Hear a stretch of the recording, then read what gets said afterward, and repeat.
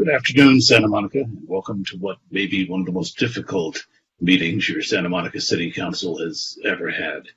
This is a special meeting of the Santa Monica City Council on Tuesday, May 5th at a special time, 3 p.m. And today we will be confronting the economic impacts of the coronavirus epidemic, which have been very serious on the economy as a whole, and of course, serious on revenues for the city with implications for our upcoming budget. So if the clerk would please call the roll, I think we're all here. Councilmember Moreno. Here. Councilmember Himmerich. Here. Councilmember Davis. Here. Here. Councilmember Winter. Here. Councilmember Hara. Here. Mayor Pro Tem O'Day. Present. And Mayor McCune. I'm here. So the entire City Council is here this afternoon with many members of our city staff. And I just want to point out that for the first time today, since we began doing these meetings by teleconferencing, we're actually going to be able to have people call in at a special phone number, and that is 310-458-8423. And could the city clerk explain how that's going to work when people call in? Yes, when people call in, they will automatically go into a queue.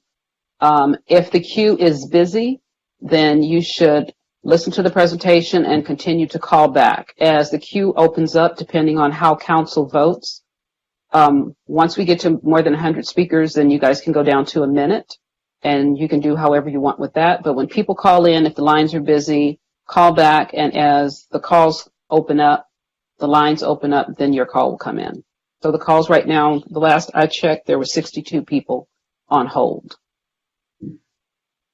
So we've tested this. It appears to work. We're keeping our fingers crossed because we know there are a lot of you out there that want to be heard.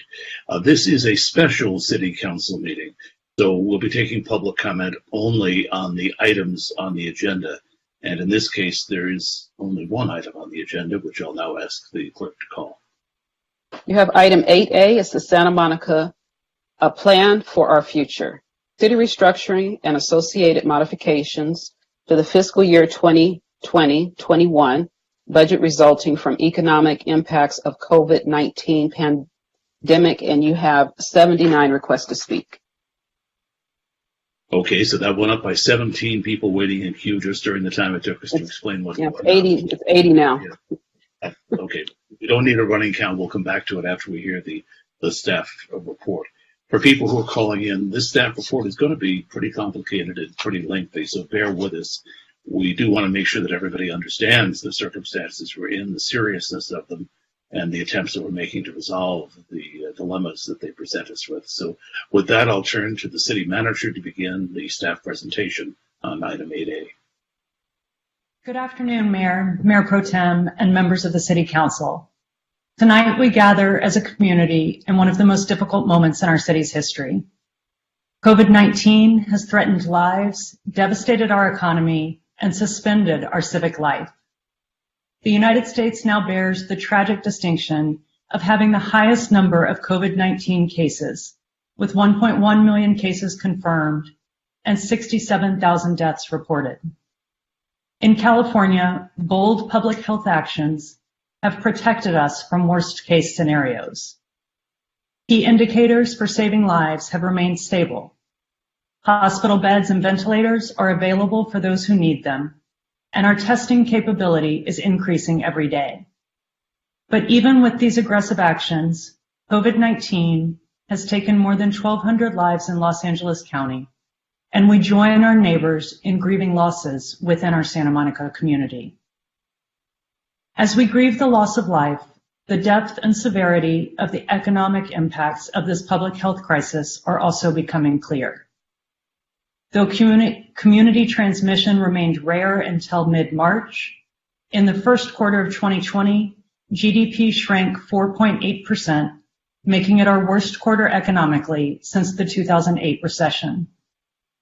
Experts predict that second quarter indicators will be significantly worse, with some anticipating domestic economic contraction at 30%, a rate not seen since the Great Depression.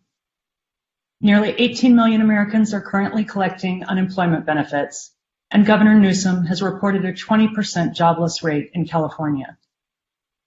In the midst of this, we are also grieving the loss of our civic life.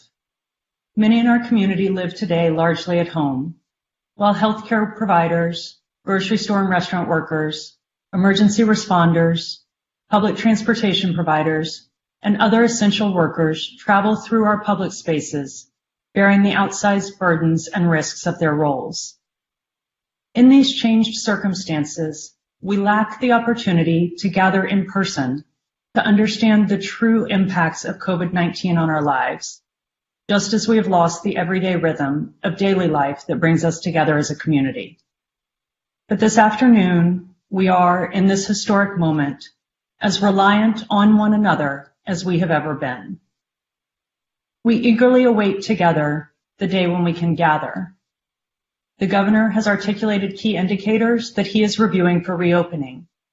They include testing and contact tracing, hospital surge capacity, availability of personal protective equipment, and making sure that public health guidance is in place to ensure safe social engagement. We've made progress in all of these respects. Yesterday, the governor announced that we will soon see a gradual reopening of manufacturing, as well as limited retail businesses, which will open with a drive-up model along the lines that our restaurants currently employ. But as we await reopening, we also must be clear-eyed about what that will entail. When we emerge from our homes, we will not walk into the landscape of early March 2020.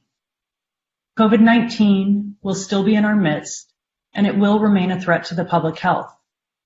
Federal officials have stated that cases could surge to 200,000 daily and deaths to more than 3,000 a day by June 1st. And the director of the CDC has warned that a second wave of the virus this fall could coincide with the start of the flu season and threaten to overwhelm our healthcare system. Public health measures will still be necessary to protect the lives of our loved ones, and we as a city will continue to take all steps necessary to keep our community safe. Our community will have other new and changed needs as well. Many fear that they will not be able to pay rent, the basic needs of their loved ones. Our children face new challenges. Questions of education equity have never been more pressing. And we know that the mental and emotional strain of isolation, economic insecurity, and the fear of becoming ill is weighing heavily upon people. We will emerge from our homes to our community life together, but COVID-19 will have changed the way we work, the way we learn, the way we travel, and the way we gather as a community. This afternoon, we begin the process of confronting these difficult realities and building our recovery together. In the weeks immediately following the governor's declaration of a public health emergency, your city staff worked around the clock to ensure effective emergency response for our community. I want to take this opportunity to thank all of our Emergency Operations Center staff for their work to implement guidance from relevant public health authorities, to protect the health and safety of their colleagues, to safely close our public facilities and public spaces, to keep the community informed, to proactively reach out to seniors and vulnerable families in our community. Their work has saved lives, and we are all very grateful. In the midst of this work, on April 14th, we came to you because we had recognized a different form of emergency. Projected general fund deficits of over $200 million between now and June 2022. You directed us to develop a plan to align city operations to new priorities and to balance the budget. In the weeks since, we have undertaken that very difficult planning process. By poring through our financial accounts and capital improvement projects, staff has identified $117 million in one-time funds to respond to the immediate financial emergency. We've also reviewed city operations across all levels of our local government to re-envision and align the organization to achieve new priorities of providing foundational services, for a clean and safe Santa Monica, ensuring effective emergency response, and building strong and sustainable economic recovery for all. The plan before you this afternoon seeks to balance all of those competing factors, reducing the size and scope of our government while nonetheless preserving those programs and services that make us who we are as Santa Monica. We have prioritized public safety services that ensure that our residents are and feel safe. Health, cleanliness, and upkeep of the beach, the pier, and all of our vibrant public spaces. Protection of our most vulnerable children and populations with true recognition of new challenges they face. Swift processing of permits and reviews necessary to allow our local businesses to thrive. And an organizational structure and leadership prepared to ensure that values of sustainability, well-being, data-driven performance management, and innovation remain central to who we are, even as we must scale back full programs in their names. I want to address this afternoon a few questions that have arisen along the way. Some have asked why this process has moved so fast. We are, in your city staff, public servants, charged not only with meeting the community's needs today, but also with seeing the city forward to a bright future. In that light, we have been forced to recognize and address the true depth and immediacy of the impacts of COVID-19. While we have used over $100 million in one-time funds to bridge immediate gaps, a slow or tentative response will not suffice in this emergency. As the financial projections show, such an approach would cost us dearly going forward. Others have pointed to government funding or potential reduction in staff hours as possible solutions. We will continue to advocate for funding from all sources, but there is no certainty that we will receive any relief funds to replace our lost revenue. And if we do, all indications are that those funds will not be nearly enough or arrive nearly in time to make a significant difference. Nor would a 10% cut to our general fund personnel costs, the most we believe we could realistically accomplish through reductions in staff hours, come close to resolving the structural problems we confront. In developing a restructuring plan, we have taken these limitations seriously and proposed deep cuts necessary to ensure a sustainable future for our city and the public we serve. Council proposing these cuts has been nothing short of excruciating. To the members of our city staff, we have heard from you that you fear losing your jobs after dedicating yourselves to serving this community for many years. We initiated a voluntary employee separation incentive program to try to reduce layoffs by determining whether any members of our city staff voluntarily wish to separate from city service. 126 of our staff members participated, immediately saving 90 current employees' jobs with more to come. If Council approves the recommended actions this evening, we will also sit down with labor representatives to negotiate the impacts of layoffs. With Council direction, we are ready to come to the table to ensure that every member of our city workforce is afforded the dignity and respect that you have earned. To the members of our community, we have also heard your fears and concerns. Like you, I'm a resident of the city. My son plays in our parks and is growing up in our libraries. And my heart ached when I saw my family favorites, like the Virginia Avenue Park splash pads and the Fairview Library, on the list for closure. As community members, we know that each of you values and needs our city programs and services differently. We know this as city staff because we have dedicated ourselves to building them for you. In proposing cuts, we have sought to understand what the foundational services are that make us Santa Monica. Strong public safety, vibrant public spaces, engaged civic life, while also protecting the public health and ensuring that we maintain those programs that will foster economic recovery for our families and our local businesses alike. With you, we grieve the loss of trend-setting policy development resources. We assure you that our commitment to sustainability, well-being, and the Santa Monica way remain firm, even in the face of unavoidable reductions to specific programs and offices. Mayor, Mayor Pro Tem, and members of the council, developing the proposal before you has been an absolutely grueling process. The joy that comes in developing programs is utterly absent in the process of cutting them. But we believe that we have provided you the platform you need to set forth our path to recovery.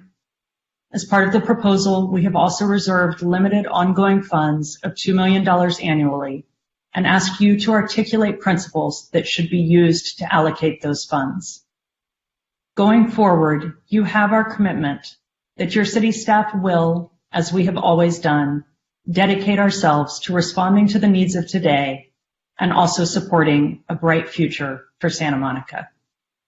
With that, I'd like to turn with my great thanks and gratitude to your Chief Financial Officer, Gigi Decavalis Hughes, and Assistant City Manager Katie Lichtig, if you could skip slides 2 and 3 as we turn to Gigi. Thank you. Thank you. Thank you, Lane. Good evening, Mayor and Council members. Kate, if you could go to the next, I'll wait until the slides come up. Thank you. The financial forecast that I'm presenting tonight is one that shows the devastating impacts of the novel coronavirus on the city's revenues. In the past few months, as lockdowns have spanned the globe, economies have practically ground to a halt. As City Manager Dilg reported, the country's GDP has already contracted significantly, and uncertainty and the economic instability that comes with it is driving toward an anticipated 30% decline in our GDP in the next quarter. With unemployment expected to reach 30% by early fall, we'll be spending the next 18 months in a recession. Uncertainty is causing volatility in the market and in the projections experts are working with. As the economy reopens, tourism and dining, sectors that are strongly represented in our city, are anticipated to be among the last to fully open and recover. For this reason, Santa Monica will feel the brunt of this downturn more than other cities. If you could change the slide, please.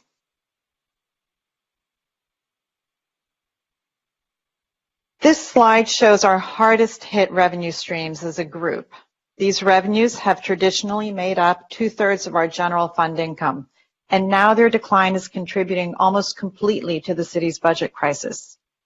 The difference between the orange line, which shows what we had anticipated to generate over the next 3 years before COVID-19, and the blue line, which is what we now expect to generate, is causing our anticipated deficit almost completely.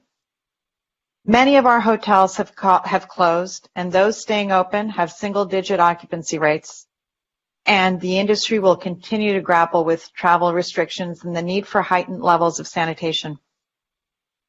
The result of this is that hotel tax revenues are down by over 20% this year, and we expect overall declines of 42% next year. Sales tax revenue comes predominantly from retail shopping and dining, businesses hit hard by safer-at-home closures, and a future of lower occupancy thresholds. This tax source is down 14%. Parking and other fee revenue is down 9% this year and over 20% next year. And business license revenue trails these revenue decreases into the third year, the 21-22 fiscal year, with decreases of 20% at that point. Slide, please.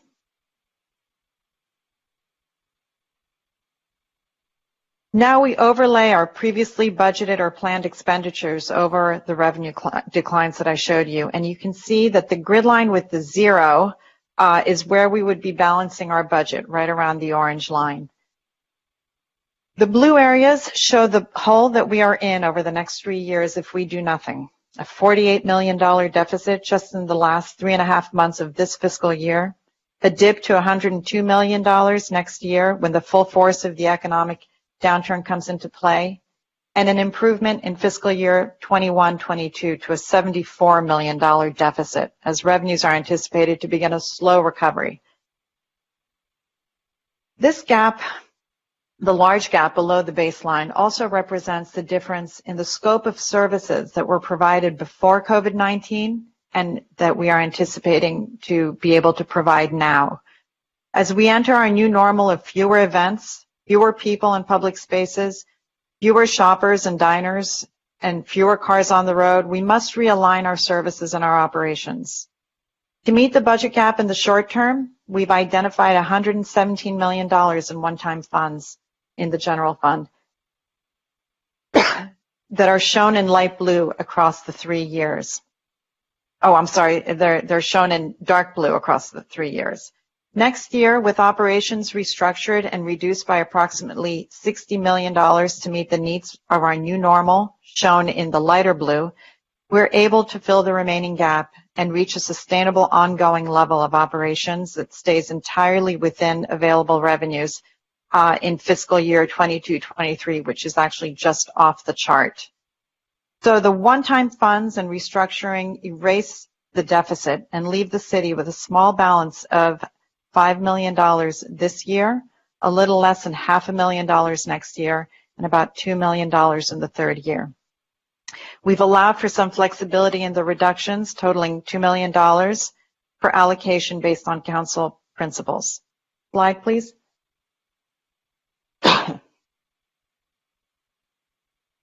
As I reported to you at the last council meeting, we are using a combination of one-time funds to help us weather this dramatic decline in revenue. We're using approximately $37 million in reserves, drawing down our economic uncertainty, our rainy day funds, and our other available reserves. We're also recalling almost $30 million in funds that had been transferred to other uses from the water fund and affordable housing.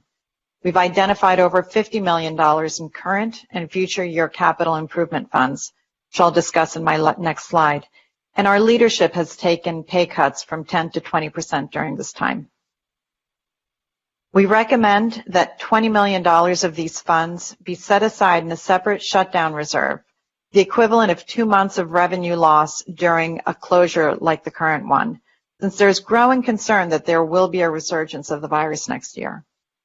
We're also recommending that we shift to a 15-year schedule for our accelerated unfunded liability paydown to PERS from 13 years and suspend the next 2 years of payments totaling over $9 million.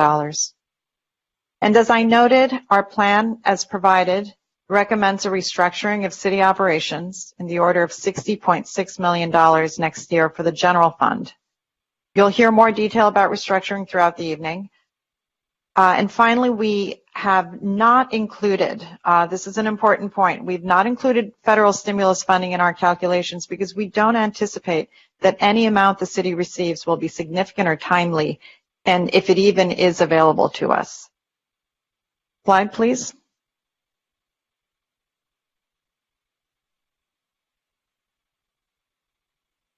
To provide a little bit more information on the capital budget savings that we've identified, we've swept savings, reduced and postponed projects, and leveraged other funding sources to make general fund capital funds available. But the most important of the project scope reductions is in the city yards, where with one less building completed, we'll be able to work within our available cash, since we're not free at this point due to some significant market unrest to issue a bond as we had planned. So you can see that by eliminating the cost that we had for a bond, we do have $26 million, or the revenues that we had anticipated for a bond, we do have $26.5 million that is coming in for our purposes this year. And we also, part of your recommendations tonight is that we are asking you to repurpose certain certain funds and have other funding sources pay for them in the order of $4.6 million. Slide, please.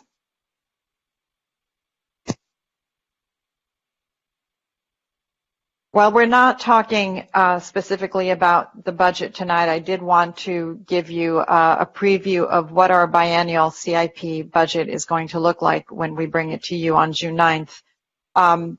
Here you can see that while we usually have a $21 million allocation each year, what we are looking at for fiscal year 2021 and 21-22 is just $6.8 million and $8.9 million available for the most essential capital projects that will make sure that we are maintaining our facilities to the greatest extent that we can. Those free up $24 million to help us get through the dip. Sorry, you can move the slide now. Other funds are also feeling the impact of COVID-19. The Big Blue Bus Fund forecasts a deficit of $12.5 million due to lower ridership and elimination of fares this year. The pier and beach funds are also impacted by the virus, with less parking revenue during closures, less rent and concession revenue as well. These funds have also reduced their budgets and are accepting funds from the general fund to help with maintenance at the beach and the usual capital help at the pier. And the Housing Authority has reduced operations, relying mostly on the federally paid amount that they receive for administration of the housing voucher program. And most other funds must trim their budgets as well. While they're not experiencing deficits, they are seeing shifts in their revenue streams and also in their operations due to business closures. Next slide, please.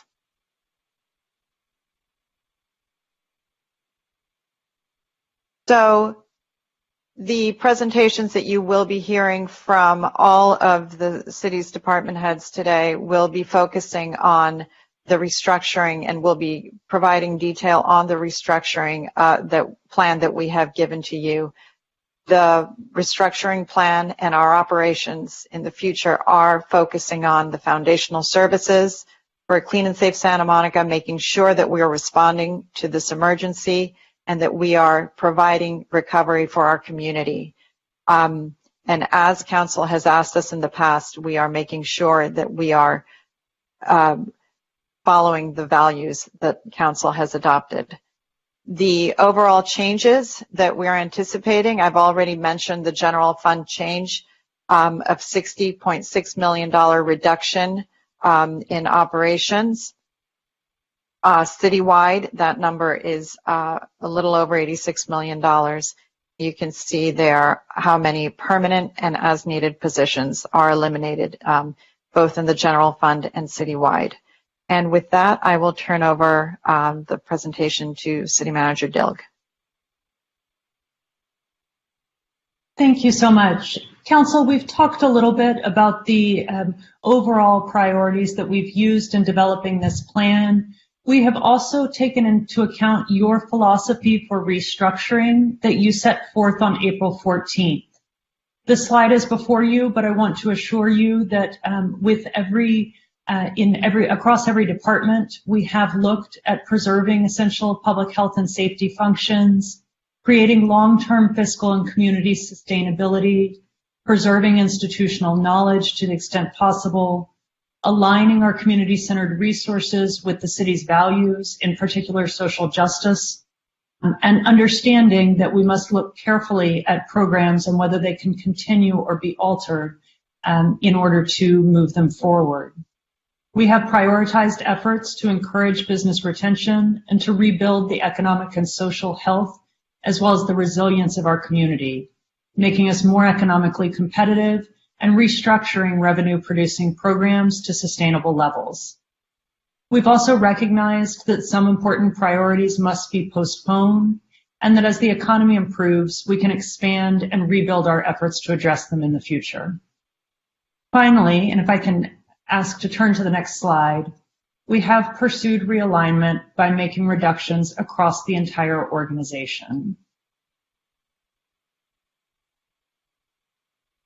Next slide, please.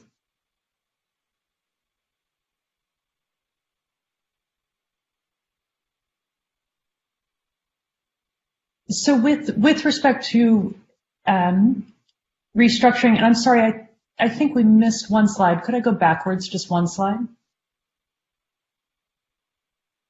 There we go. Thank you so much. So in looking at the entire organization, one of the things we have attempted to do is to reduce executive and managerial positions to make sure that the restructuring occurred across the organization, as well as to reduce administrative costs where possible. One of the key moves in that respect is that we have eliminated the Housing and Economic Development Department and integrated it into the Community Services Department, which is the prior Community and Cultural Services Department, now combined with the Housing Division, and a new Community Development Department, which combines the prior Planning and Community Development Department with Economic Development and Beach Administration. That sounds quite bureaucratic. We will explain as we go what exactly that means, but essentially we are aligning our services that focus on those who have housing and other needs with the other community services we provide, and we are attempting to streamline our economic development efforts by putting our planning and our community development and economic development together with beach administration so that we can not only reduce administrative costs, but also make sure that the left hand and the right hand know what each other are doing and that we're working hand in hand for sustained economic recovery for our community. We also have reduced the numbers of boards and commissions that we would be supporting. It was a challenging decision, but at this time we are recommending that boards and commissions other than the charter commissions, the audit committee, be suspended to allow time for assessment of their purpose, their values, and how we might work together to ensure continued civic engagement, but reduce the amount of staff time spent in those areas. With that, if I could turn to the next slide. The city manager's office and city council office has also undergone restructuring. Our goal in the city manager's office is to look outward, to provide streamlined leadership, to advance citywide work for the community, to assist all departments across the city in prioritizing city work to achieve the city's objectives, and to ensure robust civic dialogue and communication across the city's many programs and distribution of information about what the city government is doing to all members of our community. Next slide.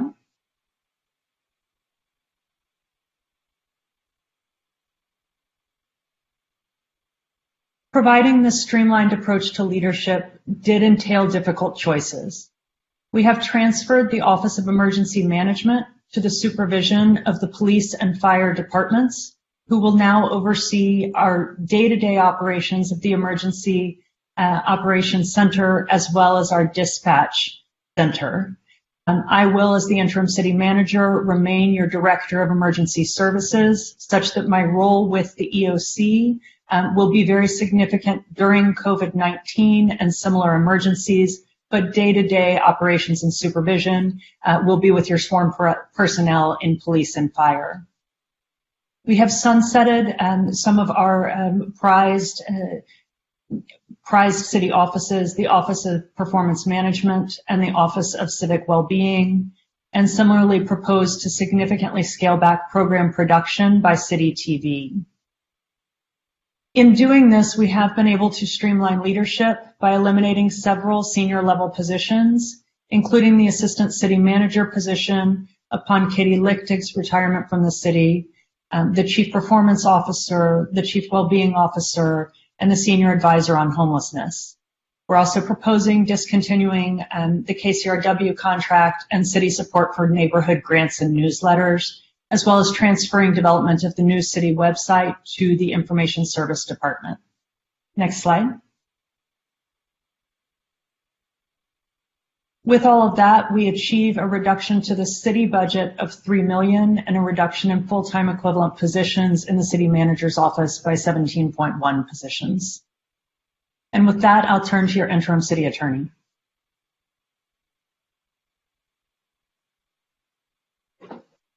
Good afternoon. You know, your city attorney's office provides a range of services to the city. We are proposing cuts to all of those services in each of our divisions. We have tried to make the cuts in a way that will allow us to continue to provide services in each of those divisions. So, for example, in our public rights division, we will continue to focus on fair housing, tenant and consumer protection, emergency order violations, and working with code enforcement on what will now be a code enforcement division that is moving to be joined with the police department. In our municipal division, we will continue to support city departments and the council in responding to the 3 priority areas that Lane outlined. On our criminal side, we will continue to prosecute the most serious misdemeanors that we have, domestic violence, other violent crimes, and to support a series of diversion programs that have proven to be a cost-effective method of dealing with some of the individuals in our city, our homeless court and some other diversion programs. And on the civil liability side, we will continue to defend the city and city employees in cases seeking damages with our overall goal of reducing settlement and verdict amounts and minimizing the costs to the city from those cases. We go to the next slide. But there will be cuts, and there will be things we will either not be able to do or that will be slowed down. And that's hopefully on the next slide, which is coming up. In our criminal prosecution side, we are making cuts there. While we will continue to do the most serious misdemeanors, we will need to work with the police department to prioritize areas for prosecution, and we will be prosecuting fewer cases overall. We will try and eliminate those cases at the bottom end, but there's no question we will be doing fewer cases. On our municipal side, we will have reduced resources. We will need to prioritize requests for advice, both from council and from city departments, and there will be delays for lower priority requests. In particular, in the public records area, we will continue to comply with statutory deadlines for requests, but there will be delays in our responses to those requests that seek either large volumes of records or where we have to redact records. And our civil liability side, we are going to have reduced in-house resources. We anticipate that we will have to resort to outside counsel in more cases. That may, in some cases, not be completely cost efficient. We will try and limit that. We also expect we may have to limit the affirmative work they do, which is seeking subrogation and workers' compensation cases. This is an area that we have flagged for restoration if that becomes possible. Because we believe it would be cost efficient to retain the resource. So with all of that, the cuts in our office will be across all of those divisions. Next slide, please.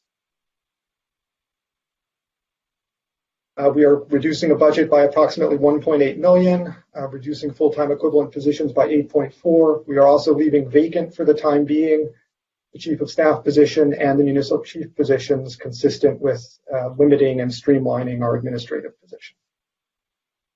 So with that, I will turn to the next department that is up, which is the Records and Election Services. Good afternoon, Mayor and City Council. The City Clerk's office has a small staff, and our primary responsibility is to provide services that are mostly legally required or state mandated, with the addition of the responsibility of delivering internal mail and print services. With the proposed restructure plan, our focus for the future will be to assist with reestablishing open and public meetings for City Council and all other bodies, provide structure and support to city staff with boards and commissions with restructuring, including consolidation. Given the difficulty with the restructuring, we will look for ways to help facilitate participation and rules of engagement in democratic and local government processes. We plan to continue to support and communicate your policies, the council's policies. We'll maintain and provide open and public access to records using technology. We will administer the 2020 municipal election. It'll be in a different way this year, but we will work to make sure that it's administered safely and cost effectively. And then finally, we will look to be more efficient and cost effective with internal mail and print services to all the departments. Can I have the next slide?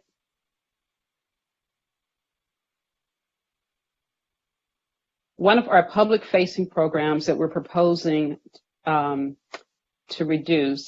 significantly reduce is our passport services. With the elimination of a permanent part-time staff assistant 3, and we will utilize remaining staff to still produce passports, but on, like I said, on a less basis. Even though the service brings in a small revenue for the general fund, this is not an essential service that has to be performed by the city clerk's office. There are other facilities in the city and the region who can process passport requests and can pick up this loss from us. The second reduction proposal is staffing changes within our mailroom and print shop in order to maintain internal services for city departments. We are proposing to eliminate one reprographic specialist 2 position and the elimination of a support services lead position, and adding back in a second mail courier to assist with the increase of mail with the new City Hall East coming online. Both services can be maintained with the remaining staff as they are cross-trained to provide mail and print services. Our last reduction proposal is in expenditure savings, which mainly affects internal operations. The elimination of the annual boards and commission dinner is a policy change that the council will have to consider. The dinner and video serves as the board and commission's annual joint meeting to the city council. Next slide, please.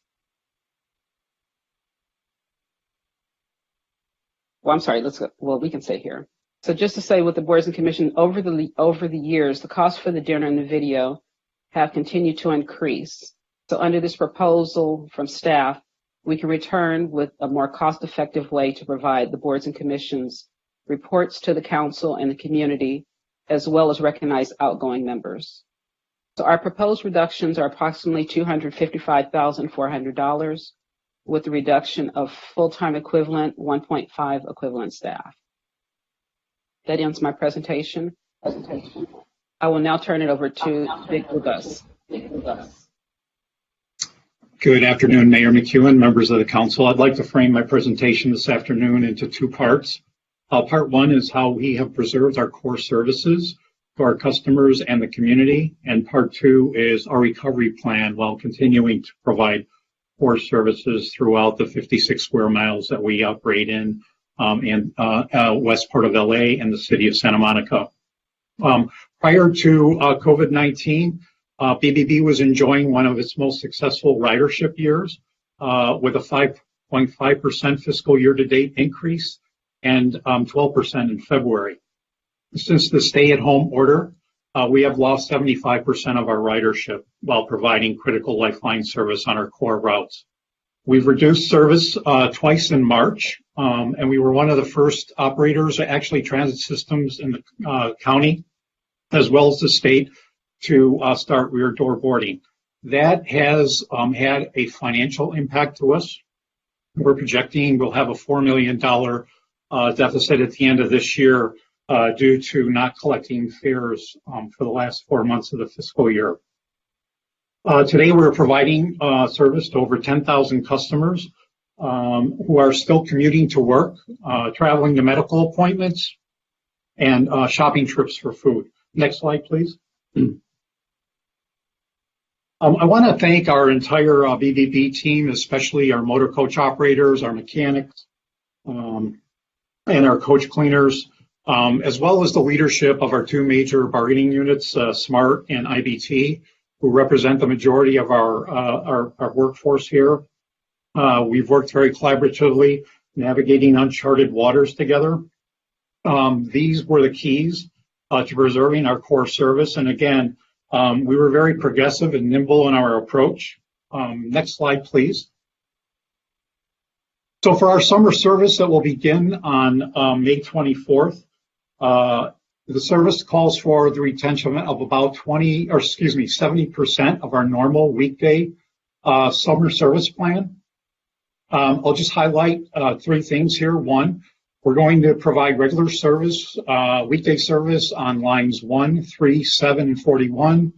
And we'll reduce service on the 2, 8, 9, Rapid 12, 14, 17, and 18 to Saturday. And we will continue not to have service on Rapid 3, Rapid 7, 42, and 44. Next slide, please. We've identified 3 major milestones where we plan on a phased approach to restoration. September of 2020, we're going to call for reinstating weekday service on routes 2, 3, Rapid 7, and 12. And then you can see in January of 2021, we'll have a significant increase of about 40,000 revenue service hours, mainly for peak service. And then next, in the fall of 2021, we will restore 90% of our pre-COVID service levels. Next slide, please.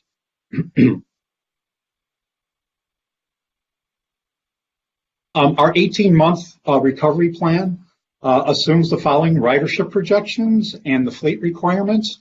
The yellow line is a very aggressive assumption on ridership, and the green line is probably a little more conservative in what we anticipate. And then the bottom graph shows you what our projected peak vehicle requirement would be to meet those ridership demands. Next slide, please. So here are the numbers for a Big Blue Bus. The reduction to our budget next year is just over 17 million, and a reduction in full-time equivalent positions of 45.3. And I'd like to conclude by saying that we have a very resilient and dedicated team here that's providing critical service to the city and our customers. You know, in my short tenure here, a lot of the critics said that public transportation would not survive the TNCs, the Ubers and Lyfts, and then we were told we wouldn't survive microtransit and the scooter revolution, and now the pundits are saying that we're not going to survive COVID-19. I'm very confident that we'll survive, understanding the plan that we've laid out for you over the next 18 months. I'd like to turn it over to Andy for the next part of the presentation.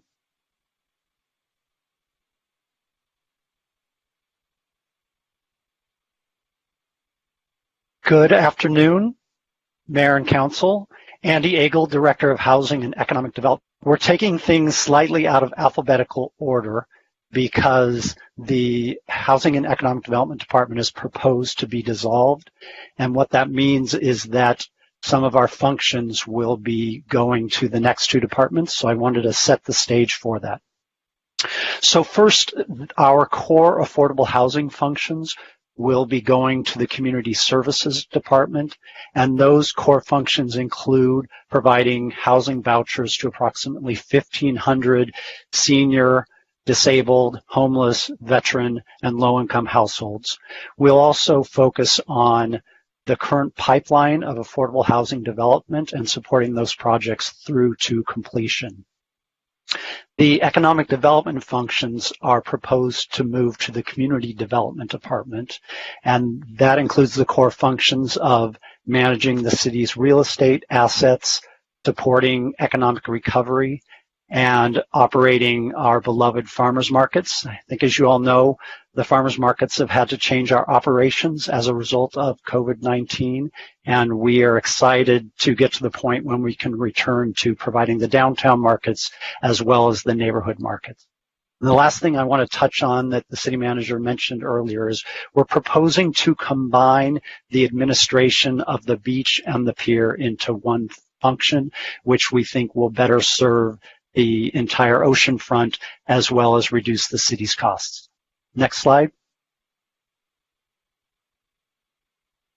So in order to better meet the financial picture that we're facing as a city, we propose some adjustments to our operations.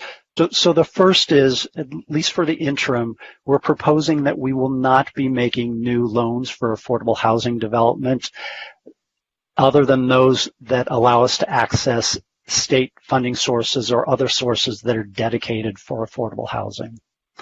We're also proposing for our Preserving Our Diversity program, which is the program that provides direct assistance to senior households to allow them to stay housed and to meet their basic needs. We're proposing to put that on hold temporarily. We've enrolled about 40 households as part of the expansion, and we would not expand it further until the city's finances improve and we're able to then redirect the housing sales tax to affordable housing.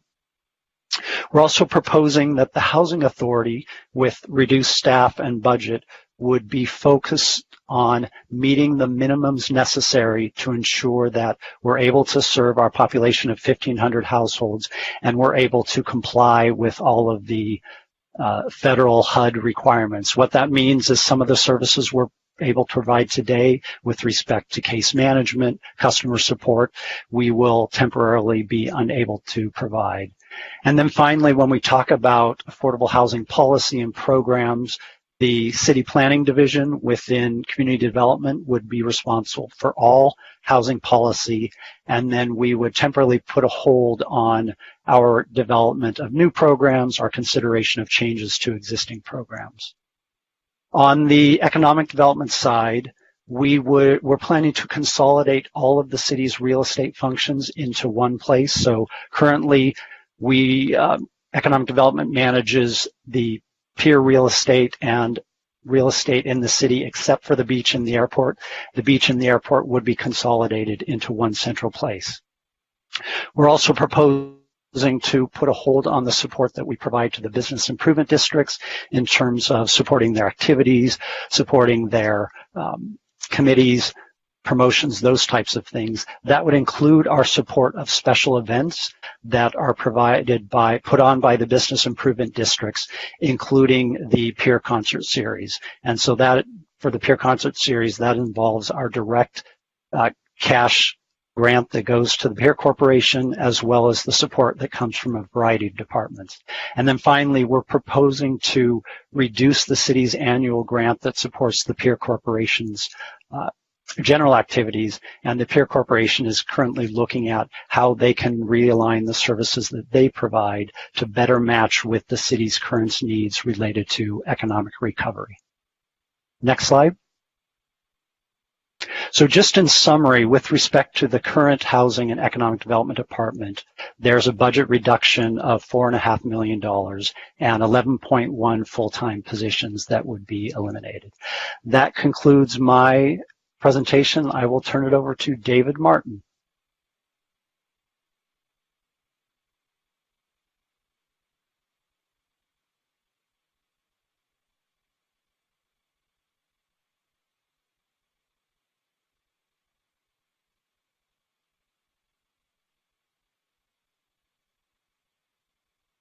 Thank you, Andy. Good afternoon, Mayor and City Council. Can you hear me? You're good now. Thank you. Okay, thank you. Good afternoon, Mayor and City Council. The new Community and Development Department will include building and safety, city planning, mobility, and economic development. The Code Enforcement Division, as you heard, will move to the Police Department. Core functions of the new department will continue to include the review of applications for development to ensure compliance with applicable codes and city policies. And we will also continue with our mobility-related functions, including parking management, traffic operations, as well as mobility programs such as the second shared mobility device pilot program that will start later this year. The Economic Development Division will move over from HED, and economic recovery will be a major focus of the department. These efforts will include streamlining the entitlement process where appropriate and processing pending housing and commercial projects so that the economic benefits of these projects can be realized. Also, we will focus our attention on support for business reopening, retention, and expansion as the city emerges from the COVID-19 emergency. Next slide, please.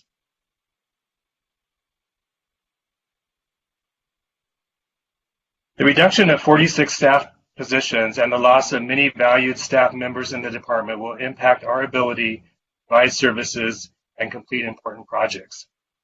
Some of these impacts include reductions in public counter hours, decreased facility maintenance for parking structures and parking lots, a delay in the adoption of the private tree protection ordinance, elimination of the taxi cab franchise program, and a reduction in the number of employers we're able to monitor as part of our transportation demand management program. There will also be impacts to our boards and commissions.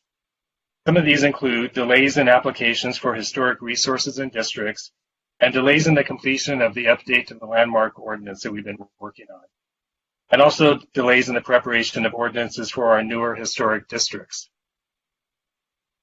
We are also recommending changes to the city's design review process to limit the scope of the ARB to large projects or to convert the board to an advisory role to the Planning Commission.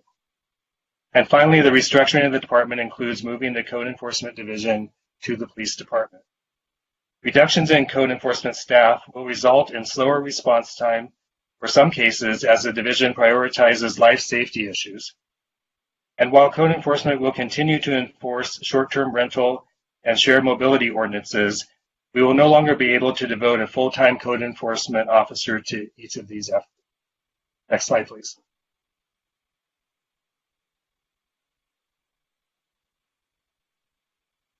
These changes to the department represent a $9 million reduction in our budget and the loss of 46.7 positions.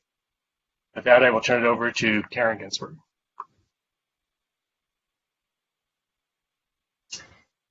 Thank you, David. Good afternoon, Mayor and Council members.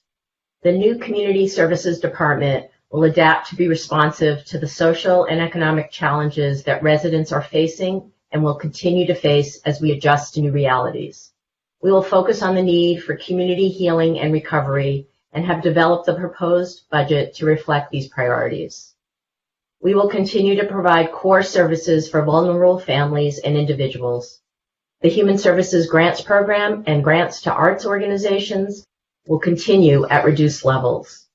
While being mindful and adhering to social distancing requirements, we will offer out-of-school time programming at school sites, Virginia Avenue Park, and PAL, and will continue to provide financial assistance to those families who need it.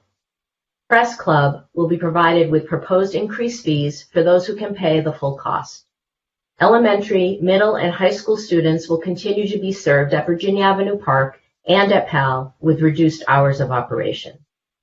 Housing vouchers, completing affordable housing developments in the pipeline, and working with currently enrolled PALD households, as Andy described earlier, will be a focus of the department.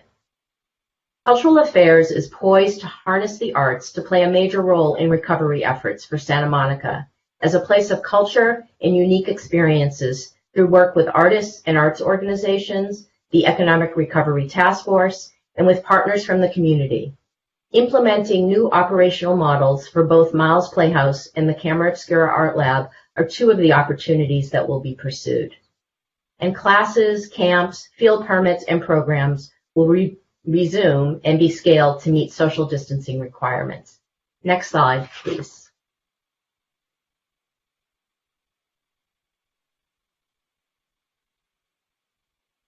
So there are a number of major service and program changes that are proposed in light of our situation. Long-range park and open space planning and beach fund administration will be absorbed by the new Community Development Department. The Parks and Recreation Master Plan update and the renovation and expansion of long-awaited Memorial Park will both be put on hold. The airport interim open space will be closed for open space use, and the Community Gardens program will be transferred to Public Works. The Swim Center, Skate Park, and Memorial Park Gymnasium will resume operations with reduced hours based upon staffing resources and social distancing requirements. The Beach House operation will remain within the Community Services Department.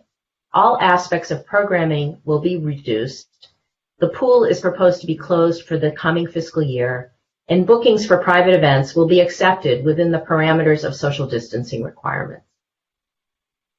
As I mentioned, grants to social service agencies will see across-the-board reductions of 12%, with several additional targeted reductions to programs that do not directly serve participants or would result in no loss of service.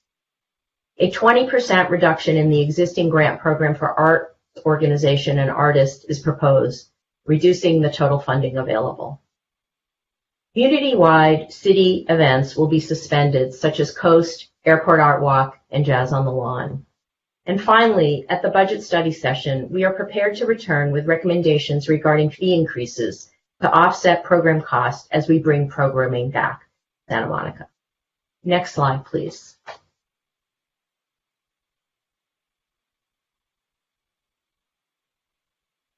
So the reduction to the city's budget from the Community and Cultural Services Department is $11.1 million, and the reduction in full-time equivalent positions is 95.3 FTEs.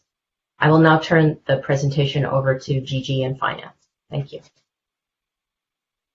Thank you, Karen.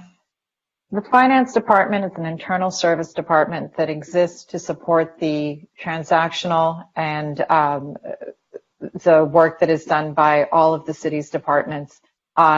Also, we're there to collect revenue and make sure that the planning is done properly to make sure that our revenues are spent in a way that where we can be fiscal stewards of the city's money. We also are, and we will continue to do that. We will preserve all aspects of our work in that area. We will also continue to work on being the centralized procurement function for the city, making sure that internal controls are followed in our procurement, in our reporting, in our budgeting, in our treasury functions. We also will continue to conduct or to administer the risk management programs for the city. Internal controls will continue to be a very important part of what we do. One of the areas that we are going to be focusing on over the next year and potentially longer is going to be to prioritize the recovery, our recovery work in terms of forecasting and planning to make sure that as we're going through this economic crisis, we are going to be putting being back on our feet. First and foremost, we are going to continue to look for the best way to pursue disaster funding, making sure that as our employees are coming back to the city that we have the proper safety protocols in place and that we can work through our business license and procurement areas to make sure that the economic recovery for all is included within the work that we do with local businesses. Slide, please.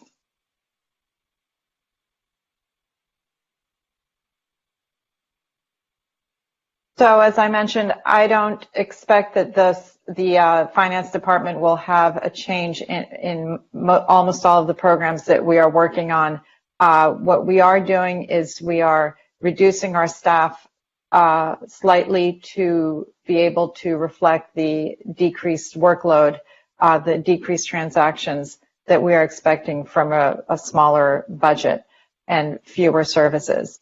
One thing we are planning on changing our focus on slightly is that our internal audit program will continue to be in place. We will continue to have our audit subcommittee, but what we will be doing, instead of having several reports from our internal auditor coming in each year, we will have fewer reports and we will focus more on making sure that the internal controls recommendations that have been brought up by our internal auditor in the past are followed up on and that we make progress on them. Next slide, please. The changes that we are anticipating in the finance department will result in a budget reduction citywide of $2.5 million and overall reductions in our positions by 15.5 positions, both full-time and as needed.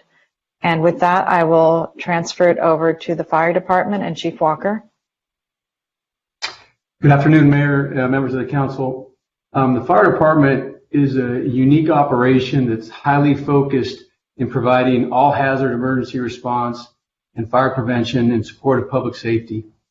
We support these key two programs through our training division and fire administration.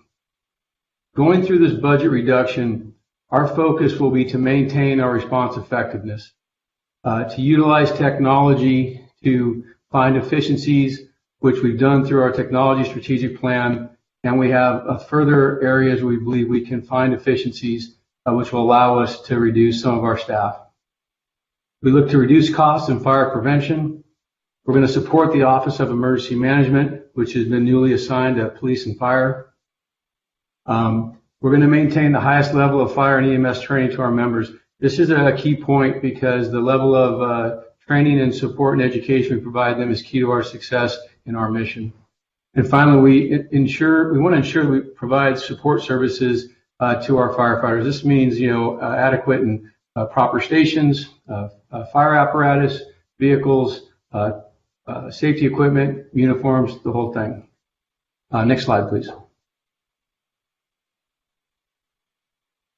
As I stated previously, our mission is highly focused. And while we will be not eliminating any programs in their entirety, we'll be adjusting in all areas.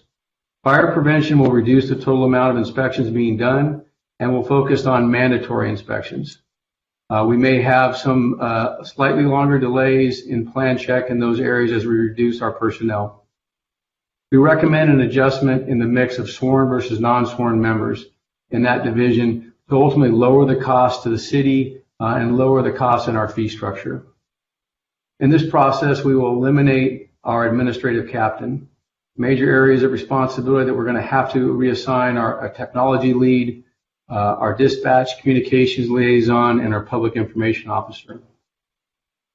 One important administrative item we've been working on has been the potential to improve our revenue generation through our ambulance contract. And this is due to recent legislation as we've been watching a few other cities make the move to a completely different agreement. This is not looking to raise fees. This is fundamentally changing how we take in the existing revenue and how we pay for the ambulance service we need. And we look forward to working with city staff and bringing forward a detailed plan in the next few weeks.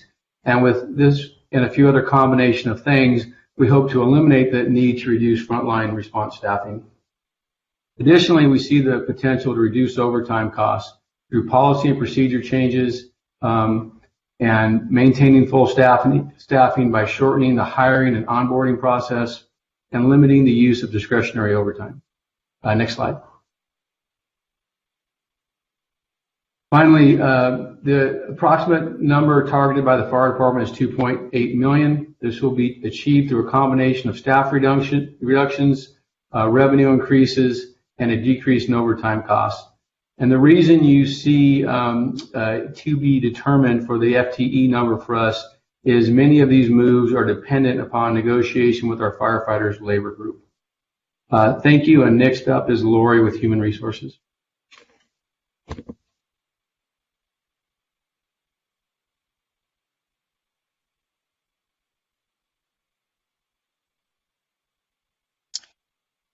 Hi there, Lori, we can't hear you. Good afternoon, Mayor, council members, and everyone that's on this call. The HR restructure is a continuation of work that began last year. Our goal is to continue to modernize HR processes and practices to address the growing and changing customer demands in terms of flexibility, creativity, expediency, while maintaining our value of what I like to call DIBS, diversity, inclusion, and belonging. Our focus is to leverage technology to streamline process and enhance the customer and candidate experience, while minimizing staff time processing paper, which can lead to delay and human error. The intent is to shift electronic workflows and web-based applications for routine processes such as mail changes and new hire paperwork, testing, interviewing, and all of the things that typically require a very high touch. What we're preserving and providing. HR plays a vital role in supporting the work of all of our colleagues that are on the front line. We will continue to play that support role by providing a full complement of core HR services. Our work is governed by the HR ARC people-driven mission, which is to attract and retain the next generation of leaders, reinforce a civil and equitable workforce, and cultivate a culture of accountability, empowerment, and leadership. All of these things speak to our commitment to organizational culture, standards, expectations of excellence, development, and growth. And the core functions are listed on the slide there. I will not go through all of them, but I do want to say that these are not just activities, but that they build upon one another and paint a portrait or paint a picture of who we are, how we pay and promote our staff, how we support and foster safe and productive environment free from harassment and discrimination, how we grow and develop staff, how we support the health and financial well-being, and how we use employee data and demographics make informed decisions and adjustments to our programs and practices. Next slide, please.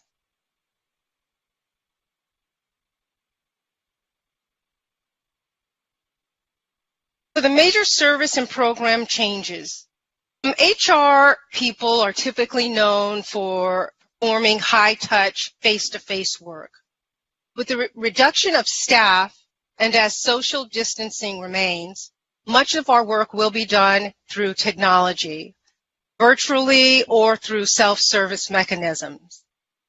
We will continue to provide service, but how the service is delivered will be very different, and the frequency in which services, events, and programs are provided will be less. For example, we will reduce the number of employee and service award events. Currently, we do 4 service award events per year. That will reduce to 1, perhaps 2, and the format will be modified. We will continue to provide training, but the number of instructor-led programs will be limited and focused more on self-directed learning. We currently use an online platform, LinkedIn, which we will promote utilization of more. And of course, we will continue to rely on organizational staff expertise to provide and share their knowledge in specialized areas. Next slide. HR is a small department and one of the only departments in the city that has expansive reach into the personal and professional life of every single employee in the organization and indirectly to everyone in the community. When we lose even one position, we feel it deeply. This restructure, although necessary, calls for the reduction of 5 FTEs and a budget reduction of $880,000. And that concludes my portion of the presentation. I will turn it over to our Chief Information Officer, Joseph.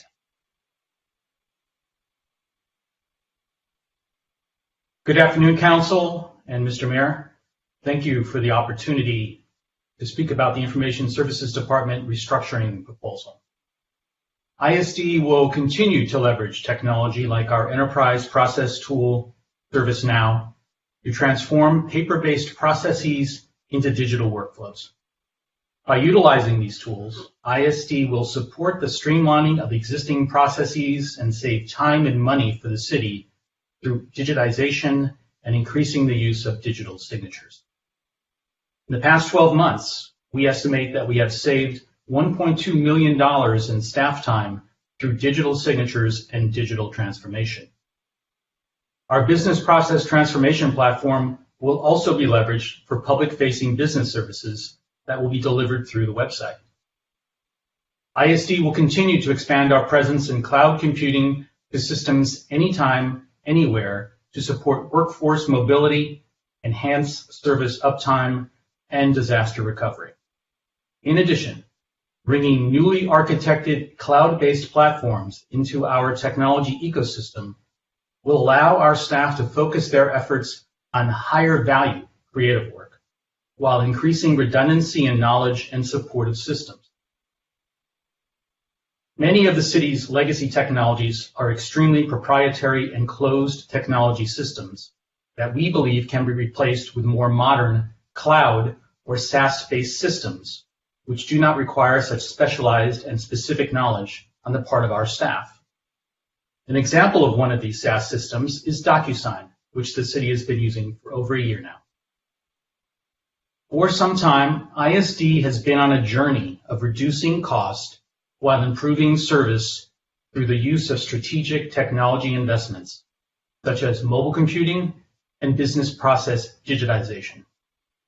We will continue to deliver high-quality technology services to the city by focusing on 4 key strategic outcomes of the city's technology plan.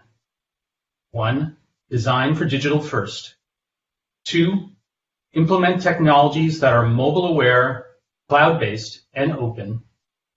3, enhance the organization's use of data to achieve insight and enhance services, while breaking down the silos in systems to allow the information within these systems to be used more effectively. And 4, streamline service delivery for our staff and our constituents. Next slide, please.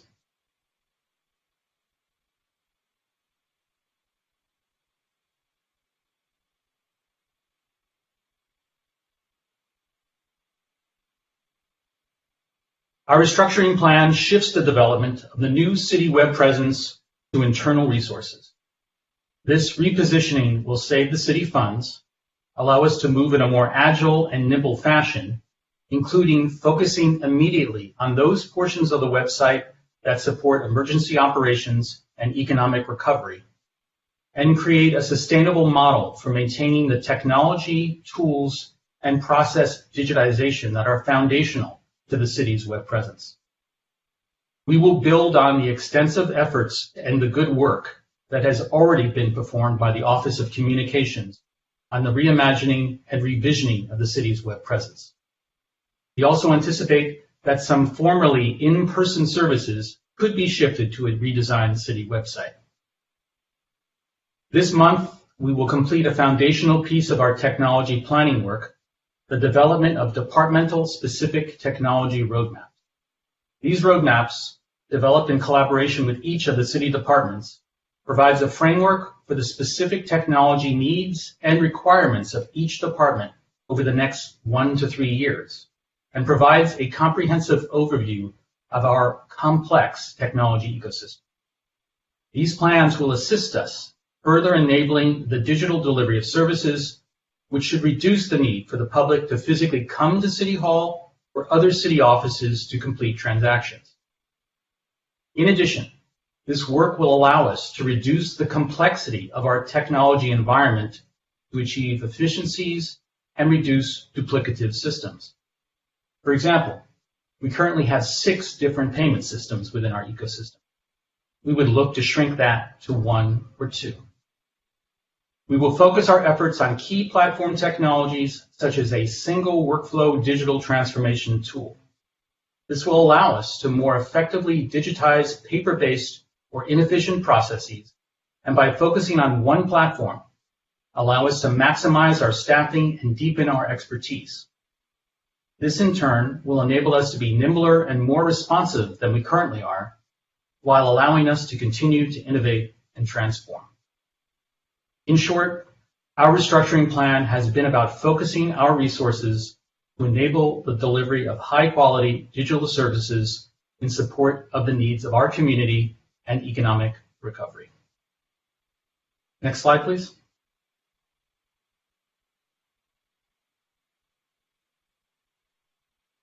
The Restructured Information Services Department will experience a reduction of $1.7 million in budget and 11 full-time equivalent positions.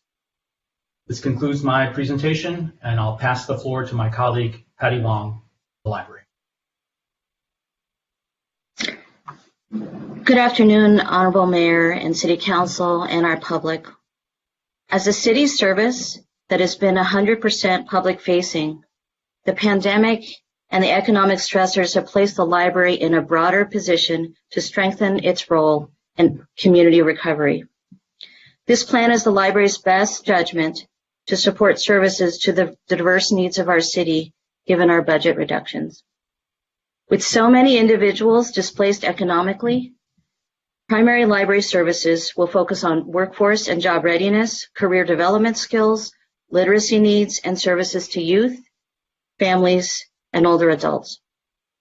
Numerous services will be delivered digitally and through 3 library locations, as well as outreach to the city's neighborhood partners, community agencies, housing units, and other essential locations. In alignment with the city's commitment to equity, we will provide service to those who are the most vulnerable. A library location will be open with convenient hours, 6 days a week, including Saturdays. Each location will provide a host of dedicated services supported by an outreach team to integrate specialized services. As an example of neighborhood support, the library plan calls for the PICO branch staff and the Virginia Avenue Park staff to work together in a single campus approach to provide services for the community. We will maintain a strong collection of materials for all ages in a variety of formats. Initial delivery systems will be through curbside, concierge, and on-demand service, as well as extensive readers advisory. Technology will be a strong tool to assist in community recovery. Because of physical distancing, computing equipment will be limited to freestanding workstations available by appointment. We hope to explore technology loaning programs with the appropriate grant funding and support. Lastly, programs and services will be provided in part with assistance from partners. Next slide, please. Thank you. Due to the significant reduction in staff and physical distancing protocols, the plan employs the most effective use of staff in a single shift where all individuals are cross-trained to provide basic essential services. Because the main library is the most challenging to secure, service would remain on the first floor for the short term. Pico and Montana Avenue branches represent the locations that have the strongest customer base and are in key parts of the city. Given staffing levels, the first floor of the main library and the Pico and Montana Avenue branches would initially reopen to the public. The hours would be reduced from 259 to 93 in the three facilities, with the main library at 5 days, the Pico at 5 days a week, and Montana Avenue branch at 2 days a week. Although closed for the near term, Fairview and Ocean Park collections will be available by patron request.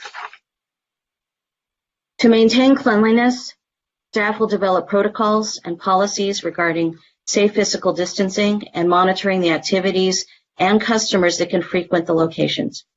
Library service officers will assist in security needs, and the main library will consider closing one entrance, presumably the Santa Monica Boulevard entrance. Next slide, please.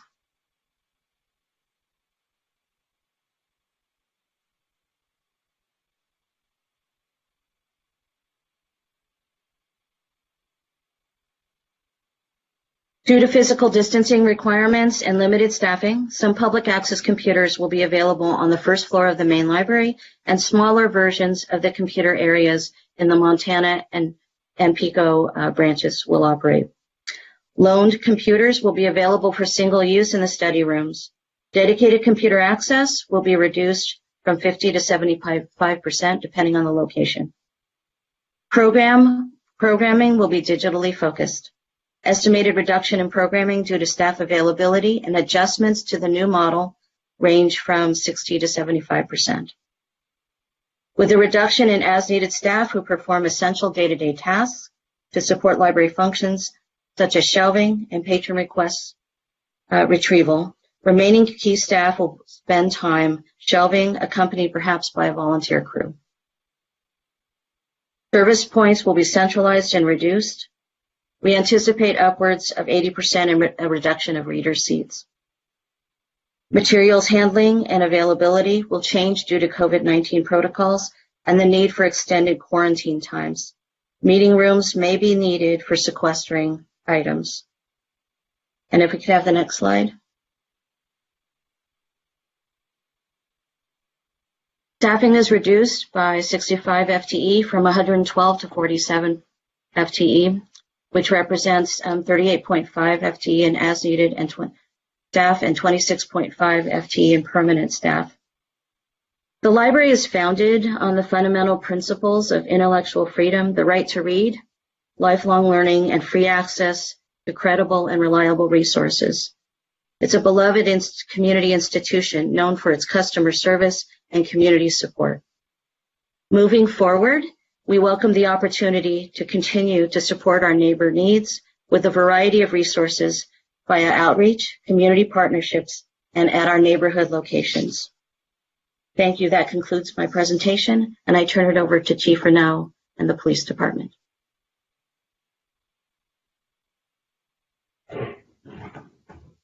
Good afternoon, Mayor McEwen, City Council members. Cynthia Renaud, your Chief of Police. The Police Department's future focus rests in its core mission to provide for Santa Monica that both is and feels safe. In considering reductions within our department, we kept this mission at the forefront, and we prioritized our frontline or outward-facing work that we do. Next slide, please.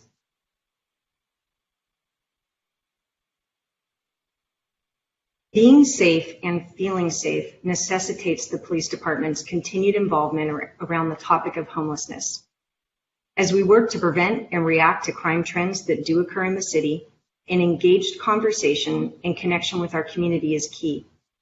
The police department is also committed to creating an environment that helps our business community thrive, and we will continue our strong partnerships with the business associations here in Santa Monica, as well as with our individual businesses. Finally, our police department understands the importance of investing in the next generation. Our proactive modeling through programs like our Explorers and the reactive mentoring that we engage in through our juvenile diversion program is how we do our part to help grow the next best Santa Monica. Next slide, please.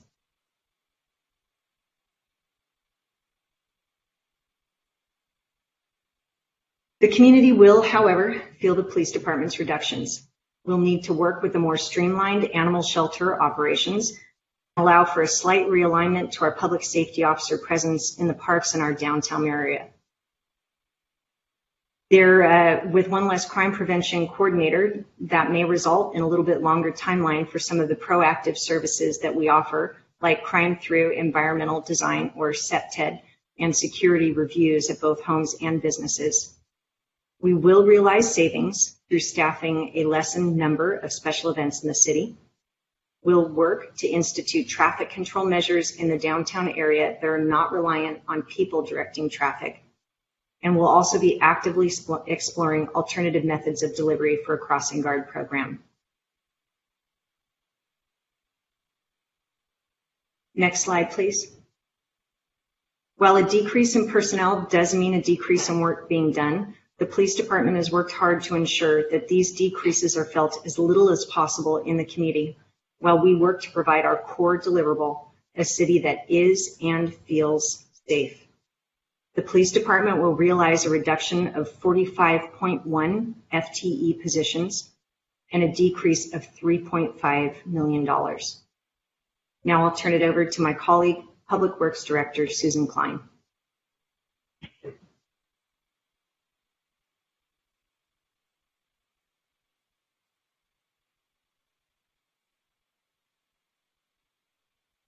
This Public Works proposal reflects the hard work of downsizing our dedicated and valued workforce to reflect the reductions in services we are, at least in the near term, able to provide our community.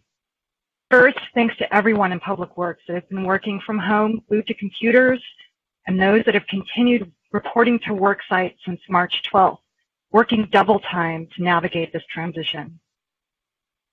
Second, I'm not sure what the right words are, but I have to acknowledge those that developed this plan working through weekends and many late nights, not knowing if they would lose their job or be demoted in the end, with the goal of preserving community services and wherever possible a job of a colleague. Going forward, the remaining Public Works team will work in a more streamlined fashion, supporting the community and each other by working across division and departmental lines. Public Works restructuring continues to be grounded in the principles of sustainability, with a focus on organizational greening, efficient use of resources, and protection of the environment. Our focus is to deploy resources to the areas of greatest community need and to invest in the city's economic recovery efforts by ensuring that critical assets are maintained while keeping our employees safe with social distancing and PPE requirements protecting their health. Public Works will deliver on a Santa Monica that is safe, clean, and supported by vital civic infrastructure. Areas of focused resource investment include our beach and pier, city parks, promenade, and public spaces. Our team will continue to pick up residential and commercial waste at current service levels and provide residents with safe, high-quality drinking water. We will continue to maintain our facilities and infrastructure networks, though on a reduced service schedule, and will make strategic decisions about future investments in alignment with Council's priorities and direction. Next slide.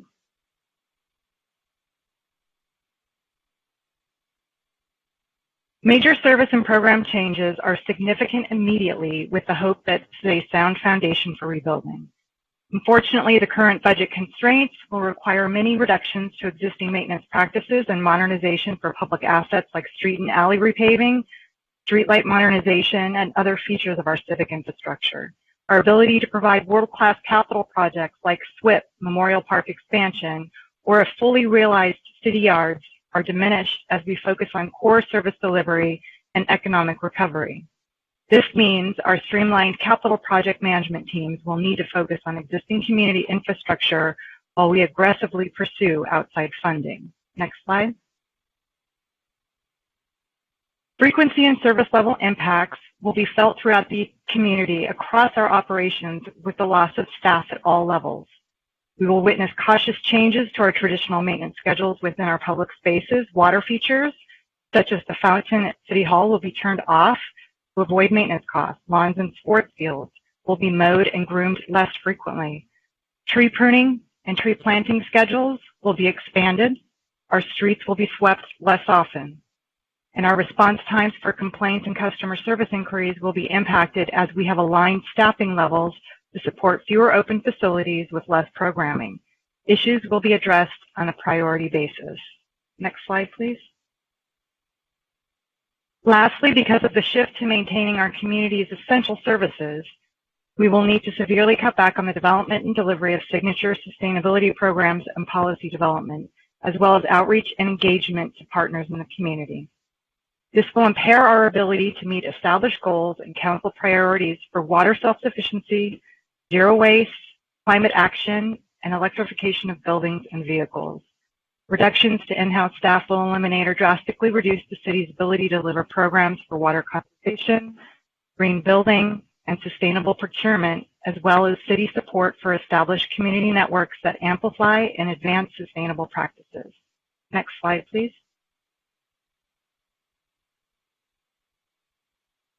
This is a summary of the restructuring proposal in Public Works, which represents profound impacts to our employees and services to our community that align staff support with prioritized core services to our residents, businesses, and visitors.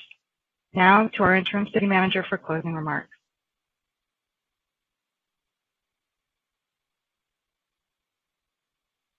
Mayor, Mayor Pro Tem, and Council, this presentation, as you can imagine, taken hours, as your Director of Public Works recognized, taken hours day and night for your city leadership team to put together. It has been, put simply, grueling in every aspect. At the end of the day, we do believe that we have provided you with a foundation that will move the city forward to a sustainable recovery in a very difficult environment.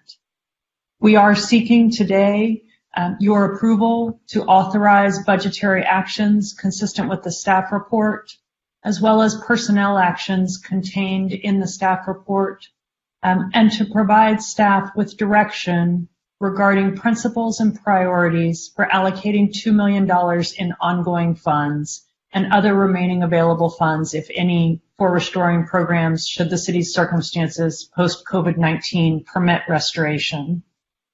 Council, I want to say again, and as I say personnel actions, I want to acknowledge to our city staff who are watching that does include layoffs, and we recognize the gravity of that.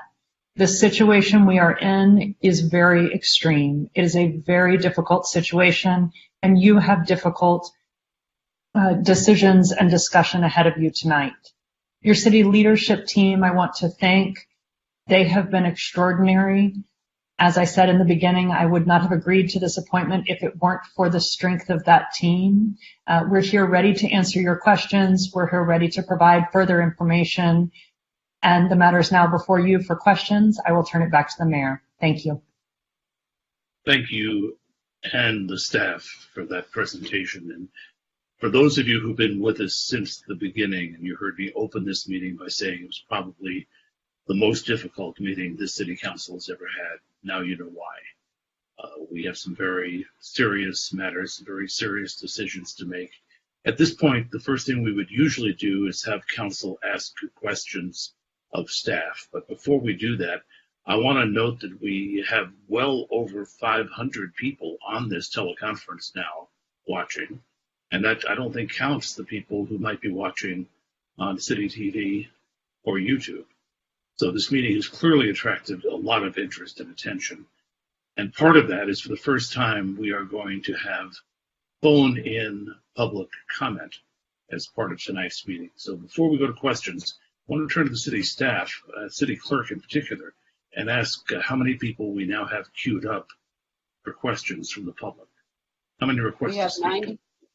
We have 92 callers, 94 callers. So at this point, it's still under 100, so we'll go ahead with questions the council may have for staff, and then we'll come back and check on how many people are in the queue at that time. So I'm looking now at the moderator chat where council members who wish to ask questions can indicate so by sending me a quick note. Or I will also go back to the view where we can see everybody who's got their camera live and see if anybody is waiting with a question.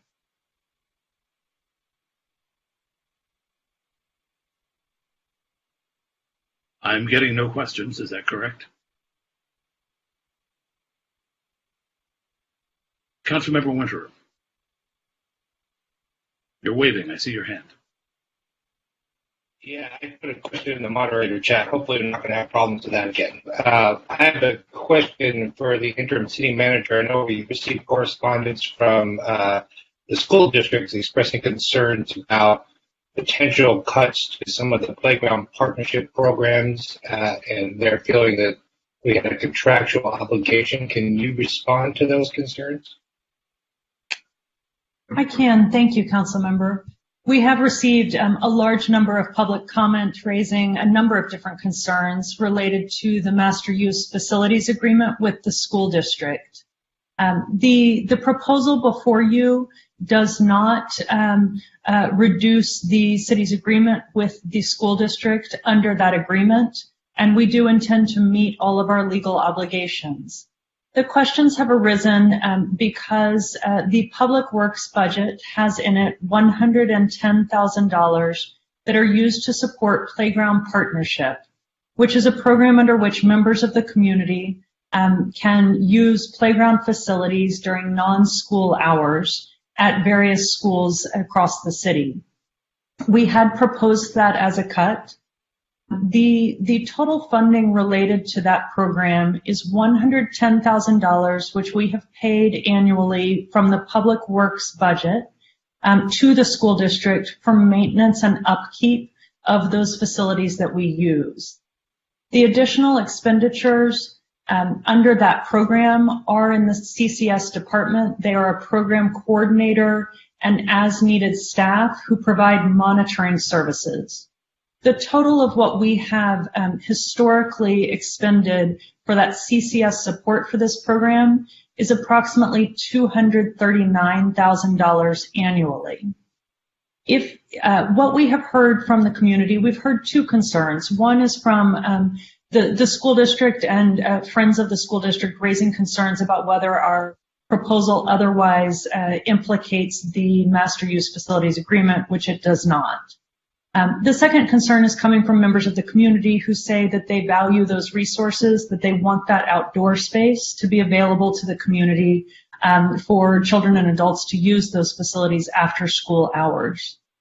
Should council prioritize that as something that you wish to restore, we would be providing those funds to the school district in the amount of $110,000 a year. And then we would need to look at what CCS monitoring support we needed. So we might, particularly in the COVID-19 environment, think about exactly how many of those playgrounds we wanted to provide access to, and monitor and provide the CCS monitoring in accordance with that. So should council wish to prioritize that, you're looking at a cost of $110,000 directly to the school district for maintenance, as well as associated CCS monitoring up to approximately $239,000. We have asked, as you consider these things, we do need to be very careful that the priorities we receive from council are feasible for us to implement. So we are asking you to list priorities rather than particular programs that you want to put back in, but we know this as of particular concern to the school district as well as to members of our community. And so I wanted to provide you those numbers should this be a priority for you for restoration. We have provided you that $2 million flexibility in ongoing costs to meet any needs you have in looking at these programs. Does that answer your question, Council Member? Yeah, at least for now, thank you. And I'm going to try to save my questions for after we hear from the public, but I just want to clarify the process. So you and others and senior staff will be sitting down starting tomorrow with the heads of the bargaining units to hear potential proposals to find other cost savings other than the ways that are proposed this evening. Isn't that correct? So we have proposed to council layoffs. Should council approve that recommendation, we have a meeting already scheduled with the labor representatives to sit down tomorrow to begin conversations with them, and we would negotiate the impacts of those layoffs. We do intend to sit down at the table in good faith and to work together with them to try to find solutions that move the city forward. And then just for clarity's sake, tonight is just a first step, correct? We do not actually adopt the final budget to close out this fiscal year and for the next fiscal year until June 9th, if I heard the date correctly. So I'm going to answer that, council member, and then open to your chief financial officer to provide any additional context if she needs to. This is a first step. We do ask you to take it very seriously. We believe you will receive other information from the state and from others in the days to come regarding, the economic impacts up and down. And we do believe that we need to prioritize and restructure the government. So we ask you to take this step very seriously. It is true that the budget, that we will be coming back to you with the formal budget in the days to come. And Gigi, could I ask you to provide any clarification necessary there? Sure. I just wanted to add some detail that we will be publishing our budget by 26th, and it is an addendum to the budget. It will not be that entire book that you see in the first year of each biennial budget, but it will have all the information. You will be coming to a budget study session on June 9th, and then we will be asking you to adopt the budget on June 23rd. And for clarity, we just received the information that the voluntary separation may have a significant impact on the number of, potential layoffs, but we don't have information yet about how that would be adjusted. So how do we go about what you're suggesting we do this evening, not entirely knowing what those numbers are? Right. It's a good question, Councilmember. We did post a supplemental staff report informing everyone that we did have 126 staff members who chose to participate in that program. We call it the VSIP program for short by acronym. We had 126 staff members who chose to participate. Of those, 90 staff members are in classifications that were proposed to be eliminated by this plan.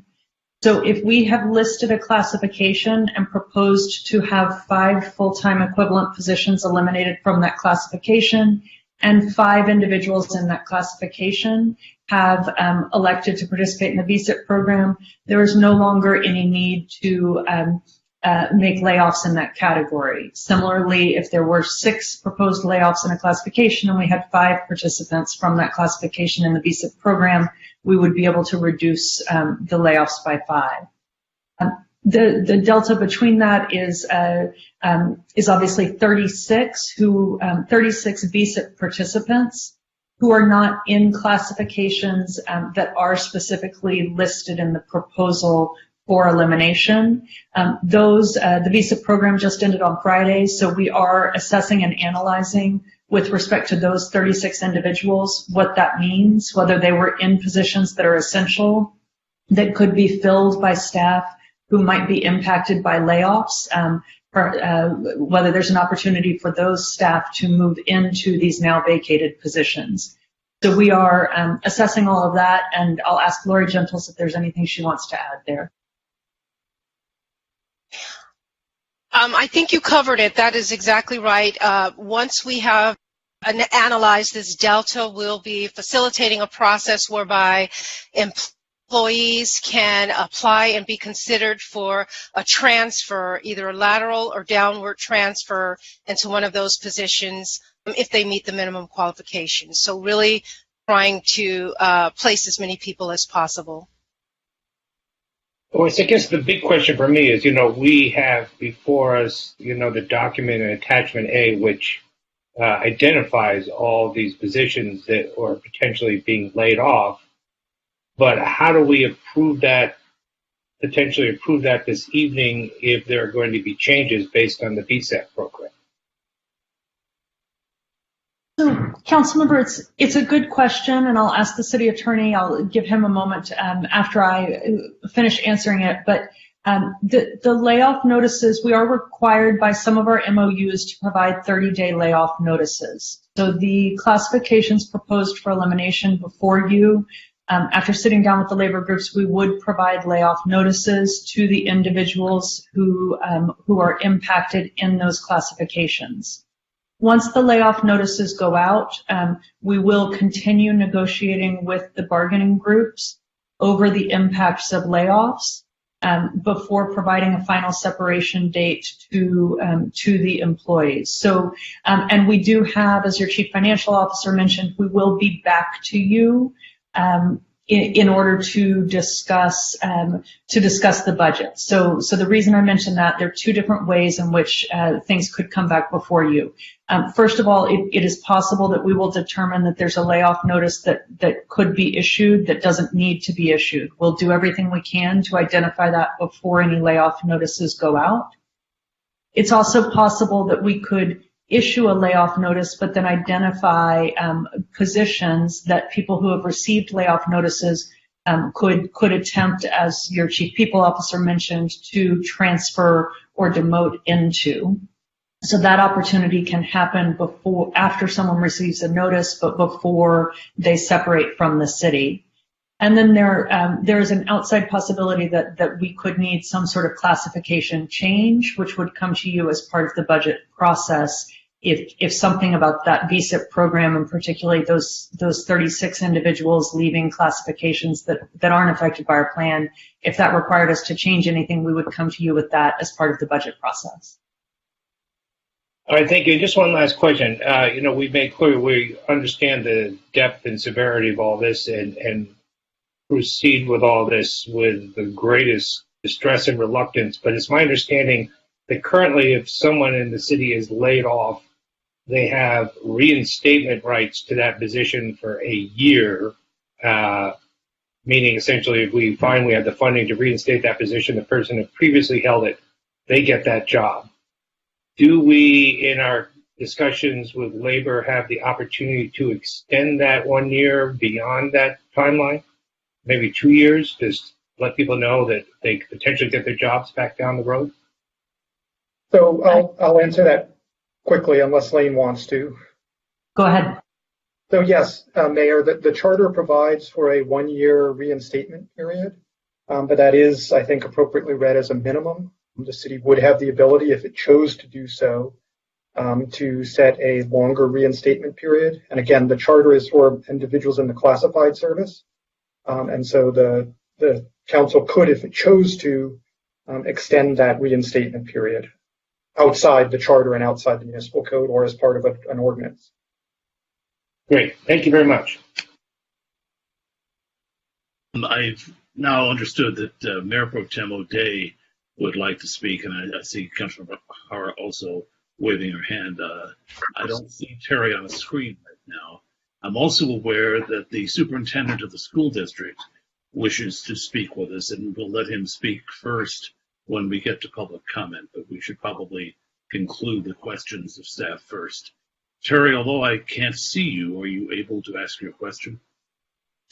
Yeah, I'm not sure why my video is not coming through. Can you hear me okay? Hear you fine. I'll take that as a thank you. So I would like to follow up first on Councilmember Winter's question related to the $110,000 for the field access with the school district.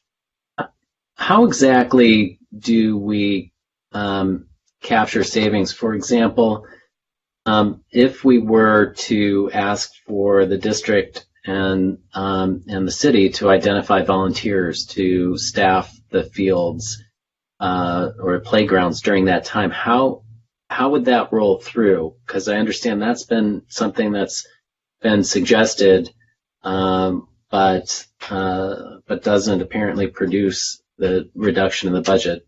Do we have an answer for something like that? I can answer. I'll turn to your city attorney as well if he'd like to add anything.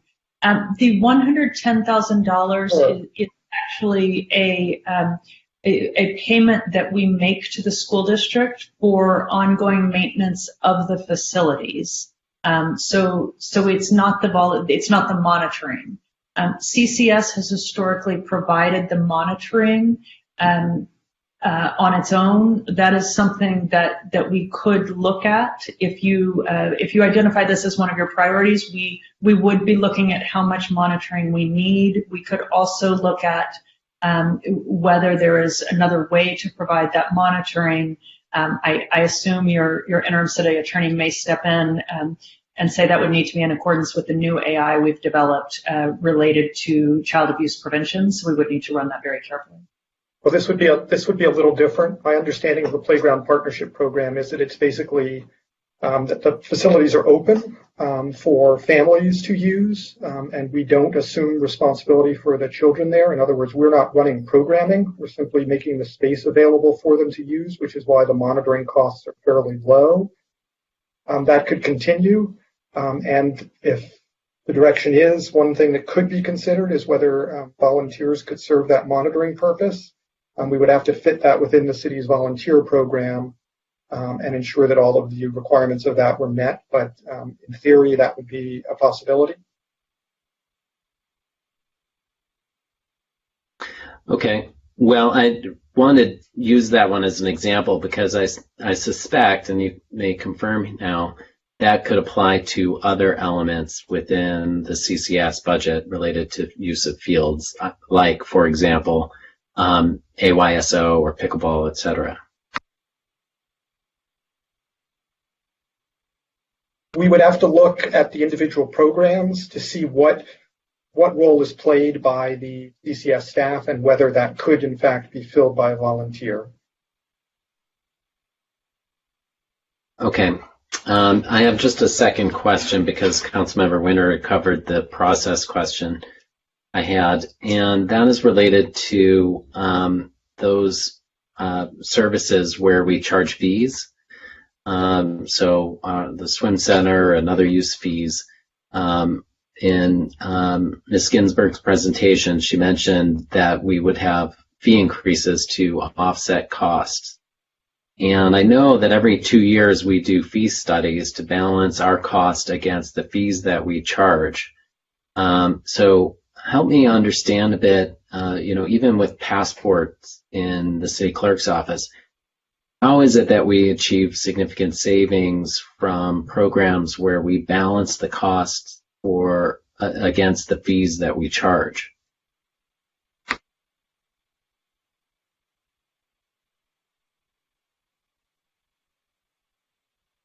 Can I ask Karen Ginsburg, are you able to address that question, Karen? Yes. The council in 2012 adopted a pricing policy for recreational programs, which basically looks at the programs in a sliding scale type of way and prioritizes youth programs with a cost recovery percentage model from 0 to in the case of adults, closer to 100% cost recovery in the case of adult programs. This pricing policy, again, was adopted in 2012. We are in the process of taking another look at it. The COVID-19 situation has advanced that work. And at the budget study session, we're prepared to bring some recommendations about fee increases to you that may be that are pretty much outside of a comprehensive citywide fee study, and I would turn to Gigi if she had more to add. But the one thing that I would say is that on average, fees for recreation programs currently average about a 32% recovery rate across the board.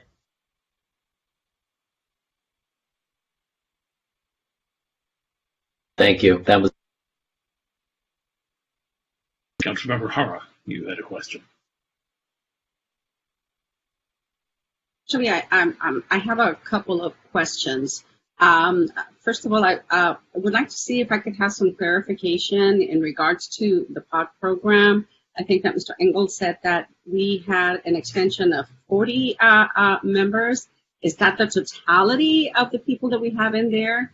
Or is that already including, or is that in addition to with the extension? Do I make myself clear? Yes. So right now, 40 is the total number of participants in the Preserving Our Diversity program. So that would include, we have a certain number of participants from the initial round, what we call POD 1.0, and then we started the enrollment process for POD 2.0, and so we're up to 40 in total. Got it. Okay, thank you. I just wanted to make sure about that. Now I have a follow-up question from Councilmember Ted Winter when he brought up, the clarification of the process of what we needed to do here with the layoffs. One, so you are proposing a total of 350 positions that we abolish.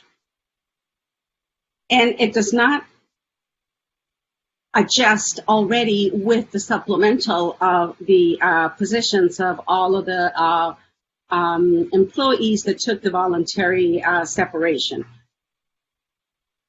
So that means that we are going to actually eliminate 350 positions today. If that is what is that what you're asking for? That's my first question. May I? I think it might help. I think it's important to distinguish between positions and people. So what the staff report proposes is that you eliminate those positions that are listed, and that's part of restructuring the government to eliminate those positions. Some positions that we're proposing to eliminate are filled by people who have taken the VSIP. So even though their positions are eliminated, they would not be laid off. They would be leaving pursuant to VSIP. Other of those positions, in some instances, are vacant. So you would be eliminating the position, but there wouldn't be anybody laid off because they're vacant.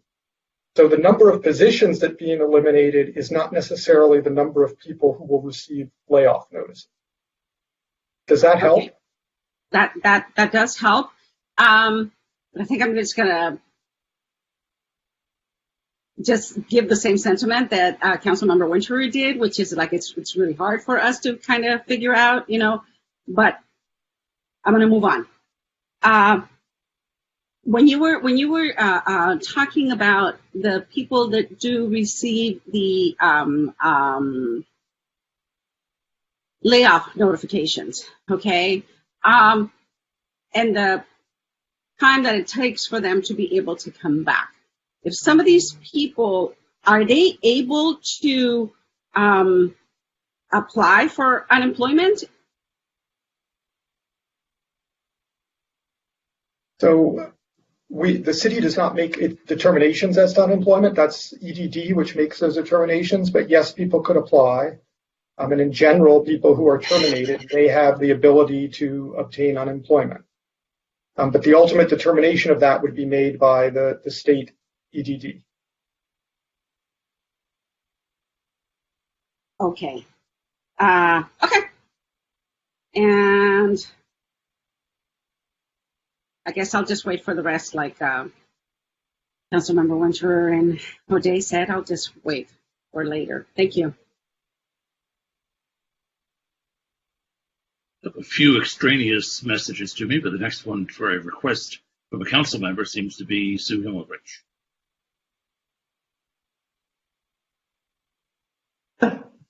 Thank you, Kevin. I have one follow-up question coming out of Councilmember Hara's questioning, and that is, what is the total number of layoff notices that will be issued?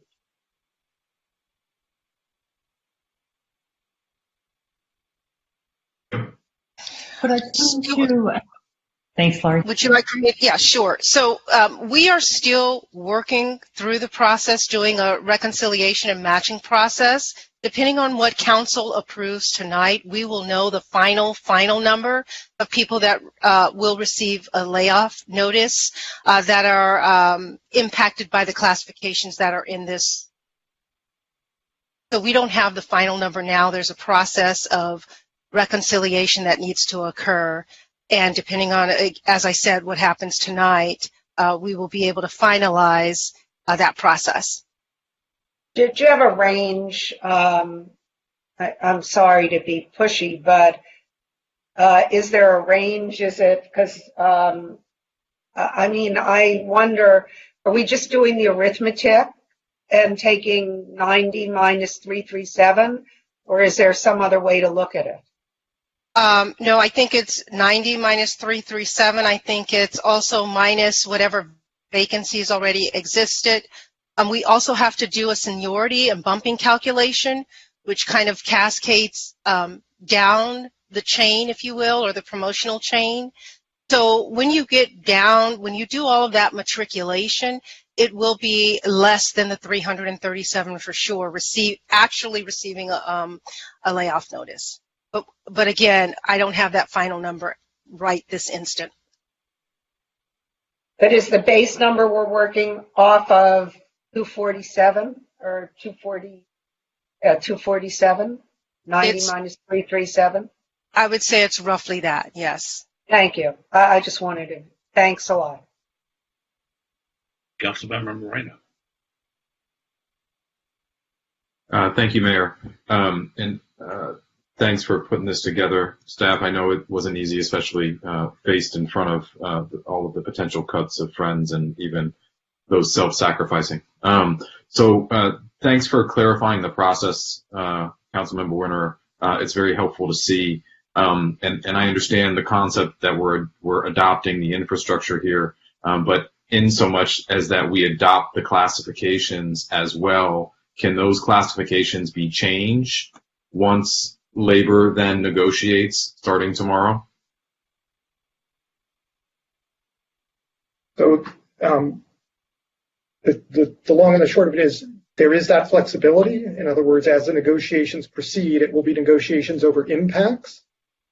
These are structural changes to the city, but depending on how those negotiations go, that is a possibility. Okay, great. So that was my first question. And then with regards to updates, obviously we had a lot of these conversations in closed sessions prior to this meeting. As time goes on and those negotiations happen over the next subsequent weeks, how are the updates planned to be provided to us? Are those open or closed sessions? So the Brown Act permits discussion in closed sessions for purposes of giving directions to your labor negotiators. And so to the extent there are further discussions about directions that you wish to give your negotiators for purposes of the labor discussions, those will continue to occur in closed session. As I think Gigi mentioned, in terms of open session, there's a plan to release a budget as an information item on May 26th, then return to council on June 9th for the budget study session, and then return for final adoption of the budget on June 23rd. The council, of course, remains free if it chooses to set additional special meetings during that time period if you wish to have anything else brought before you in open session. Great. That timeline is helpful. And then my last question, with those who will ultimately be laid off or who have some understanding with their labor teams, will they receive services from the city? Do we have a way to help them transition into their next employment, understand what their options and opportunities are? So I can I'll take let Wayne answer that, or Lori, because I believe they are making arrangements for things like that. So I'll turn it over to Lori. Yes, thank you for the question. We are working on putting a packet of material together That will include tips on resume writing, brushing up on your interview skills, job search techniques. We're also evaluating outside resources that are typically labeled as outplacement services that really provide counseling and coaching for employees. We're also standing up a hotline with our own internal employees, so people that are impacted by the layoff, if they want a live person to talk to and ask specific questions that have probably already been addressed or answered in our frequently asked questions that we've already stood up. Sometimes people will want to talk to a warm body or a live person, so we will be standing that up. So it's a combination of information, materials, resources, and I also don't want to forget our EAP, our Employee Assistance Program, that people will have access to talk about how to navigate emotions, how to deal with the grieving process of loss, so things like that. Thank you very much. Councilmember Davis.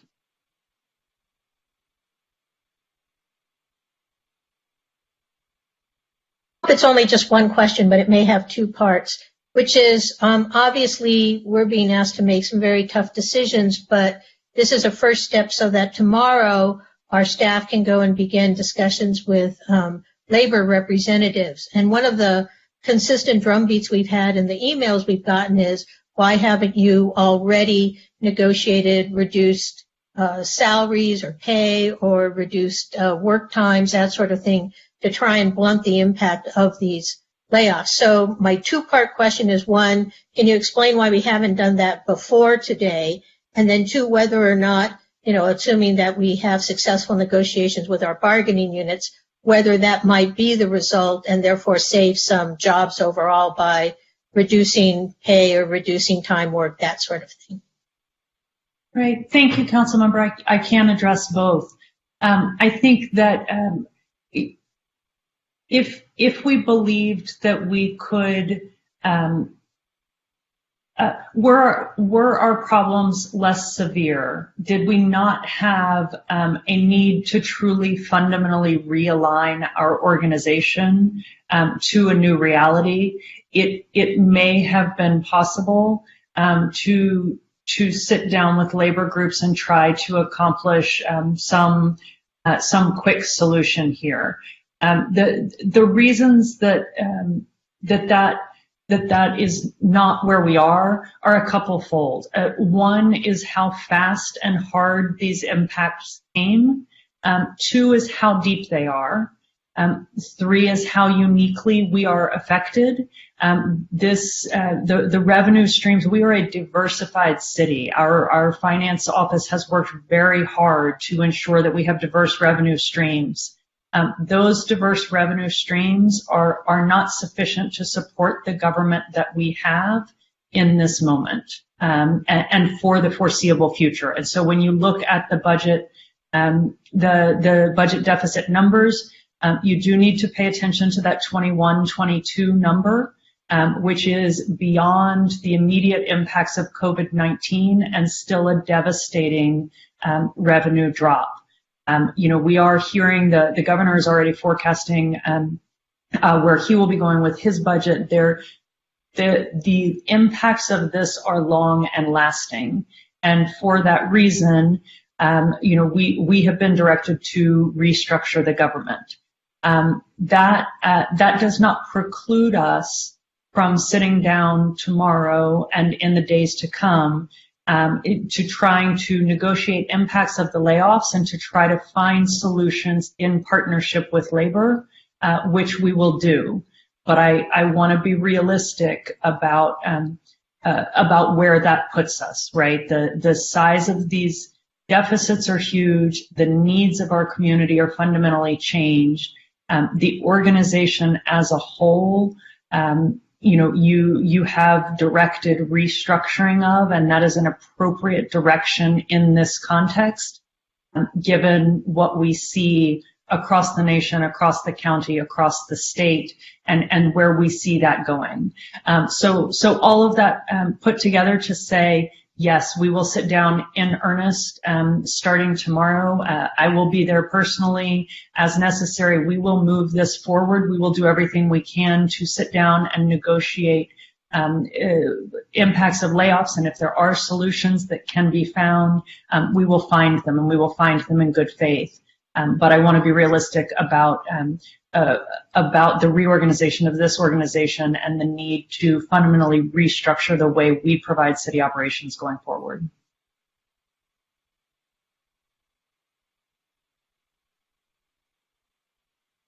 Member Hara's hand up for a second question. Before we go there, though, Council, just be mindful we have on the order of 100 people waiting to give public input. And the superintendent of the Santa Monica Malibu Unified School District is on a separate line and would like to talk to us. And we will give, as we always do, the courtesy of speaking first to the superintendent. So let's just be mindful of time. Councilmember Hara. I just want to have a follow-up. What role will the bargaining units have in being able to provide the information of what proposals you come up with?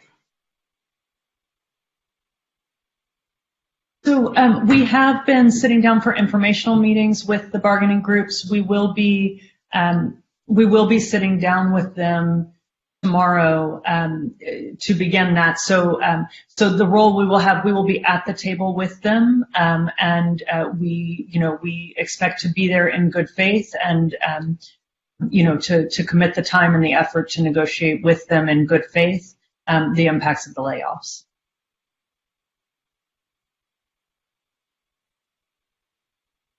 Does that answer your question?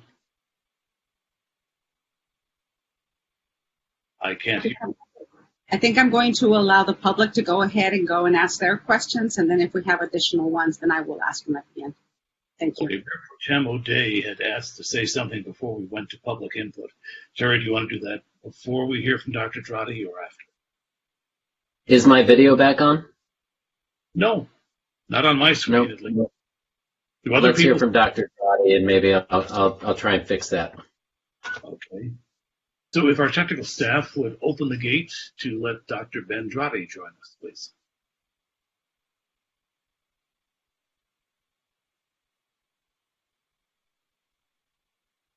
Can you hear me okay?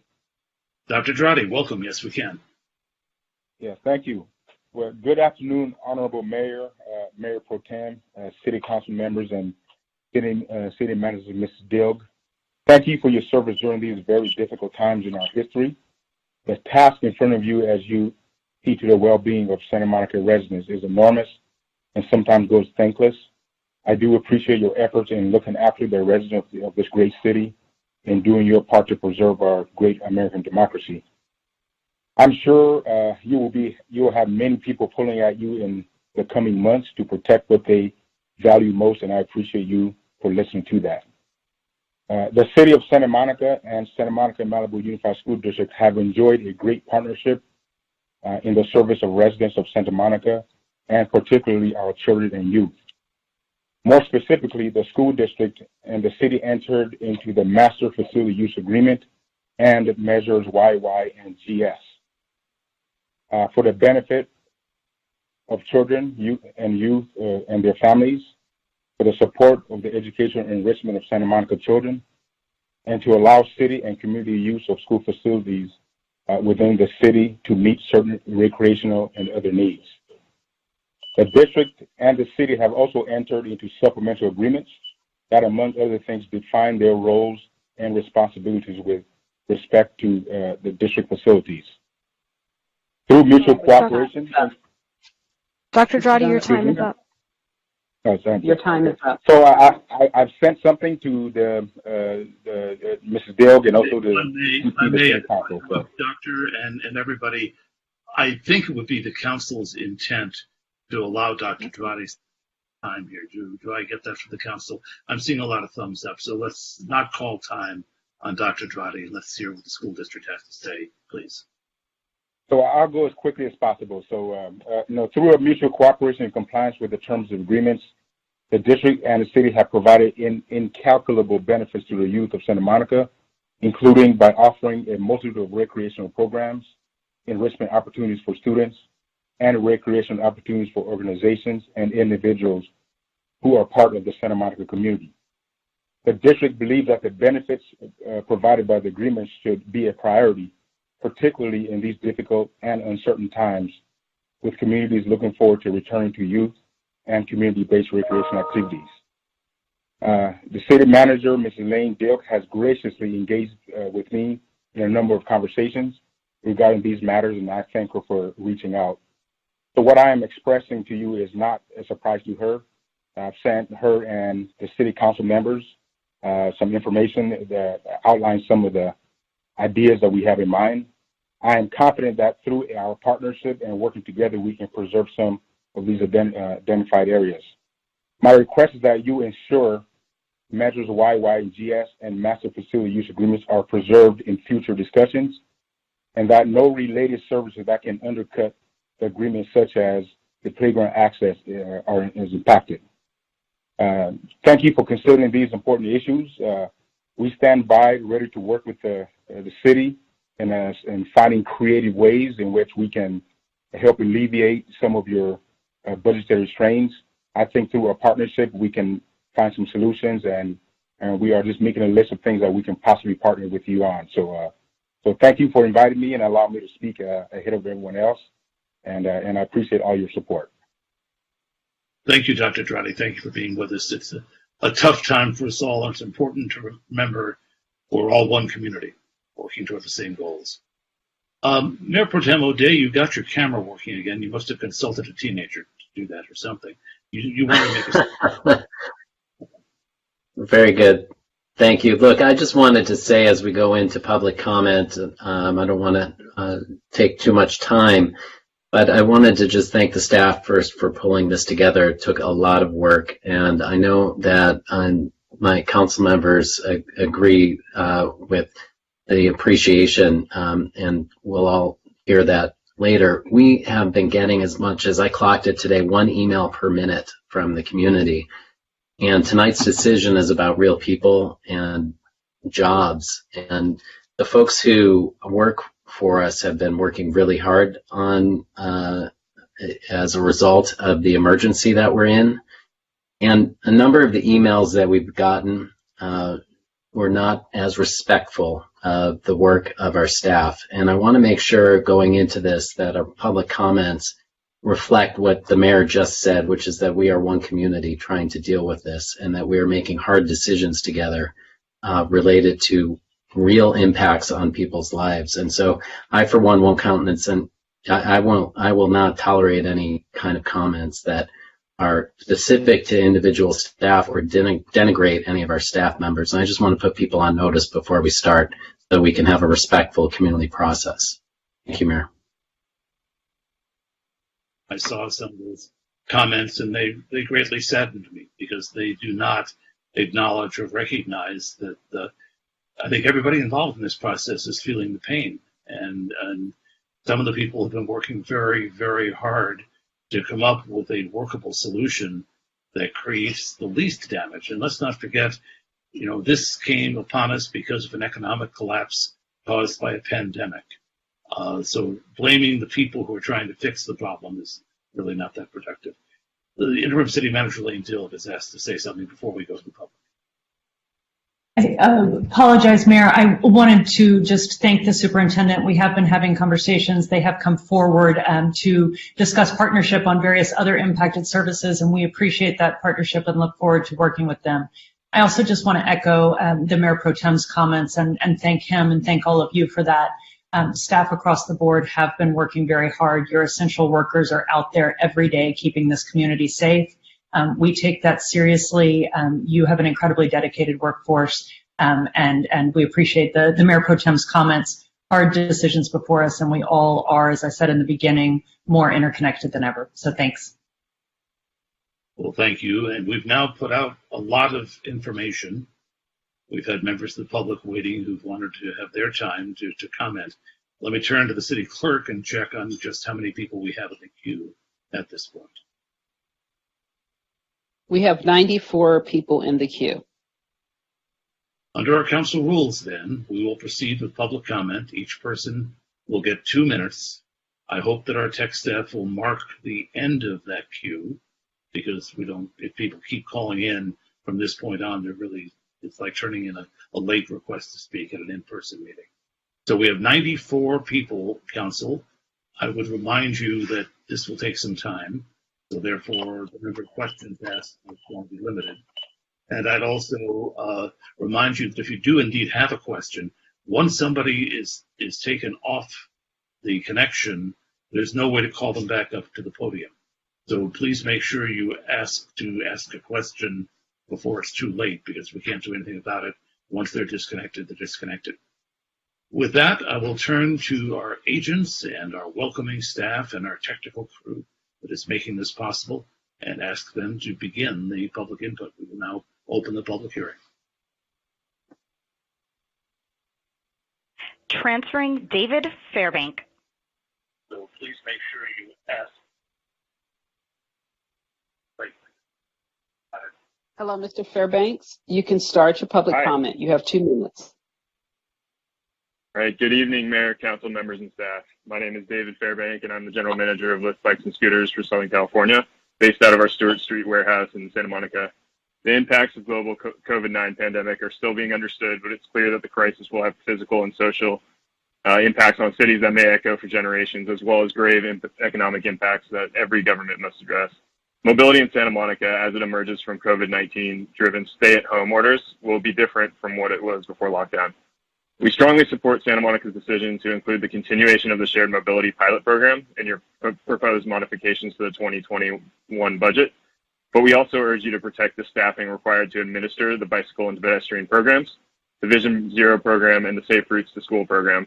If removing staff would eliminate or weaken these programs, you would be reversing years of progress in preventing Santa Monica from a resilient recovery. Shared mobility has helped provide mobility options for Santa Monica during the COVID-19 crisis, and will play a direct role in the economic recovery of the city as one of the best public transportation modes to limit the risk of close contact between individuals. Given the heightened reliance on bike and scooters that Santa Monica will experience during our road to recovery, the need for safe streets and life-saving infrastructure are mission critical at this time.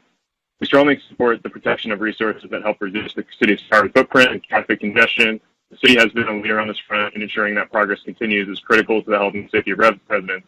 At Lyft Bikes and Scooters, we understand the difficult and painful choices that you must make today. We understand that some of these decisions are critical to helping put the city back on track, and that your first consideration must be the health and safety of residents. We ask that you make necessary decisions, you make sure that you choose maintain the role of the hardworking staff that makes sustainable mobility possible in Santa Monica. Thank you.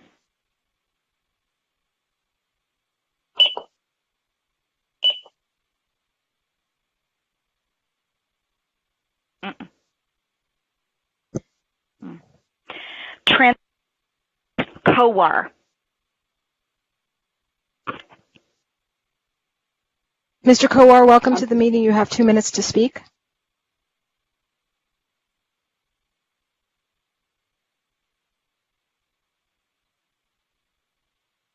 Mr. Kowar, Hello, welcome to the there? meeting. Thank you. Have one on hold. Good evening. Yeah. Am I still on hold? No. You have 2 minutes to speak. You have 2 minutes. Thank you. Sorry. So I respectfully ask the council review every alternative proposal to cutting staff and programs. Hello? Yes. Can you hear me? Okay. Yes. I'm most concerned about cutting too deeply.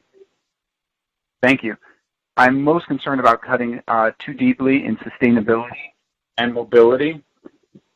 And we have, the city, I'm most concerned about cutting sustainability and mobility from your budgets. The city needs mobility for a full economic recovery. If our roads are not going to be totally gridlocked due to people rushing back to their work in their cars, we've already seen that happen in Wuhan. In addition, the climate crisis is quickly worsening, and within 9 short years, it'll be far more devastating to our health and to the economy than COVID has already been. It's taken decades to become leaders in this area, and it'll take years to regain ground, which is time we just don't have. So I appreciate your time and best of luck. Thank you.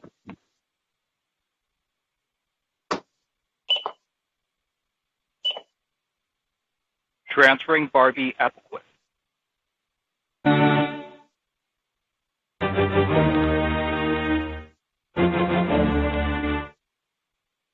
I think we need to move to the next caller.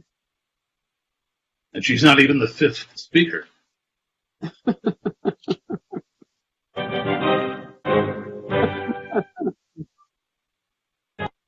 them on hold. Yes, let's put them on hold. Transferring Jennifer Cowan. Hi, Ms. Cowan, you have 2 minutes to speak. Good evening. I'm Jennifer Cowan, a Santa Monica resident and parent of a middle school student in our district. I'm also the executive director of Connections for Children. As a working parent, I've relied on CREST, playground access, and after-school care so that I can participate in the workforce. At Connections for Children, with city funding, we provide childcare subsidies for low-income families and connect families of all income levels to childcare options. I'm truly grateful for the support the city has provided Santa Monica's children and families. Access to high-quality childcare is critical to support operations that provide services for a clean and safe Santa Monica, ensure effective emergency response, and facilitate our economic recovery. Connections for Children is committed to working with city leadership and the Economic Recovery Task Force, as well as the district and our community partners, to help Santa Monica get back on its feet and strengthen the local economy. I acknowledge the very difficult decisions facing council. I urge you to prioritize childcare and after-school programs, which are truly essential to Santa Monica's future. Thank you. Thank you.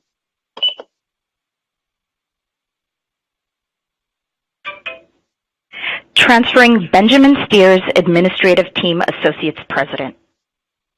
Welcome, Mr. Steers. You have 2 minutes to speak.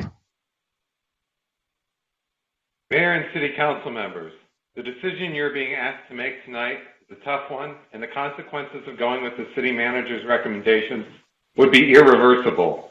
ATA represents 336 occupied positions in every department. Tonight's staff recommendation would lay off 17% of these dedicated employees. Santa Monica is a service organization. Residents receive those services from the people, your staff, that provide them.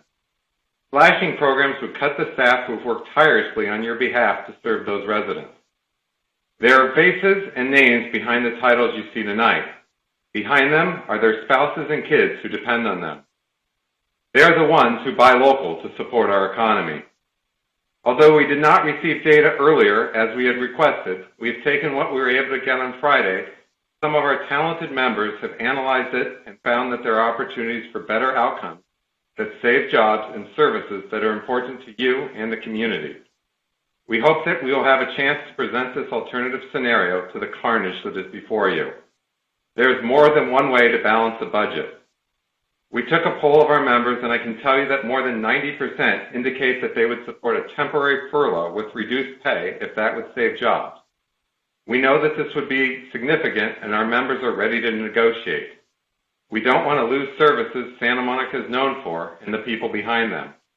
More importantly, we don't want to send our coworkers out the door with no job, no income, and no medical insurance when no one is hiring in the middle of a pandemic. Please direct city staff to work with your most important asset, your employees. Tell them not to issue layoff notices tomorrow, to work with us in a meaningful way to propose a budget that continues to provide the great services that Santa Monica expects and deserves. Thank you.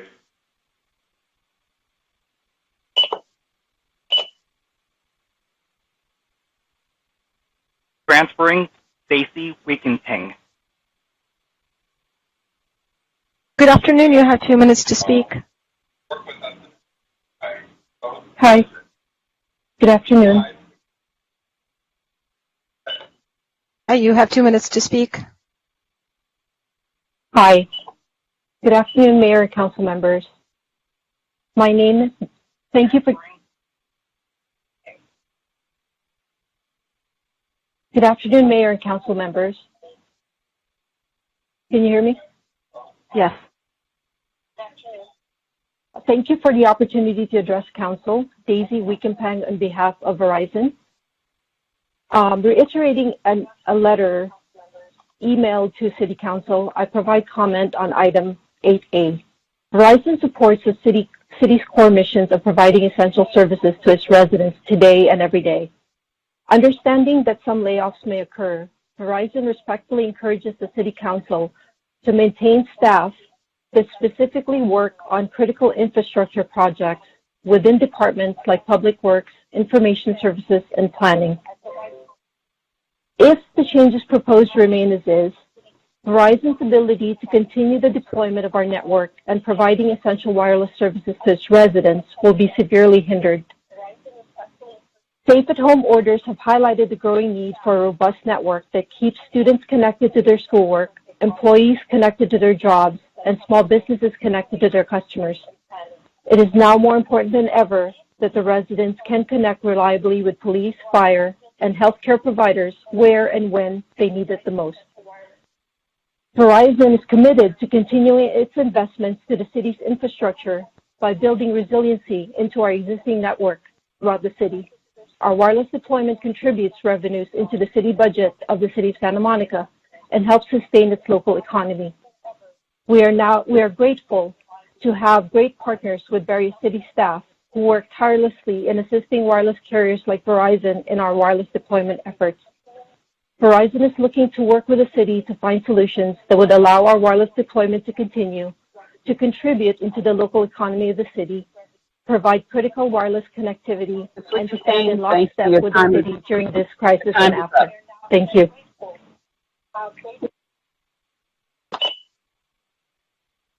Transferring Therese Kelly, ARB Chair. Hi, Ms. Kelly. You have 2 minutes to speak.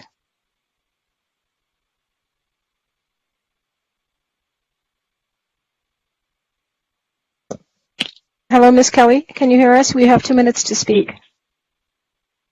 Hello, I am Chair, good afternoon, Mayor and Council. I'm Chair of the Architectural Review Board, and I speak on behalf of the Board today. We respectfully urge you to preserve the public process of design review. Our cityscape will endure far beyond this current crisis, and as we face the dual crisis of extreme lack of housing and the evolving budget deficit, we can't risk the city fabric being compromised by capricious or rushed design decisions. The Board brings carefully considered and even-handed expertise in city regulation, planning processes, and community standards to bear to these important projects. Further, we are a pro bono professional resource, and we amplify staff's capabilities. It's counterproductive to imagine reducing planning staff, increasing their workload, but also depriving them of the services of the ARB. We are here to serve the community, and we need to support our planning staff.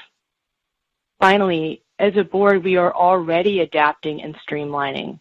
We've already taken aggressive steps to reduce the workload associated with ARB by promoting staff approval of projects that have previously required ARB review. We've also started reviewing materials digitally, reducing the cost of printing, assembling, and delivering packets. We feel these steps are a more constructive approach to addressing the issues the city is currently facing. We are eager to work with the planning staff and the city to find a balance of ensuring quality design and economic prosperity while preserving the multi-voiced public review process that Santa Monica deserves. It is an honor to serve this city. Thank you.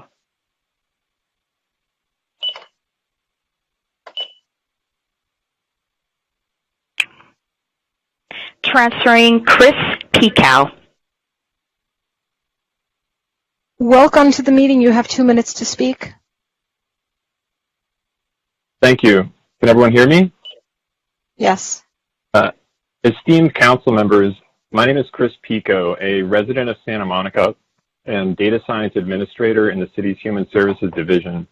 I moved here from Chicago almost 2 years ago now to help bring clarity and helpfulness to the data coming out of our social programs.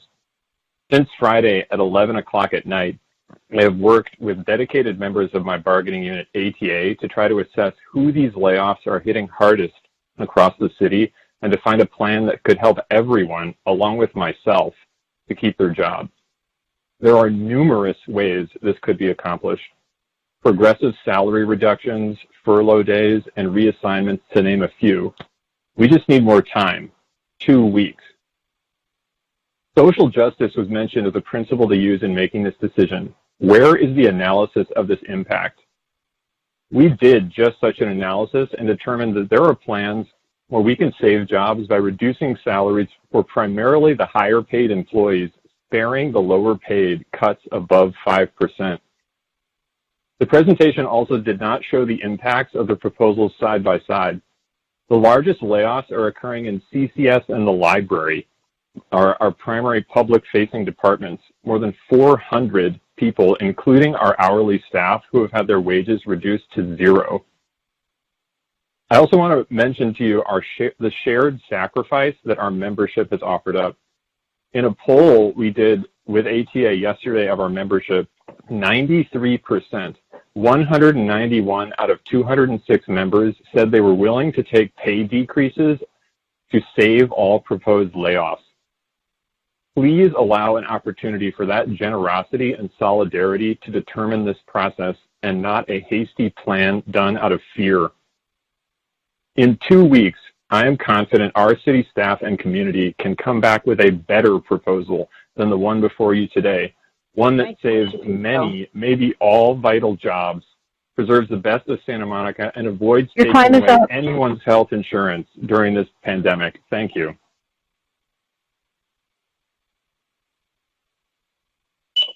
Transferring Laura Lee Ash. We can come back with a better proposal than the one before you. Hi, welcome, Ms. Ash. You have 2 minutes to speak. Hi, I'm sorry. Hello? Hello, you have 2 minutes to speak. Yes, ma'am. Turn down your TV. It'll be easier. It's down. I got it. Thank you. Go ahead, Laura Lee. Good afternoon, Mayor McEwen and council members. Can you hear me?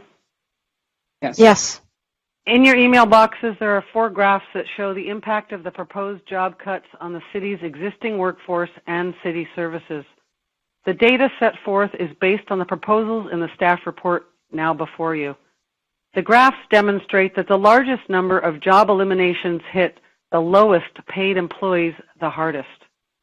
Though not shown in the data, it can be assumed that these cuts also impact our minority employees in the most severe way. In the graphs provided, cuts to essential city services are also reflected. The cuts being suggested by this report are too severe, myopic, and much too rushed. As a long-term resident, former city employee, labor leader, Police Activities League board member, and board member of the Santa Monica Travel and Tourism, I ask that you work to keep the Santa Monica that we know whole and provide guidance for measured change to address the current financial crisis. The Council should consider a temporary realignment of its priorities to address this crisis and save jobs. Thank you very much.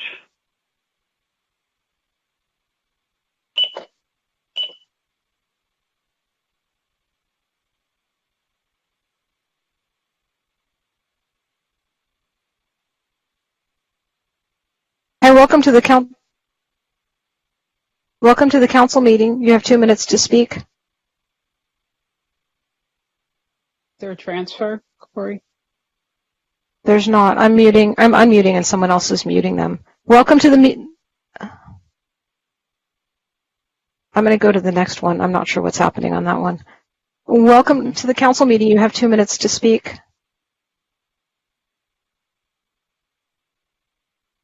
Hello, this is Michael Tarbett. Hello, welcome. You have 2 minutes to speak. Hi, this is Michael Tarbett. Can you hear me? Yes. Go ahead. Hi, You can speak. And I can confirm that you are I recognize the voice. Hello? Hello, we can hear you. Go ahead. Okay. So the city has amazing priorities, and they've done them very well. Each year you create a list of those you think are the most important. That you should think about those as continuing to be the most important. Hello? Can you hear me? We can hear you. Hi. Are you still hearing me? Yes, we're hearing you. Go ahead. Go ahead. Hi, this is Michael Tarbett. We can hear you, Mr. Tarbett. Is it my turn to talk? It is. Go ahead. You have more time to speak. Okay, so there's a letter from the Santa Monicans for Renters' Rights. I didn't draft the letter, but I was part of the group that considered what we should say. The biggest portion of what we did was consider getting a gross receipts tax. Denny will talk about that future. We encourage the city council to put such a tax on the November ballot.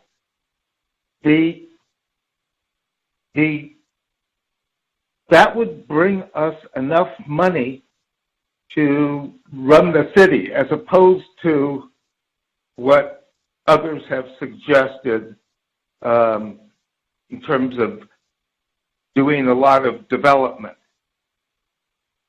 We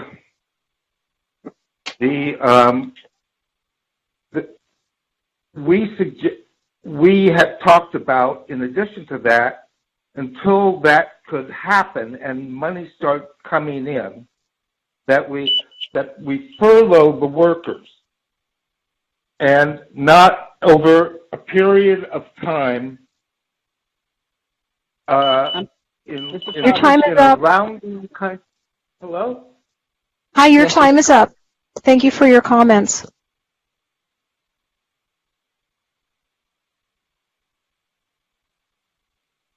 Transferring Michael Goldstrom. Welcome, Mr. Goldstrom. You have 2 minutes to speak. Thank you. Yeah, firstly, thank you. Great hold music. I feel like I just hung out with the Vienna Philharmonic for a couple of hours in my ear. So my name is Michael Goldstrom, and I'm a Santa Monica resident and entrepreneur who received a well-being micro grant from my startup, Get Motivated Buddies, which is a social platform for peer support with expert guidance for healthy behavior change. And I just want to strongly urge you to consider creating a path for the Office of Civic Wellbeing to continue its work, whether as a public or public-private or even a private endeavor with your help, because this kind of work is absolutely crucial right now. It's completely understandable how this relatively new office could be considered less essential when compared to these long-standing missions of fire and police.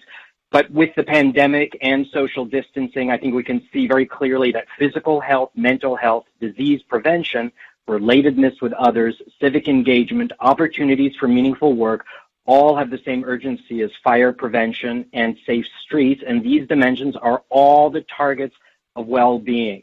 So now is the very moment to embrace what we know. Residents who feel more connected have healthier physical and mental outlets.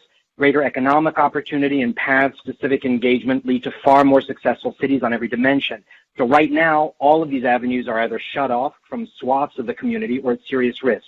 So there must be a recommitment to finding paths forward in this moment. This commitment to well-being has the same urgency as police and fire departments. Otherwise, what are they going to be protecting? So a focus on well-being is exactly what we need to establish the paths forward out of this devastation. So the alternative of neglecting this is an accumulation of all the negative consequences of the pandemic that can last for literally a generation. Increase in mental health issues from fear and isolation, increase in physical health issues, increase in homelessness, decrease of economic opportunity, decrease of civic engagement, decrease of social trust, a decrease in tourism. People come here as residents and visitors because it's a beautiful, supportive place to live.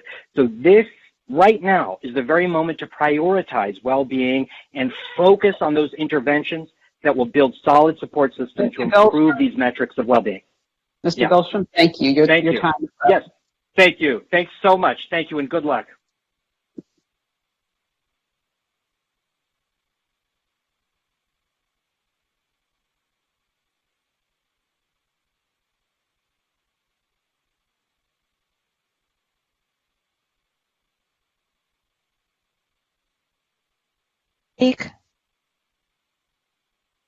Hello, welcome to the meeting. You have 2 minutes to speak.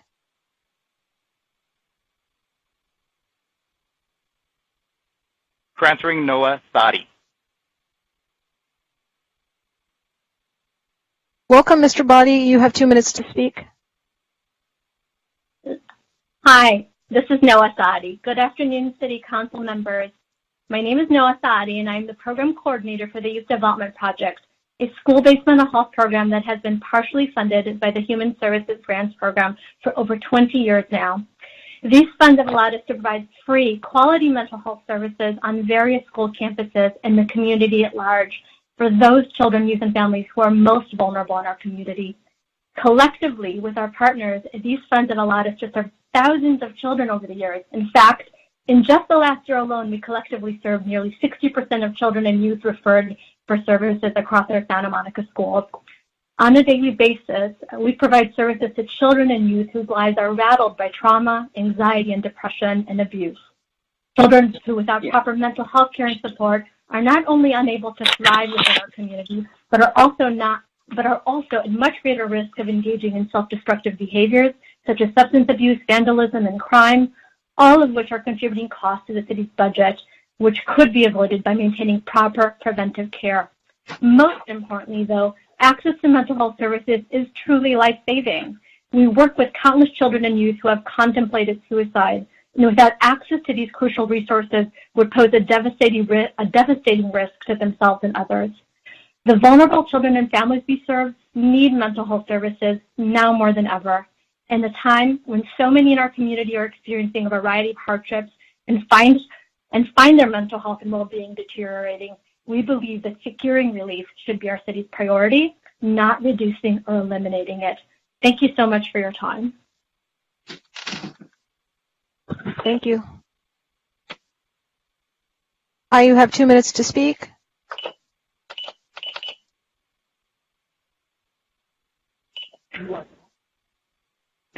Transferring Jason Ritterban. Mr. Ritterban, you have 2 minutes to speak. Thank you. Hi. I just completely lost the thing I was going to say.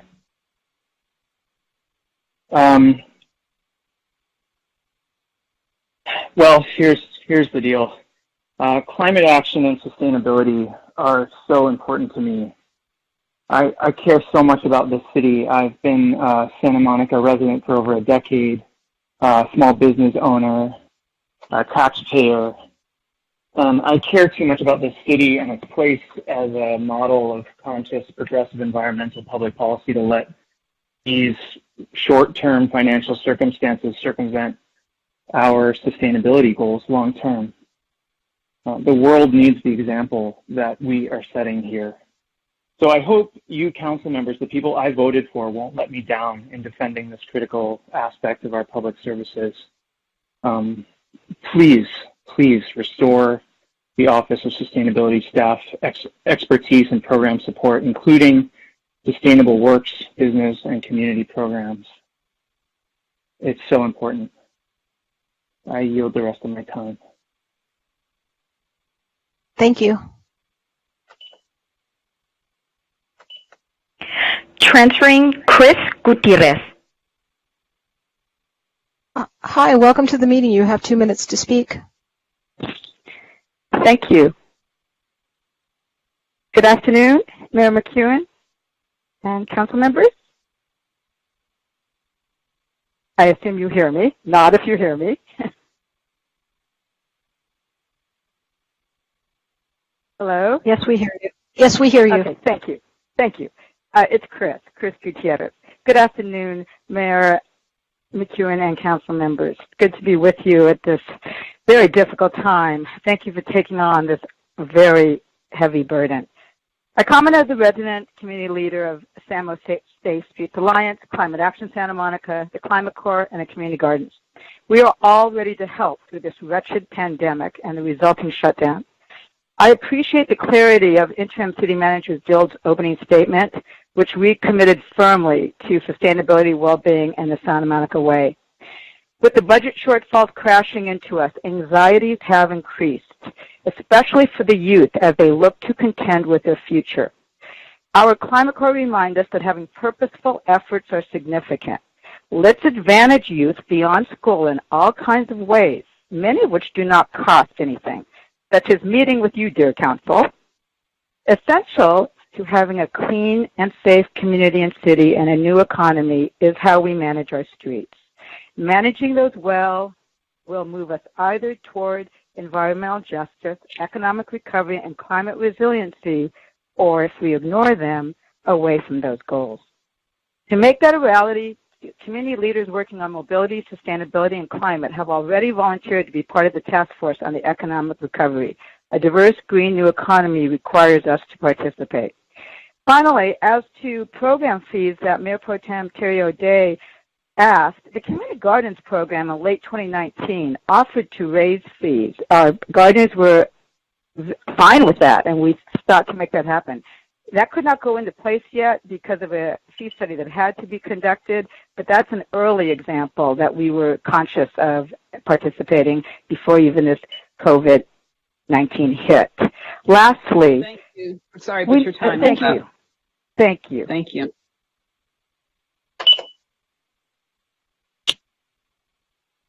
Transferring John Keene.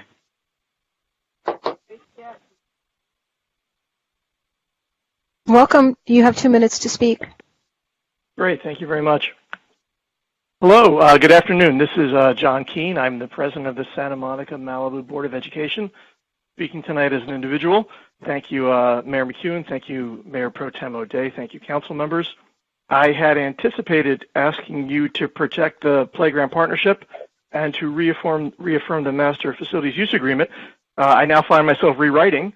Fortunately, I had some wait time, and thanking Interim City Manager Dild for doing just that concerning the agreement with her affirmation, and also showing us a path to maintaining our fields and open spaces for our residents at our neighborhood schools. Special thanks to Council Member Winter for bringing this point to the floor so it could be addressed and then restored in the final budget. It's been an immeasurably successful program and a service to our residents that they depend upon. I hope I did hear correctly that it would be restored in future budgets. This process will be painful for all of us, but the decision to support longstanding agreements and maintaining this partnership shows that we do have the potential to work collaboratively to find solutions that lead to positive outcomes for students and residents. We have many other issues relating to our schools to resolve, such as how we ensure safe streets near schools, the popular CREST programs. I do look forward to being a part of this collaborative process. I want to thank you, the council. I want to thank city staff for your hard work during this incredibly difficult time. And if there are no questions for me, I will sit back and listen to the next few hours of comments and then your discussion. Thank you.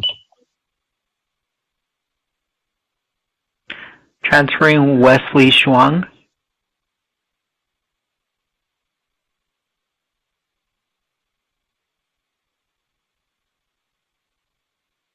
Welcome, Mr. Shuang. You have 2 minutes to speak.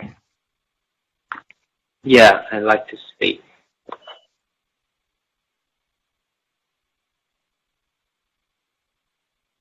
Go ahead. We can hear you. Yes. Go ahead.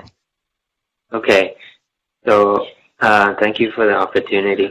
I'm a student at Santa Monica College, and I urge you to reconsider laying off the staff at the Office of Sustainability and the Environment, because students like me benefit a lot from sustainable mobility like the Big Blue Bus.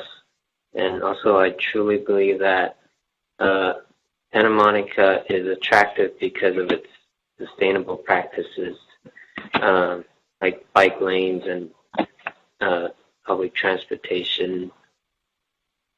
And I really believe that that would help you recover from this pandemic and economic crisis. Thank you.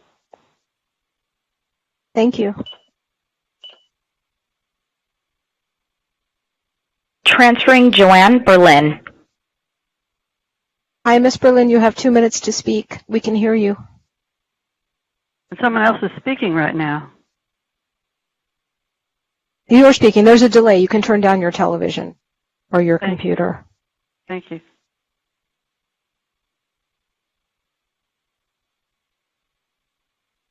Hello. I am a part of the Committee for Racial Justice in Santa Monica, and I wanted to speak briefly about my concern about the layoffs, especially hard-hitting to those who are working as needed or at will. Most of these folks are not white, and so the hit to the racial diversity in Santa Monica is a heavy one, to say nothing of the struggles then confronted by many Black and Latinx people trying to find other work in the face of the discrimination and the fear that racism breeds. And having to deal at the same time with knowing that it may have been expediency and not an actual evaluation of their worth to the community that led to their layoff, because the community really had no input in any of these first wave situations. I know that the printed document does say that each department has listed priority restorations to restore programs and services.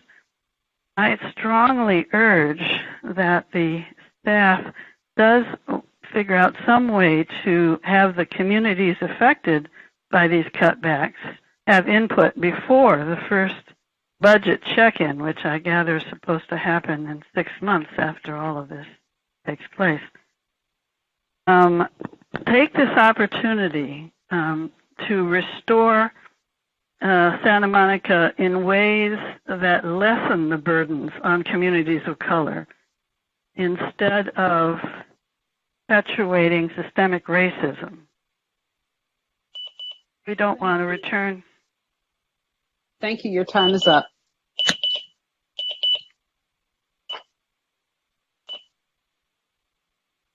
Transferring Jenny Amaya. Welcome. You have 2 minutes to speak. Good evening, everyone. I'm Jenny Amaya, and I'm here speaking as a volunteer committee member of the Pico Neighborhood Partnership. In my professional role, I work at 18th Street Art Center. I'm here to voice my deep concerns about your proposed budget cuts to city grant-funded mental health, teen recreation, and library services in Santa Monica's Pico neighborhood. The Pico Neighborhood Partnership, which I've been a member of for 2 years, is a collective of community stakeholders in Santa Monica's Pico neighborhood that provide high school, community college students, and their families with educational resources they need to facilitate their transition from high school and community college into a 4-year university. Members of this collective come from local organizations like St. John's Child and Family Development Center's Youth Development Project, Virginia Avenue Parks Teen Center, Santa Monica's Pico Library, among others. Cutting city grant-funded programs from organizations like St. John's Child and Family Development Center's Youth Development Project, Virginia Avenue Parks Teen Center, and Santa Monica Public Libraries will impact not only the resources these organizations provide to our youth, but also the resources our network offers the Pico neighborhood community, such as year-round workshops and annual college summits. The crucial choices teenagers make at this age will influence career opportunities throughout their lives. As a collective, the resources we offer specifically serve first-generation, low socioeconomic, and non-traditional college students, supporting them through the higher education process.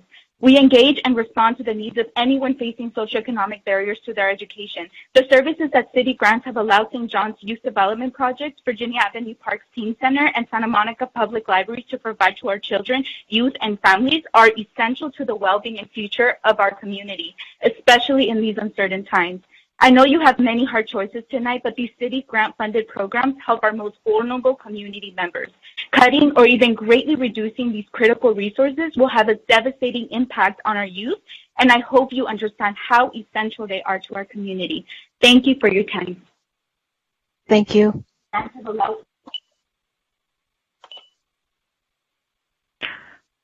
Transferring Sharon Kingsley. Welcome, Ms. Kingsley. You have 2 minutes to speak. Thank you. Do I start right now? You do. You have 2 minutes. Okay. Good evening. My name is Sharon Kiesling. My husband and I have lived in Santa Monica for over 35 years. We have raised our family here. We implore you not to approve this plan outright. We want to see an alternative plan, one where all employees take temporary pay cuts and rotating furloughs. We want to see a plan that saves jobs and protects the city's vital programming. We understand the daunting task you are charged with in order to bridge the financial gap. However, we believe this is a time to be creative and find a better solution to this temporary problem, not a slash and burn approach discarding talented employees and important city programs. The proposal plan doesn't represent our values or priorities. You are our elected officials. Your duty to us is to protect and preserve what is great about Santa Monica. Mobility, sustainability, city planning, development, and programming are all integral parts to maintaining a healthy city. Please don't approve this plan verbatim. Go back to the drawing board. Find a better vision for our path forward. Thank you for your time. Thank you. Transferring Zena Joseph. Hi, welcome to the meeting. You have 2 minutes to speak. Okay, thank you. This is Zena Joseph. I thank you for the opportunity. The Friends of Sunset Park Board sent you a letter, and I'd like to focus on 3 points. Number 1, on page 9 of the Plan for the Future, it says, eliminate funding for city-recognized neighborhood organizations. I would suggest that rather than eliminating the funding, you could reduce it by 50% and still be able to afford to send out 1 newsletter per year for all of the 7 organizations for $40,000. It's not a big ticket item, and it makes a big difference for us. When you eliminate all support for the neighborhood groups while eliminating most of the boards and commissions, the message unintended or perhaps intended is that you don't really want to hear from the public.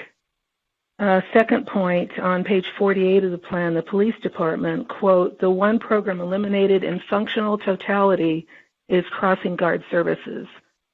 This is very disturbing to me. The starting salaries for the crossing guards is $20,000. Salaries for some of the longtime sergeants and captains with overtime and benefits is over $400,000 each. How much are crossing guards worth? The ones in my neighborhood, especially at Ocean Park and 16th and on Pearl Street around the college, save lives every year. When crossing guards were not on duty at Ocean Park and 16th one time, a man was struck so hard by a hit-and-run driver that one of his legs was severed and flew up in the air. The retirement of one long-time sergeant or captain could pay for probably 20 crossing guards. I think this is a pretty important item. And lastly, I strongly urge you to maintain commitments to the school district through YNYY and through GS and GSH. Thank you for your time and for your efforts to get us through this crisis. Thank you. Thank you. Transferring Allison Hobble. Hi, welcome to the meeting. You have 2 minutes to speak. Thank you. Hello. My name is Allison Hobble. I'm a parent of 2 children in the school district and a 22-year resident of Santa Monica. Thank you, Mayor and City Council members, for your time and service. And thank you, Ms. Dilge, for taking on this leadership role for the city at an incredibly challenging time. Like many speakers before me, I'm concerned about the impact of the current plan on our children, our most vulnerable population. Governor Newsom says reopening our schools is a priority so we can get parents back to work. But I feel this plan for the city hinders our school district's ability to support our families. Cutting our beloved CREST child care and after-school enrichments and sports programs dramatically impacts our working and low-income families who need those services the most. Closing sports fields impacts our city's children and their families' mental and physical health. Cutting school crossing guards puts our youngest residents at risk. This may push those financial needs to our school district, which was already running a large deficit even before COVID-19. I sit on the Superintendent's Budget Advisory Committee, which was convened in January 2020 to determine how to cut millions of dollars from the current budget. Our district will already be losing revenue through the reduction in bond measure income, but also through any funding that may be lost. Were there any changes to the Master Facilities Use Agreement? If the city cuts the additional ways it supports our families, it's a financial double whammy to our school district budget. This may result in the district being forced to shave down additional staff and programs offered to our children. As a parent, resident, and volunteer who has spent countless hours fundraising for our school district, I urge you to consider our city's public school students and their families in considering these proposed changes. Thank you for your time. Thank you. Transferring Rachel Whitsign. Hi, welcome to the meet. You have 2 minutes to speak. Starting now? Starting now, you have 2 minutes. Thank you, council members, for taking my call. I also want to thank the caller who spoke about preventing systemic racism and all the callers who, like me, have waited over 3 hours to voice their opinions about these issues. Zina Josephs for bringing to light the point about the crossing guards. I can't even believe they're on the docket to be cut because they protect our most vulnerable and voiceless populations. I'm a long-term resident of Santa Monica and also the owner of a small business here in Santa Monica. I've never called into a city council meeting before, but I'm doing so now because I so strongly oppose this proposal. I understand I'm not alone and that you have received numerous emails from other residents who echo my sentiments against it. I'm also a single mother raising 2 boys here within the school district. I rely upon many of the services and programs this plan proposes to cut, including after-school childcare programs, the crossing guards, safe bike lanes, pools, libraries, kiddical math, and youth sports. I trust the city I've chosen to raise my kids in to use my tax dollars to protect the health and welfare of its community and environment. Programs like toxic use reduction, water conservation, Heal the Bay, and climate action are essential, as are the staff positions needed to run them. I understand that with this proposal, 481 city workers will be laid off, even though there's a counter proposal which avoids layoffs altogether and preserves the programs we value through a combination of pay cuts and furloughs. So in addition to voicing my opposition to this proposal, I would also like to ask you, why? In a progressive community such as ours that cares for one another, why aren't we considering an option that preserves essential programs and jobs and keeps people on their health insurance, especially during a pandemic? Thank you for your time and your consideration. Thank you. Hi, welcome to the meeting. You have 2 minutes starting now. Transferring Tricia Crane. Hi, welcome to the meeting. You have 2 minutes starting now. Hello, this is Tricia Crane. I am the chair of Northeast Neighbors Neighborhood Association. You've received a letter from our board, but tonight I'm speaking for myself. According to an article in today's Santa Monica Lookout, there is more than $52 million in the Housing Trust Fund, funds that the city can use to maintain core services during this crisis. These funds should be accessed to benefit Santa Monica residents and workers, not to build new housing for outsiders. When asked why this money is not being accessed during the current crisis, Andy Agel, head of the city's Department of Housing and Economic Development, told the Lookout, quote, "The city of Santa Monica has long been a champion of affordable housing, and we remain committed to its production even in this new environment. Housing Trust Fund money to meet community needs is an urgent action that should be taken this evening. Our taxes generated a large portion of this fund. Now is the time to champion your constituents, the residents of your city, to explain to us why you choose not to. Please address this matter in your discussion this evening with the staff and direct them to explore ways to access this significant source of revenue. Thank you." Thank you. Granting Lorraine Fuentes. Hi, welcome to the meeting. You have 2 minutes to speak starting now. Hello. Hi, good Hello. evening, Mayor and City Council members. My name is Lorraine Fuentes, and I am part of the Youth Development Project School-Based Mental Health Program provided by Providence St. John's Child and Family Development Center. As the lead therapist at Will Rogers Learning Community, I've had the privilege to provide free mental health services to the most vulnerable and underprivileged children and families in the community due to city funding. These services are crucial to the well-being of the children and their families as they attempt to face the everyday changes and challenges we're going through. Through city funding, these children are also able to participate in groups to support their emotional growth, self-regulation, and social skills so that they are better equipped and ready to learn and build meaningful relationships in the community. Aside from group services, children and their families also have better access to individual and family therapy to support their individual needs. Some of the challenges that the families in the community face, aside from the COVID-19 pandemic, are homelessness, loss of employment, suicidal ideation, trauma, depression, abuse, divorce, and that's just to name a few. These services continue to be important in our community more than ever, considering these uncertain times we are experiencing. As we face the same storm that COVID-19 has brought upon us, it is essential to note that we are not all on the same boat because, of course, some individuals are more privileged than others. As you continue the consideration of budget cuts, please remember that the most underprivileged and vulnerable children and families need services like these in their community to support their well-being. I ask on their behalf for you to continue to fund mental health services and other youth programs here in Santa Monica.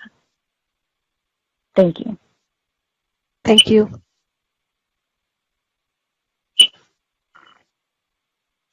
Transferring Sonia Sultan. Hi, welcome to the meeting. You have 2 minutes to speak starting now. Oh, good afternoon, good evening, Mayor and Council. This is Sonia Sultan. I'm speaking for the Steering Committee of Santa Monicans for Renters' Rights. Can you hear me okay? To paraphrase former Vice President Joe Biden, we face a struggle for the very soul of. During this crisis, some would have us discard our values of economic diversity, inclusiveness, and concern for our less fortunate neighbors. Raid the Housing Trust Fund, they say. Take the money allocated for affordable housing and backfill the general fund. Others, who may be very well-meaning, suggest postponing or even eliminating expansion of the Preserve Our Diversity or POD program, which keeps impoverished seniors in their homes, and cutting funds for LAFLA, which provides legal aid to tenants facing harassment or eviction, thereby giving them a fighting chance to stay in their homes. We resoundingly reject these proposals as antithetical to who we are. We are not Beverly Hills by the Sea. We are Santa Monica. The COVID crisis is not a time to forsake or water down our values. Instead, we must double down on our values and focus on ways to make them a more fully lived reality. Hopefully, our co-chair, Denny Zane, will be able to talk about ideas that we have for how to make this a reality. Once the current eviction moratorium is lifted, there will likely be a rush to evict low-income tenants who lost their jobs and therefore lack funds to pay their back rent. We must prepare now to avoid new waves of homelessness impacting seniors, the disabled, and families with children in our schools. We must strengthen and fortify, not diminish, resources such as the POD program and funding for LAFLA, which helps Santa Monicans stay safely housed. We urge our council to stand strong and take all actions necessary to preserve and strengthen the diverse Santa Monica we love. Thank you. Transferring Pooja Thomas Patel. Help Santa Monicans stay safely housed. Hi, welcome to the meeting. You have 2 minutes to speak. Hello. My name is Pooja Thomas Patel, and I serve as the Executive Director of the Go Samo Transportation Management Organization. Thank you for your time today. Our TMO has become an integral part of the Santa Monica community in the past 4 years. We've demonstrably reduced drive-alone commutes in Santa Monica and established ourselves as national leaders, most recently presenting at an ACT TMO Council event to share how we've pivoted in response to COVID-19. When our stay-at-home orders are lifted, we will need a cohesive plan in place to ensure employees can get to work and keep our congestion levels under control, as we're likely to have additional drivers who used to take transit. In the city, relationships with businesses and the community are our strength, including our advisory team that is made up of representatives from Santa Monica businesses and community groups. Our relationships will survive a temporary suspension, but not a full elimination. These are relationships that took us years to build and will not be easy to rebuild. And we should leverage these relationships to support our economic recovery efforts. The TMO has the institutional knowledge and outreach infrastructure to ensure that we can coordinate a successful and cohesive transportation plan for our city. I want to acknowledge the difficult task ahead for you, but ask that you consider alternatives, such as revenue generation and temporarily pausing or suspending programs, such as the TMO, the bike and ped plans, Safe Routes to School, and Vision Zero to reduce the city's budget without permanently eliminating programs that have taken the community years to build. It will be incredibly difficult to restart these programs from scratch if we lose them permanently. Our community will not be prepared for businesses, employees, students, and tourists to return if these programs are eliminated now. A temporary suspension will allow the TMO to return and provide critical transportation solutions for our employers as the economy recovers. I thank you for your time. Thank you.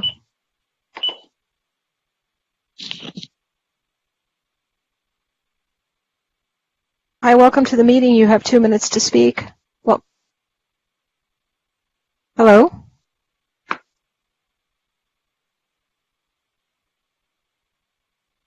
We'll come back to them. Hi, welcome to the meeting. Transferring Marcy Kaplan. Hi, welcome to the meeting. You have 2 minutes to speak starting now. Hi, thank you, council members, for everything you're doing during this crisis. My name is Marcy Kaplan, and I'm a Recreation and Parks Commissioner for the City of Santa Monica and a mother of 2 children. I want to highlight 2 items from the staff report. The staff report proposes park planning move from the Community and Cultural Services Department to the now renamed Community Development Department without retaining any park planners who have intimate knowledge of the park system. Park staff work to comprehensively manage the park system and engage the community to ensure the parks meet our needs. Transitioning this work to staff whose work is focused on private land and development with no knowledge of our parks, how we use them, how our needs is sure to mean a decline in the level of service in one of our most valued community assets. We need safe, clean, and well-maintained parks that continue to offer services, programs, and access to nature and community.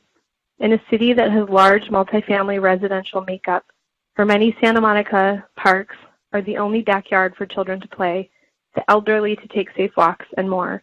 Without park stewardship, this vital community resource will suffer. We are going to need to think creatively on how parks can support our communities over the next few years, and this requires appropriate staffing. I urge you to maintain park planning staff. I also want to highlight the importance of the Playground Partnership Program. In the many densely populated parts of our city, walking on sidewalks is not a safe option for so many vulnerable communities. Keeping the playgrounds and fields open at the participating schools will allow for more space for elderly, for the disabled, and for families with children to safely social distance, as we all know this will be needed for the coming years. The Playground Partnership is a minimal program, minimal cost for the city, and I urge you to identify a strategy to maintain this program. We can't neglect the parks we have and use every day. Now more than ever, people are relying on parks as a safe space to get out of their homes. Thank you. Thank you. Mayor, before we continue, we've just received several messages that phone calls that people are being dropped from the queue, and due to some technical difficulties. We've closed the queue once the public input started. So the question is it okay if we go ahead and open it back up? Because it looks like there are quite a few people that have been thrown off the queue. And if so, how long? I mean, I can go through and see how many speakers we've had and how many we started with. Any thoughts? Well, I believe we started with 96, and we agreed to hear 96. There's no equitable way I can think of to make sure the people who got dropped are going to get back on. Can you think of one? It seems as though they're the people that have been on hold for at least 3 hours. I have tremendous sympathy. I'm just saying, is there a way to make sure they're the ones who get added back to the queue? Can we identify? No, there's no way. No. I mean, we have one person. We have a couple people that have texted in, and a couple council members have sent us emails, but no. Well, council members really shouldn't be reading emails. Council meeting. That's a Brown Act question. How many people have been dropped? Let me see how many we have left.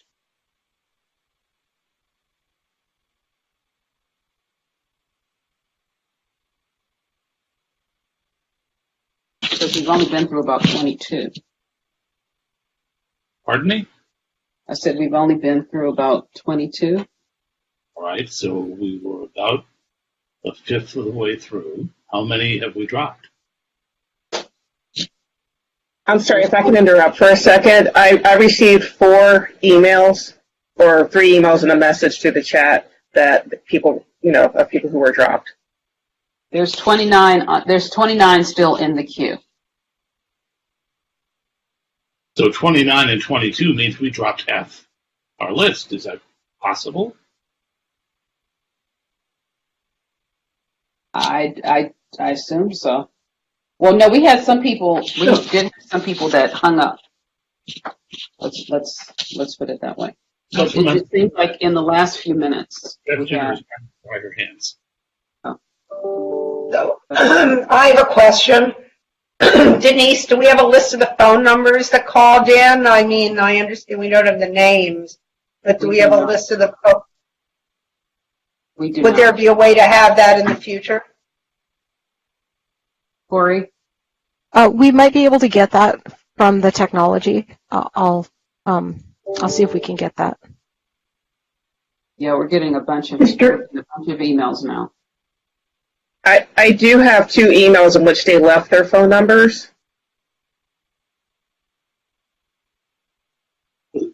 One of the members of the public mentioned the first time she'd ever called. This is the first time anybody has ever called into a council meeting, and we are working with new technology. So we really want to hear from everybody, but we also recognize that people who waited 3 hours should be heard over people who just now at 6:20 in the evening have begun to tune in and think it would be nice to be heard. So I'm trying to see, is there some way we can get back the people who were knocked off rather than just open the lines and pick up another 40 people who were not the ones who were waiting? Is there any way to do that? We don't know their... We have phone numbers in some of the emails. So yeah, we can reopen the queue if we want to. I'm also told that the people that are currently holding, the longest person has been holding for 3 hours and 17 minutes. So we're not clear if the people that were dropped were the oldest, the longest holding or not. I think they were hearing 4 seasons by Vivaldi on hold. About it, this time they'd heard about 183 seasons. So for them to get dropped, really feel awful about this. Let's go ahead with the speakers we still have on hold and have our tech staff contact who they can, and let's think about the most equitable way to do this, because I feel awful for people who waited that long and then got dropped, and not to let them be the ones who get back in wouldn't be fair either. Let's go ahead with some more public testimony while we think about it. Okay. Hi, welcome to the meeting. You have 2 minutes to speak.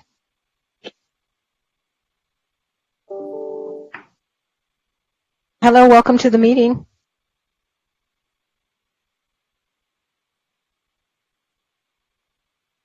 Hello, welcome to the meeting.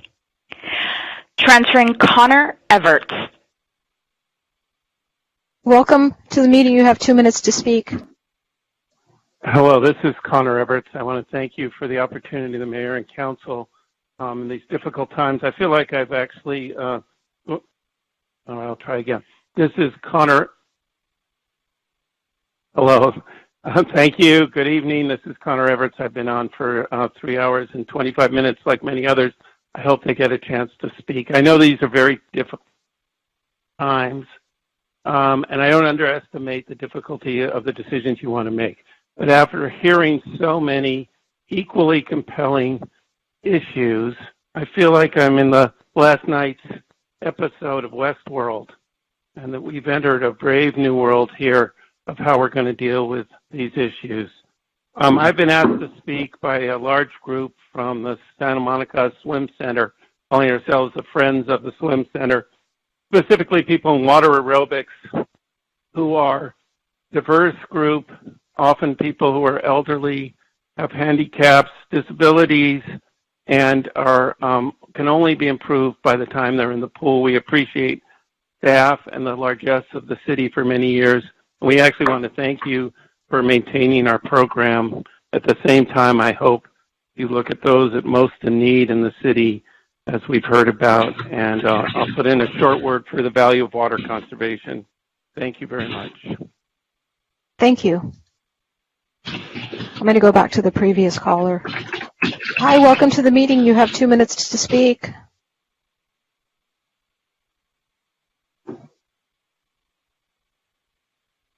Hi, welcome to the meeting.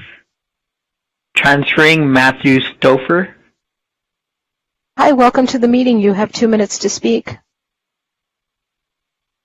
Great, thank you. Thank you, Mayor and council members, and thank you for working through the technical challenges. Matt Stauffer on behalf of the Chamber of Commerce.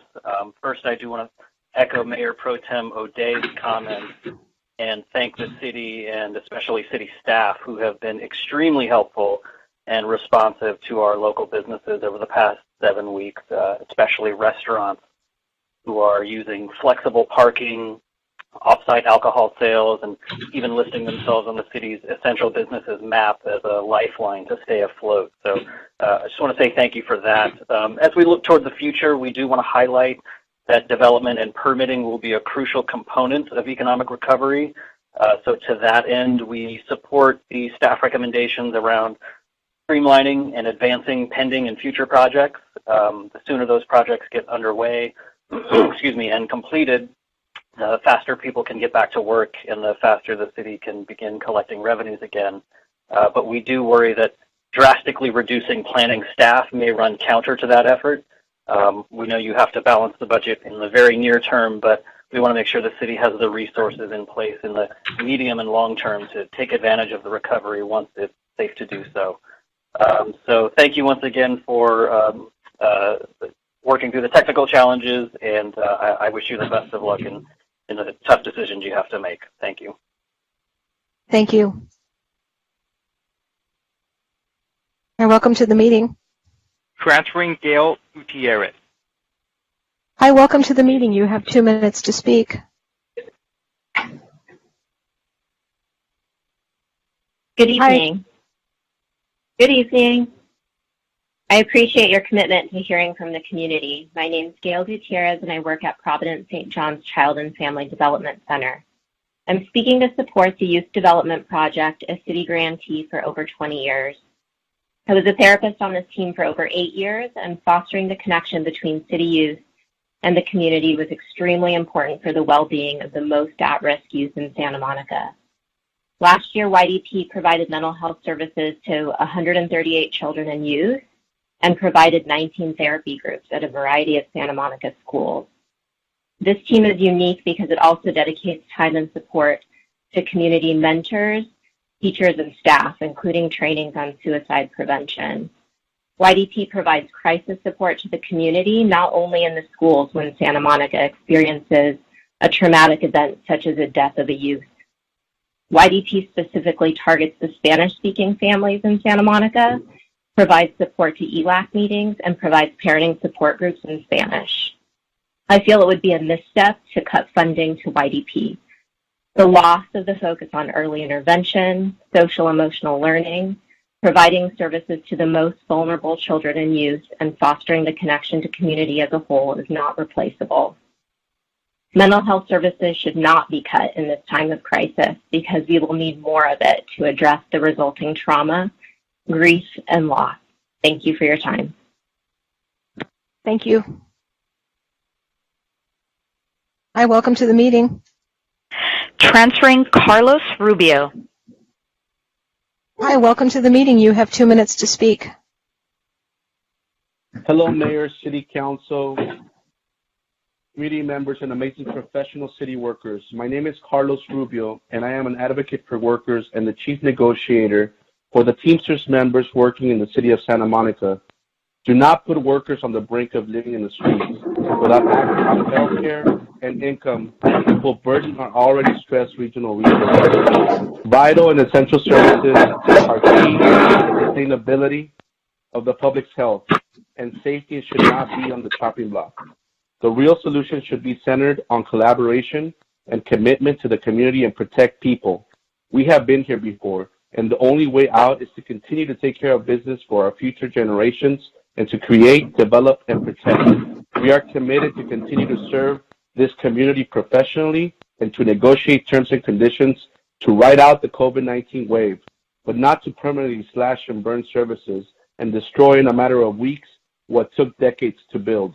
Do not make workers pay the ultimate price. I repeat, do not make workers pay the ultimate price. Do not forget that when you are sleeping, there is a Teamster member working along with other city workers who keep you safe and healthy, and that is invaluable. Everybody be safe, be well. I wish you luck. Respectfully, again, Carlos Rubio, Teamsters Union. Thank you. Thank you. Welcome to the meeting. Transferring Khalees Lindsley, President of PAL. Hi, welcome to the meeting. You have 2 minutes to speak. Good evening, Mayor, council members. My name is Khalees Lindsay. Can you hear me? I am the current Board of Directors President for the Santa Monica Police Activities League, PAL. I am also a retired Santa Monica Police Lieutenant. I understand you are faced with difficult times, but I want you to think about the youth in the community and what options they have after school, while many of their parents are still at work. PAL has been a long-time provider of free after-school programs for its youth. Unlike other programs in Santa Monica, we do not charge for anything like membership fees, classes, or excursions. Our volunteer, nonprofit board of directors are strictly a fundraising board, whose sole purpose is to raise money for these free programs that PAL offers its youth members. I have a unique perspective of the PAL program because I was a PAL officer, I am a PAL parent, and I am on the board of directors. With these unique perspectives, I know that the PAL program works. It works primarily because of our tenured staff that have worked there for an average of 12 years. The youth that we serve call PAL their second home. And this is because the PAL staff takes time to create relationships with those youth that come to our centers. These relationships have helped over 200 youth in college prep courses, given over 107 college scholarships, 500 kids that are safely served every Halloween, and 250 youth that have completed the Los Angeles Marathon in the last 23 years. and over 1,000 youth that have participated in our karate program. These are only a few free things that we do for the youth in Santa Monica. PAL has evolved into more than what it was originally created to be, a gang prevention program. It is a proven youth program that works. It works because of our tenured staff that are key in delivering results. Our staff builds relationships and trust with the kids, and I want to thank you guys for listening. Thank you. Welcome to the meeting.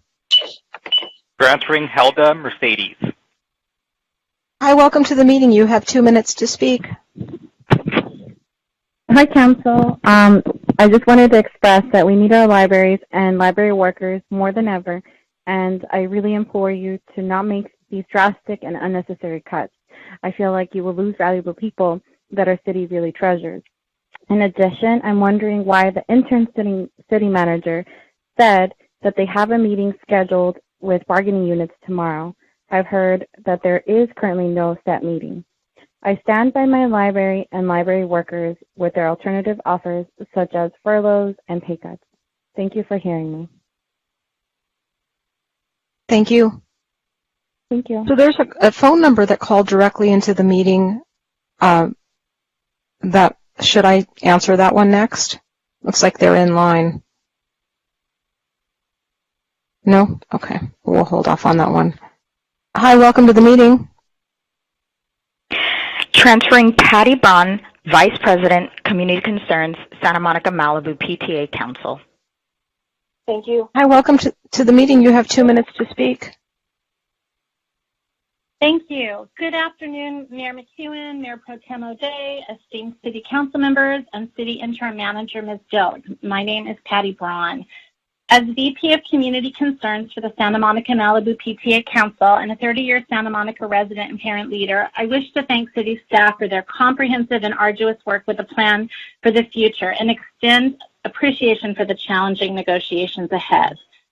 I'm calling to say that PTA considers programming and services for children and youth to be essential services, and as you consider allocating those flexibility funds, our council asks that you continue funding these programs that keep children safe. First, Crossing Guards, a program which cities all over the country fund. Their work cannot be taken over by volunteers because of liability issues. Our children are seriously in danger of getting hit crossing our congested streets as they go to and from school. Please continue to fund Crossing Guards. Next, Playground Access. A CREST program which is offered for kids grades 1 through 5 should not be eliminated.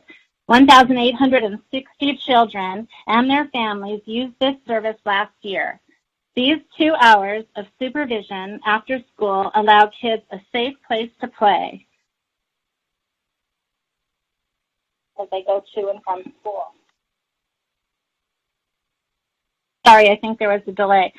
And it offers our kids a safe place to stay, play, and study, supervised by a caring adult. And this serves a needed child care function for working families. This is an equity issue. Then, as previously mentioned, we hope you'll continue to fund playground partnerships, which open our schools, fields, and playgrounds to residents, creating health and fitness opportunities for kids and their families. Playground Access, playground partnerships, and the Crossing Guards for a relatively low cost provide tremendous benefit and prioritize the safety and well-being of the children of Santa Monica. PTA Council thanks staff again for their hard work. It's heartbreaking, we know, and we offer our support. Thank you. Your time is up. And we urge the city to invite SMMUSD and education specialists back to the table to work collaboratively. Thank you. Hi, welcome to the meeting. Transferring Michael Hanush. Hi, welcome to the meeting. You have 2 minutes to speak.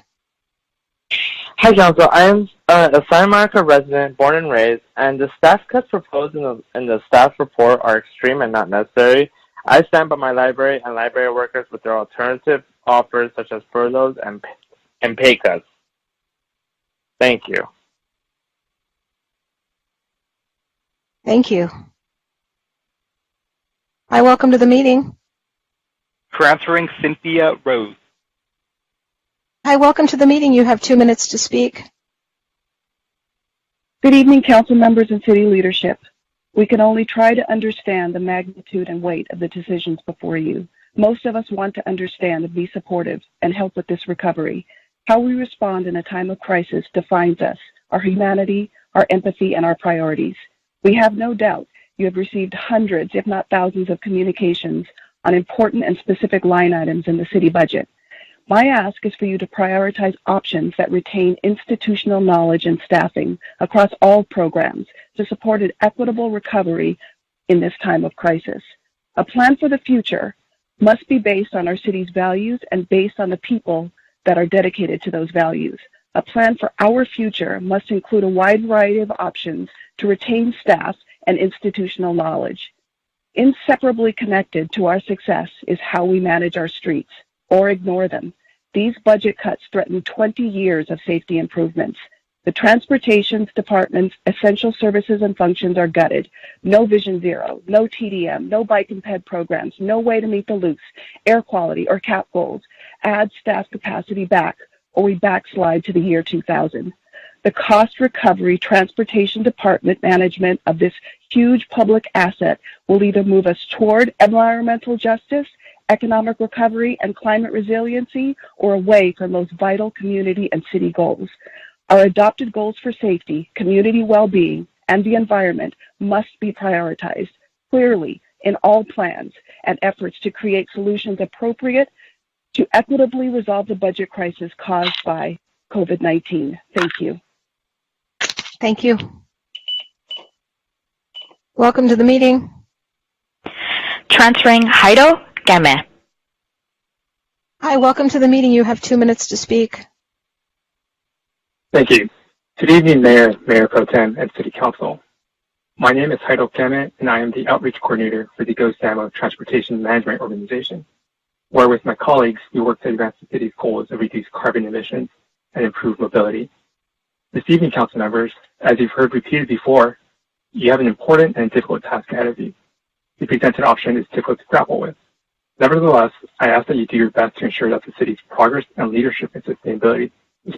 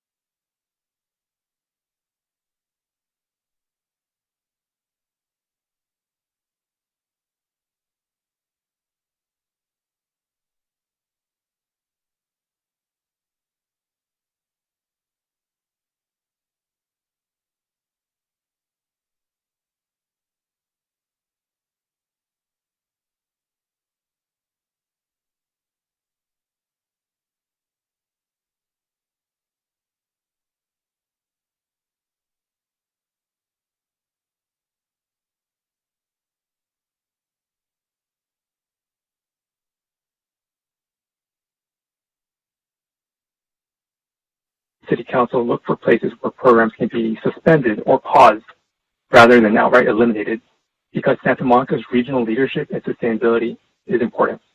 Thank you for your time. Thank you. Welcome to the meeting. Transferring Dr. Ashley Silvera. Hi, welcome to the meeting. You have 2 minutes to speak.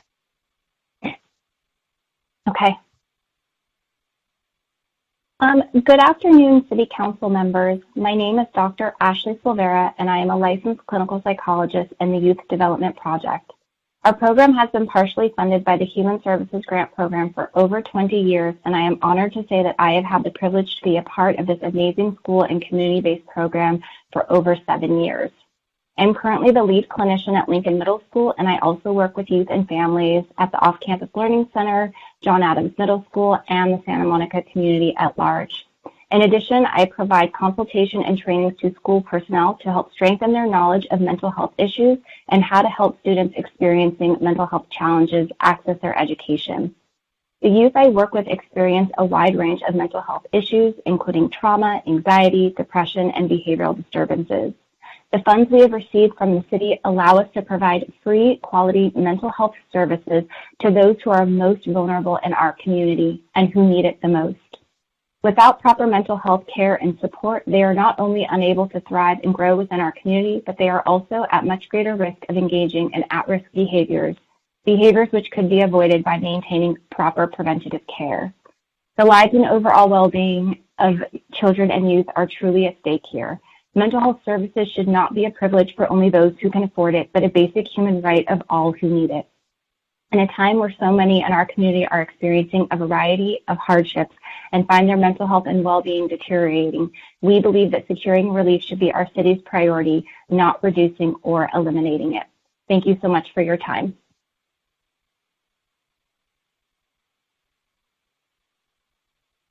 Hi, welcome to the meeting. You have 2 minutes to speak. This is Jennifer. Are you speaking to me? Yes, you have 2 minutes to speak. Okay, thank you. Good evening, Mayor and Councilmen, all participants. Jennifer Wolf. I've been a Santa Monica resident since 2011. I have 3 children attending the Santa Monica Public Schools. I want to say that I second Dr. Drotti and Jennifer Cohen and John Keene and Patty Braun's salvage playground access and the CREST programming, essential and valuable tools to our Santa Monica Public Schools. I implore you not to eliminate CREST programming.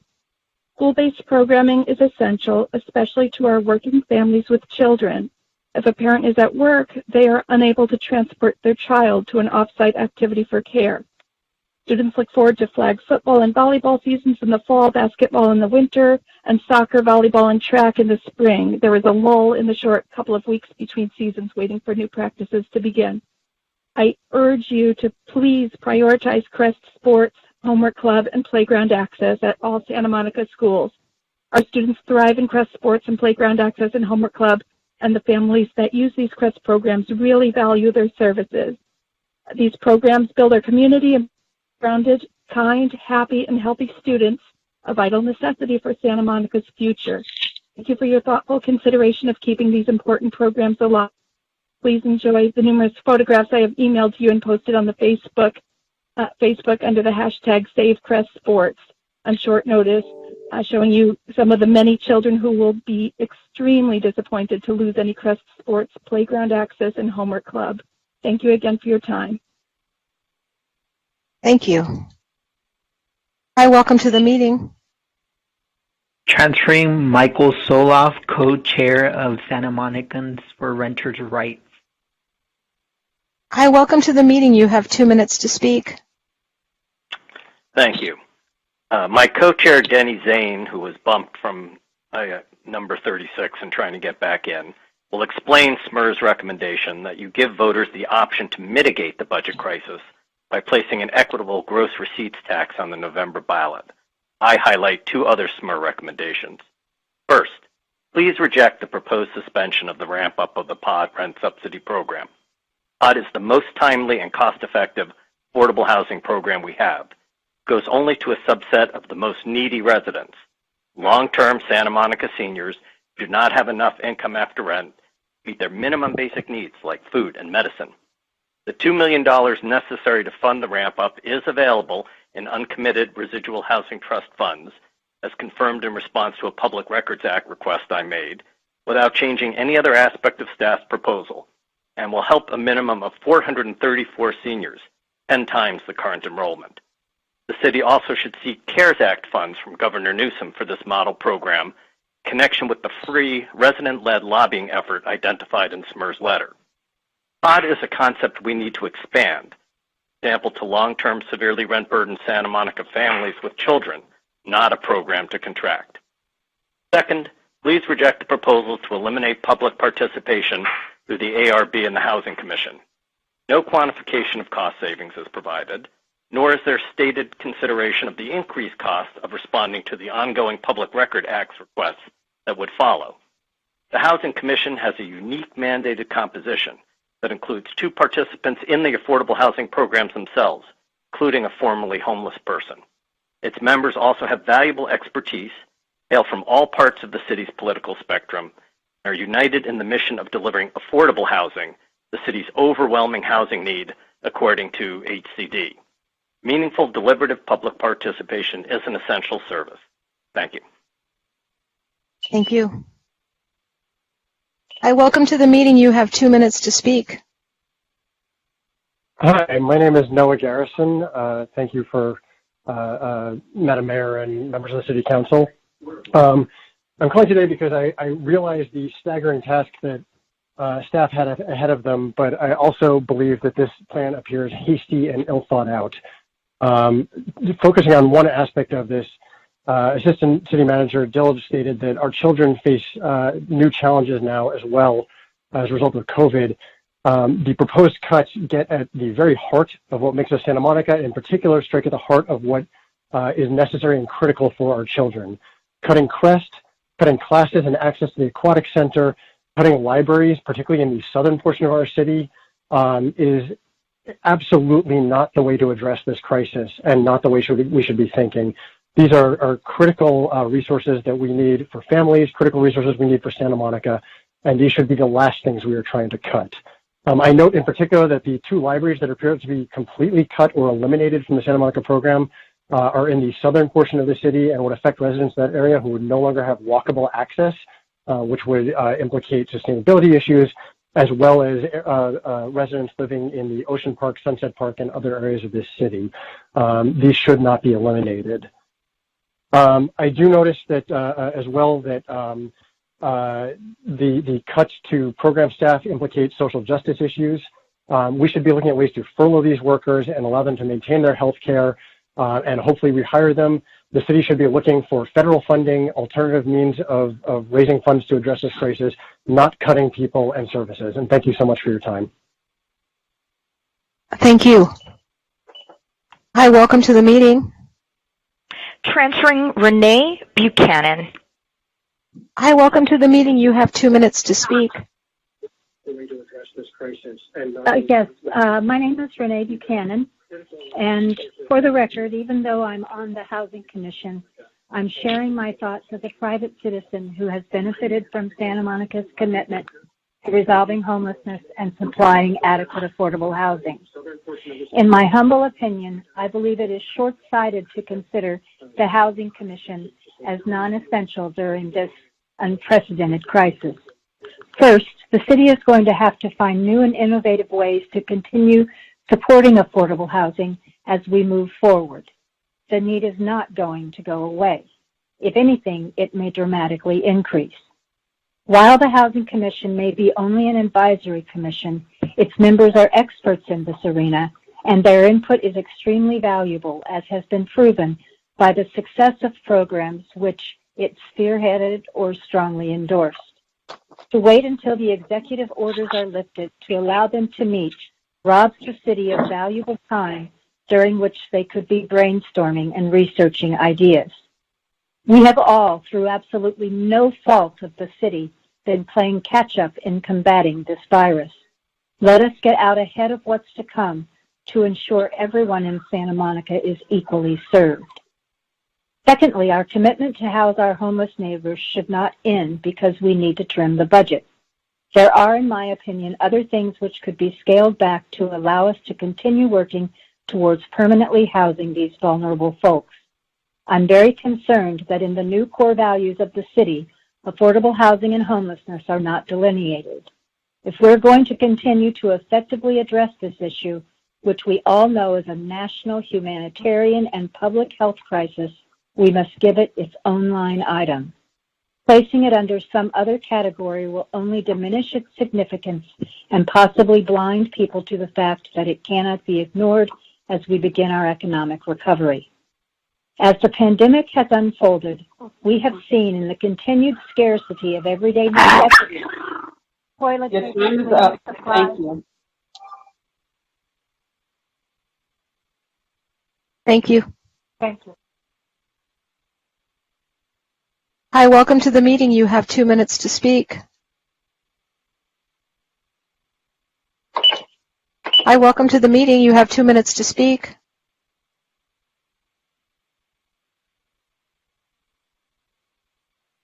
Hello?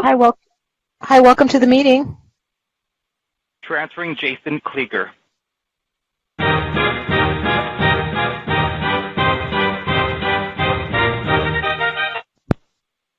Hi, welcome to the meeting. You have 2 minutes to speak. Transferring Jason Klieger. Hi, welcome to the meeting. You have 2 minutes to speak.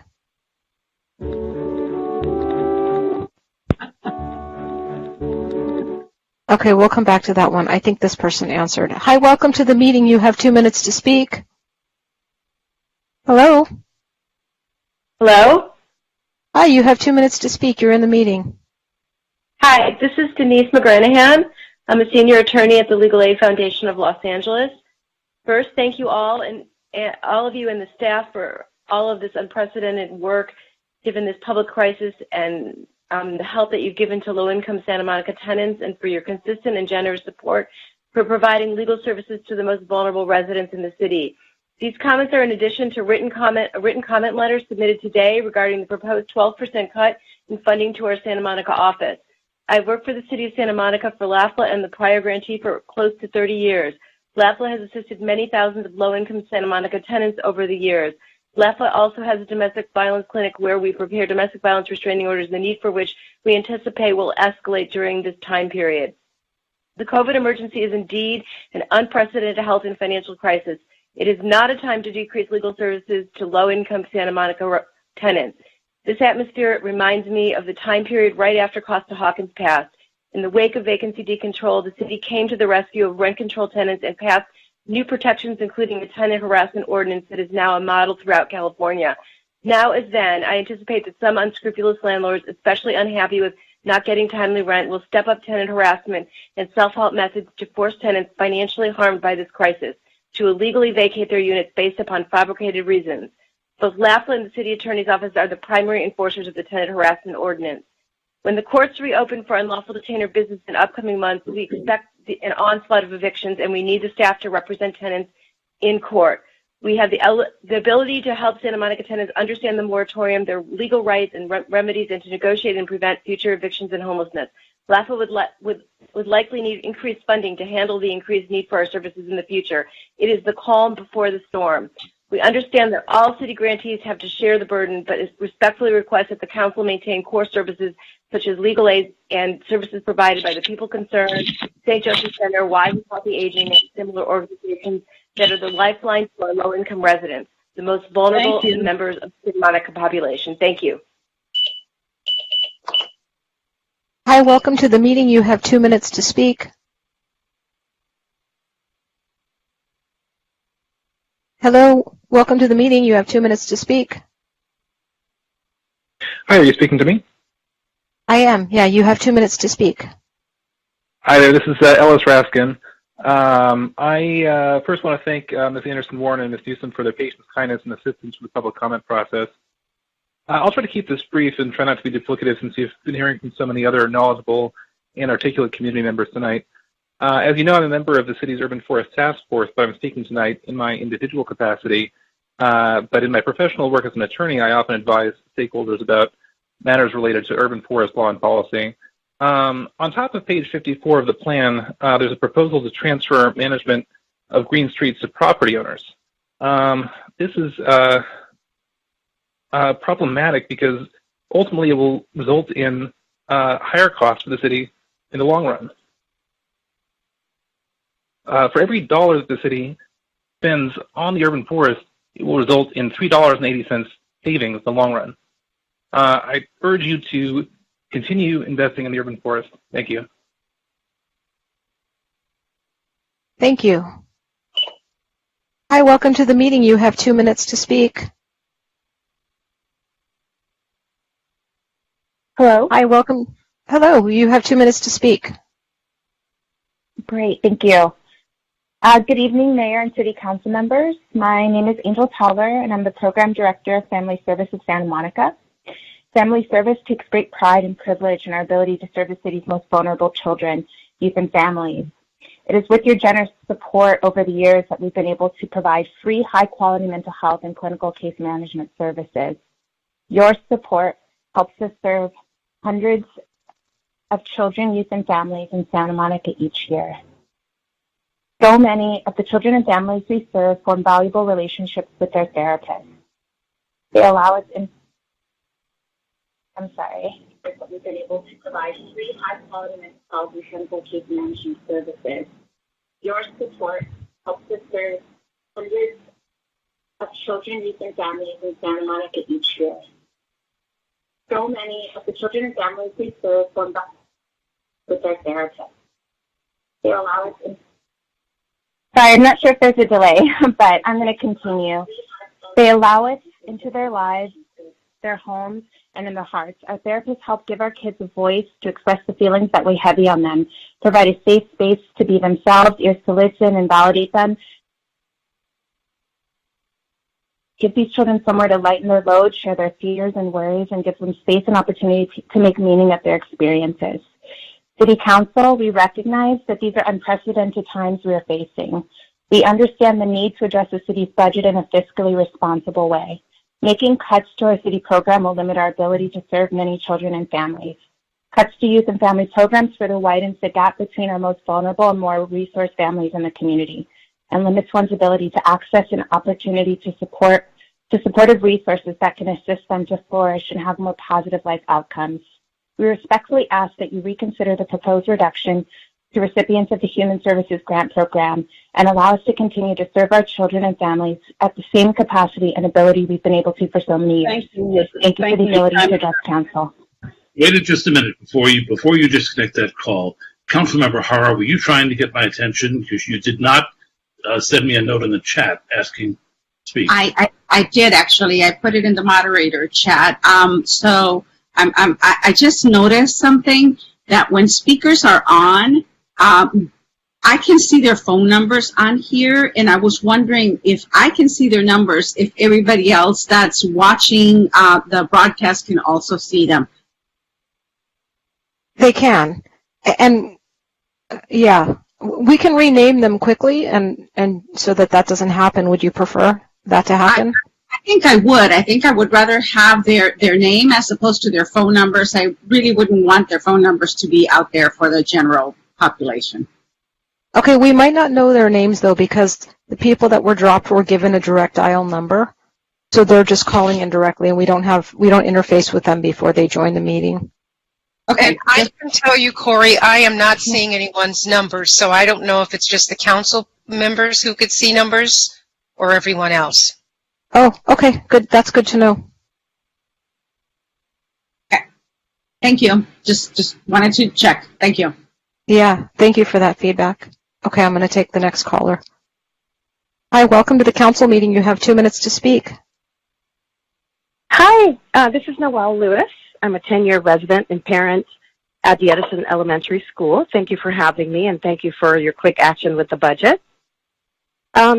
Speaking of numbers, I wanted you, from a parental view, to understand that eliminating CREST programs will leave the only on-site childcare at Edison, for instance, for parents who can afford $500 monthly, and they have a limited enrollment, probably even more so now with the COVID precautions.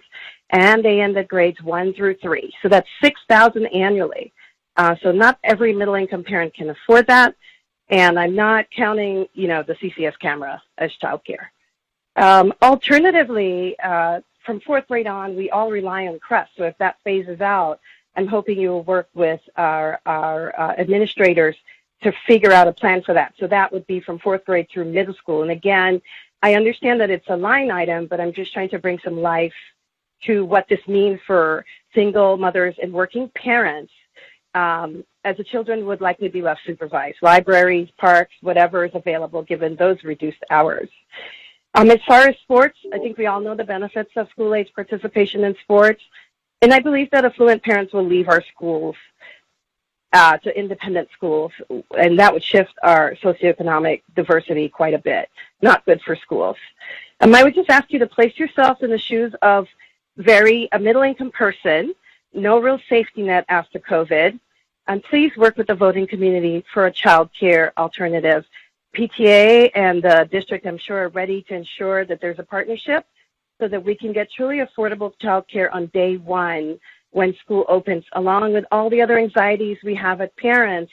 This has now surfaced as something else for low to middle income parents to think about as we return to work, along with all of our homeschooling responsibilities. So I'm appealing to you directly. I've certainly spoken today. I had a call with about 38 other moms, and there's several parents that have sent you letters. And so please, other than the line item, please review this carefully to see what the impact is to the numbers of children. Our middle class is a shrinking group in Santa Monica, frankly, facing extinction. So this would just be another nail in the coffin. Sorry, your time is up. Thank you. Hi, welcome to the meeting. You have 2 minutes to speak.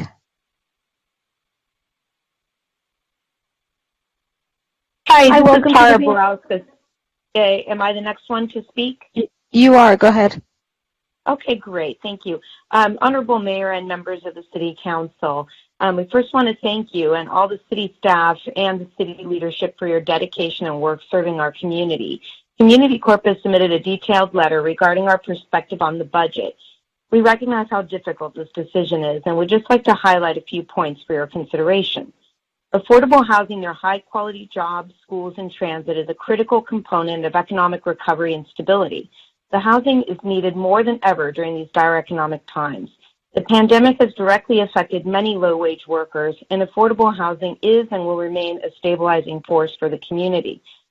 Please reconsider repurposing the GS and GSH funds that were voter-approved for schools and affordable housing. Repurposing these funds would damage the integrity of the measure and reduce likelihood that voters would approve future taxes to support schools and housing. Please think about the longer-term ramifications of reducing the Housing Trust Fund in terms of RHNA.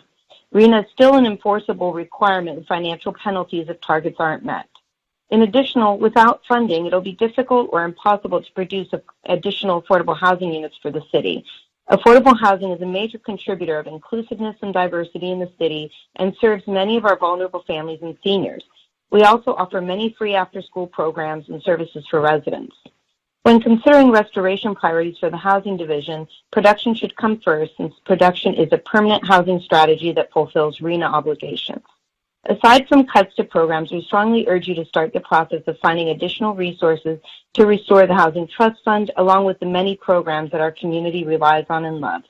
We, along with the nonprofit community, are ready to support you in this effort. Thank you very much. Thank you. Hi, welcome to the meeting. You have 2 minutes to speak.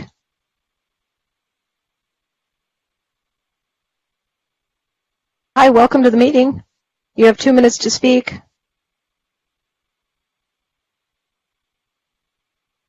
Hi, welcome to the meeting. Transferring Nico Bardicki. Hi, welcome to the meeting. You have 2 minutes to speak. Hello, welcome to the meeting. Hi. Hi, Good you have 2 evening, minutes Mayor. to speak. Good evening, Mayor, City Council members, and Interim City Manager.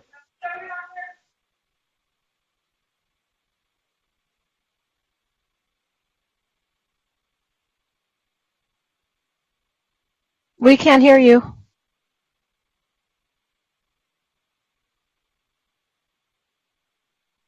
Hello?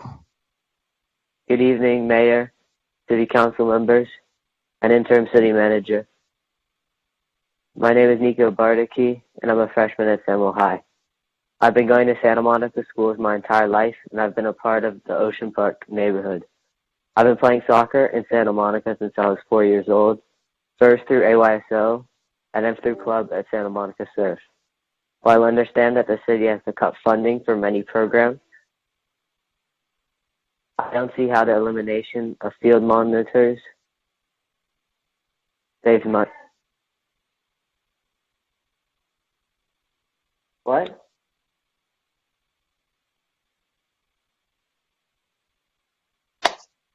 Okay, I'm going to take the next caller. Hi, welcome to the council meeting. You have 2 minutes to speak. Jerry Batala. Go ahead, Sherry. Hi. First of all, I want to thank you for letting me call back in after waiting 3 hours and my call was dropped. Honorable Mayor McEwen and members of the City Council, the Board of the Municipal Employee Association, MEA, recognize the fact that these are historically unprecedented times for all of us. The decisions in front of you will impact our resident and business stakeholders as well as the city employees who have been the providers of those services and special events that our community enjoys. MEA welcomes the opportunity for the meet and confer process that will allow us to share alternatives and recommendations to mitigate the suggested layoff process ahead. It is our plan to provide a means to reduce the number of layoffs to uphold the principles and excellent service our team members provide to the city. We are aware of the constricted timelines that are necessary for these negotiations and will make ourselves available to meeting with you to discuss this at your first opportunity. We wish to work with you in an open and a collaborative process, recognizing that all of these changes have the potential to have dramatic impacts on the lives and careers of many of our members and partners. This is a time for trust and transparency as we find equitable solutions to the proposals being presented to you. Our goal remains simple: protect MEA employees and continue to proudly provide the city of Santa Monica with the level of service residents and stakeholders expect. I submit this letter to you on behalf of the MEA board and all of our represented members. Respectfully, Sherry Batala, President, MEA. Thank you. Thank you. Hi, welcome to the meeting. Transferring Bill Brock. Hi, welcome to the meeting. You have 2 minutes to speak. Hi, I'm Phil Brock. I'm a former chair of the Recreation and Parks Commission and an Arts Commissioner. I understand that you have a very difficult task today, and it's running into a very long meeting tonight. I'm reminded of the Hippocratic Oath today, and riffing on it, City Council members should always be tasked with doing no harm to the segments of residents who typically need the most assistance from municipal government: children, teens, and seniors. To this end, I ask that you collectively take action to revise the proposed budget cuts so that children, teens, and senior residents of Santa Monica are protected during this budgetary crisis. So many of the proposed cuts unfairly affect our community recreation and parks programs, WISE, and the POD program. City administration has talked a lot about community wellness over the past 5 years. That effort began with our youth and teens. Keeping our community sports fields, pools, and courts open and available for drop-in organized play leads to reduced health expenses as our younger residents age. In addition, giving the youngest among us an outlet for the energy they possess is vital for their development. This effort includes the playground partnership, field permits, the repair of Airport Park Field, and the utmost effort to continue to provide community recreation programs. In line with that, Miles Playhouse, historic Miles Playhouse, provides an important indoor-outdoor theater venue for our community. It is one community cultural use that benefits our youth, adults, and seniors at a low budgetary cost. It's also integral to helping to revitalize Reed Park for use by our residents. It deserves to stay open. Finally, I fully support the content of the letters you received from a coalition of 6 neighborhood councils, the Santa Monica Coalition for a Livable City and Santa Monica for Renters' Rights. And further, I support our lower-level staff members, the boots-on-the-ground staff members who are trying to continue to help our residents and support your efforts. Thank you so much. Thank you. Before we go to the next caller, I need to have a technical question answered, please. Sure. Okay. So, number one, I have been sending messages to the mayor in the chat queue, and he hasn't seen them, I'm pretty sure. Number two, as you are changing... Yeah, exactly. So that's why I figured I'd better let everybody know that I have been trying to communicate with you, and you haven't seen them because you haven't responded. So another thing is when you are changing, before you transfer the call to the queue to actually speak, I'm seeing a lot of numbers drop. So what I'm doing is I'm changing the phone numbers to just say caller since I don't know who they are.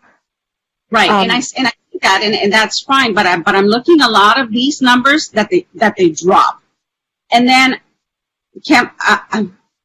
Mayor, I am not trying to violate the Brown Act, but I do have my computer from the city, and my emails are coming up here, and I can see them, and I see that some of the people are saying that their phone numbers are actually live.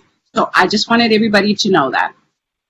And I've looked to see what the question is, and the reason why I did not see you sending me something is for some reason everybody's message is showing up in the moderator chat now, which means that I'm getting messages from people who've been disconnected, not just from council members. So if I get enough people from people who've been disconnected, the council member scrolls right off the screen and I never see it. Is there a way to keep people who are participants but not presenters from being able to post to the moderator chat? Unfortunately, everyone in the meeting can send a moderator chat, whether they're an attendee or a presenter or a moderator themselves. Oh, Yeah, I'm sorry. That's why I didn't see you, because I was being inundated with emails, or rather with chat messages from people who claim they were dropped. Okay, I'm sorry. I just wanted to, and I'm sorry for interrupting. I just wanted to bring it up to everybody's attention. Thank you. As long as I'm glad that you did. How many people have we heard from so far, and how many are left in the queue now?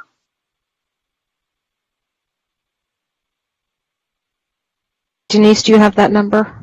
I'm doing it now. Okay. I've been keeping count. I have 50. And I take it what you've been doing is you opened up another phone number for people to call back. So have we exhausted the people in the original queue? We haven't yet. All the ones that say City of Santa Monica or City of Santa Mo are the ones that were in the original queue. And the people that were dropped were calling the clerk's office, and so they were given a direct number to call into the meeting. So those are the ones that are coming in either with names or with that I've changed to caller. So are we currently pulling from the queue or from the callbacks? Both. I think both.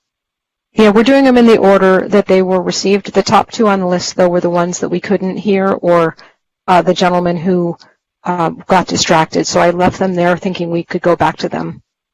My concern is if we know that there's a problem with the queue dropping callers, I don't want more of them to get dropped. And just so the public knows, we're trying to marry a number of different technologies. The phone queue is from a different outside company. We don't have direct control over that, and I'm disappointed to hear that it is dropping people, because we tested it pretty extensively before we tried it on a live meeting, and it seemed to be working perfectly. So I really apologize to the people who listened to music on hold for 3 hours and got dropped. I mean, that is something for which I apologize. So, Mayor, it says that there's 7 in the queue, and then we have people that are the ones that say SALT, that you see that says caller. Those are people that have sent us emails, and my office reached out to them and sent them a different number to call in. And how many of those are there? There's over 20 people. Maybe we should exhaust the queue so those people don't get dropped. I have more confidence the direct callers won't get dropped from your phone line than I do from the outside vendor.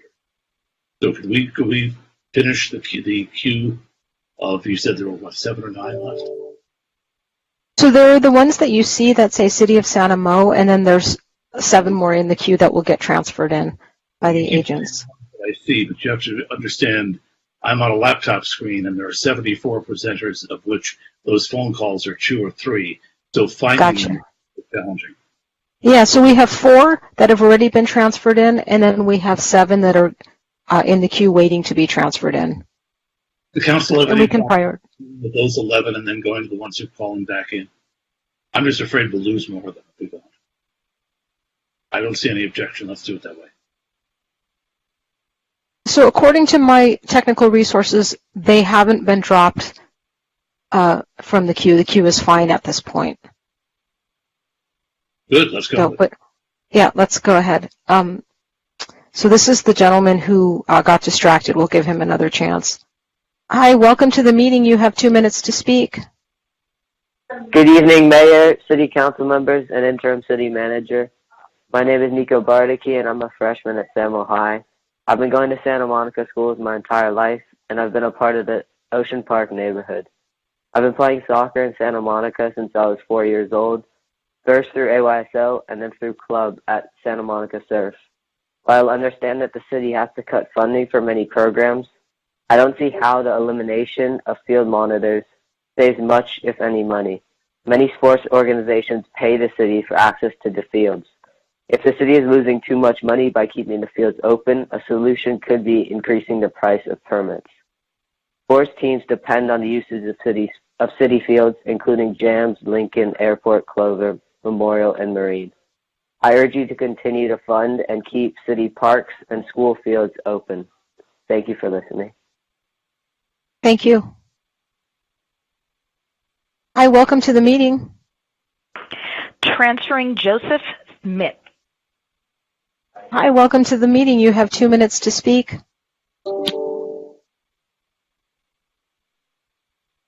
Hi, welcome to the meeting.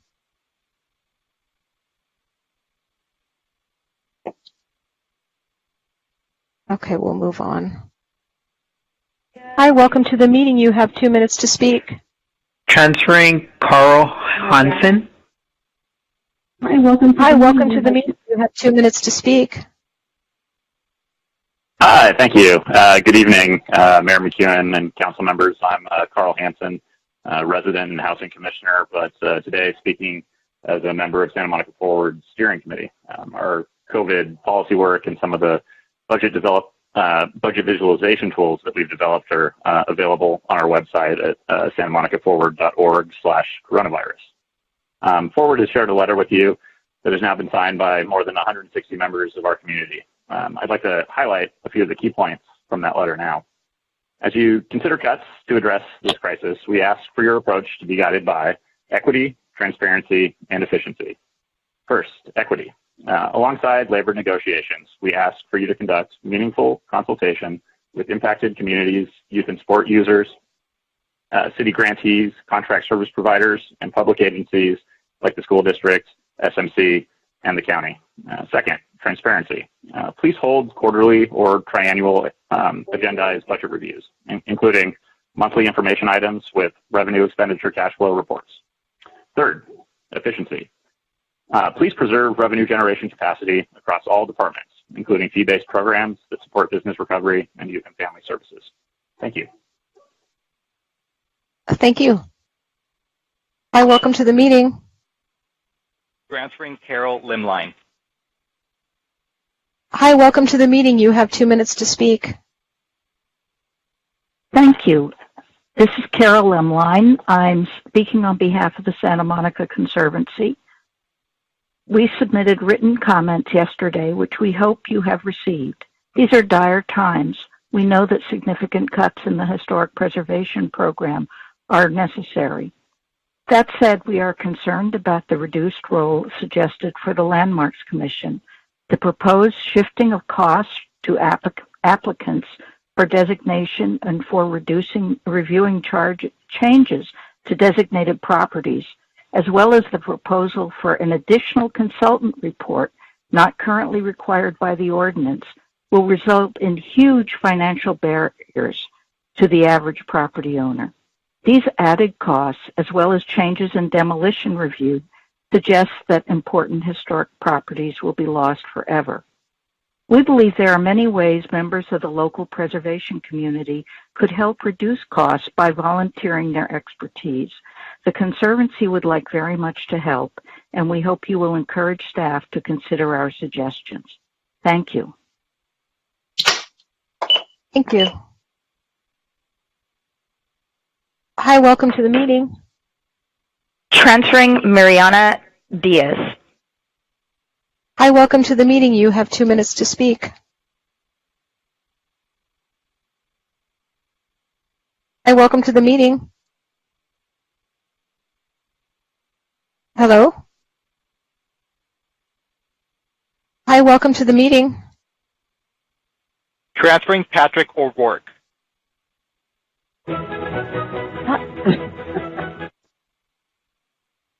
Hi, welcome to the meeting. Let's see. Hello, So welcome to the meeting. we've heard the 1812 overture, and now the television. Hi, you're in the meeting. You have 2 minutes to speak. Hello? Okay, I'm going to go back to the regular callers, and we'll come back to that person. Hi, welcome to the meeting. You have 2 minutes to speak.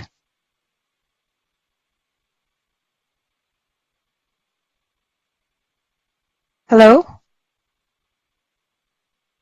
Hello? Hi, welcome to the meeting. You have 2 minutes to speak. Hi, can you hear me? We can hear you. You have 2 minutes. Good evening, Mayor and Council. My name is Jason Klieger.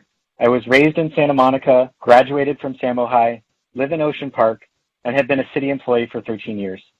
Today, I address you as a resident and a voter to implore you to reject this plan and advocate for an alternative proposal which bridges the gap through a combination of temporary pay cuts and furloughs. First, I want to acknowledge how difficult this moment is for all of us, and you in particular. These are challenging times, and I respect the gravity of the situation before you. However, I must ask why there is no evaluation of alternative proposals included in the staff report, which is standard protocol. There is a counter-proposal circulating which has been mentioned tonight, which saves staff and programs through temporary pay cuts and furloughs. Staff is ready to work with you because we care deeply about serving this community.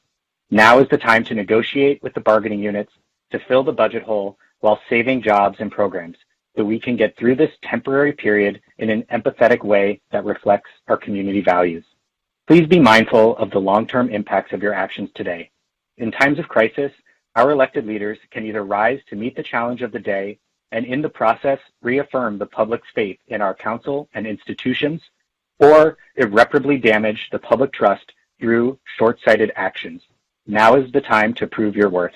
Our best days are yet to come. Thank you. Thank you. Hi, welcome to the meeting. Transferring Barbie Applequist. Hi, welcome to the meeting. You have 2 minutes to speak. Thank you. Good evening, Mayor Pro Tem, and City Council members. Thank you for hearing my public comment tonight. I appreciate it. I was on hold at the beginning, and now we're here. So, I am Barbie Applequist. I'm a Santa Monica resident in Ocean Park, a board member of the Santa Monica Democratic Club, and current Virginia Avenue Park Advisory Board Vice Chair. Budgets are statements of values. I am a proud Santa Monica resident because of our city's demonstrated commitment to social justice, equity, innovation, and sustainability. Tonight's staff report reflects difficult cuts proposed by city's department staff. The report outlines hundreds of millions of dollars of cuts and reflects the loss of jobs for hundreds of people. I hope that City Council will take a pause to consider the cuts to and elimination of programs and departments that, one, concern the health and wellness of our city's residents, and two, disproportionately impact our most vulnerable communities. In my written comment, I identified 3 requests. 1, an impact analysis of these cuts on our vulnerable communities, across-the-board cuts and elimination of programs, including the effective elimination of crossing guards and putting the boards and commissions on hiatus. 2, an analysis of state and federal relief. Although there is little known about what our city might be able to receive that is specific for COVID relief, our elected officials are working very hard to bring relief to our city. 3, a COVID test plan for our residents. Ideally, the city can provide free testing to our most financially vulnerable residents and locate a testing site in Santa Monica easily accessible to those who rely on mass transit. I encourage City Council to provide as much transparency and accountability as possible with respect to the impact of these proposed cuts to the health and wellness of our residents. Thank you so much. Thank you. Hi, welcome to the meeting. Transferring Ann Dudick. Hi, welcome to the meeting. You have 2 minutes to speak.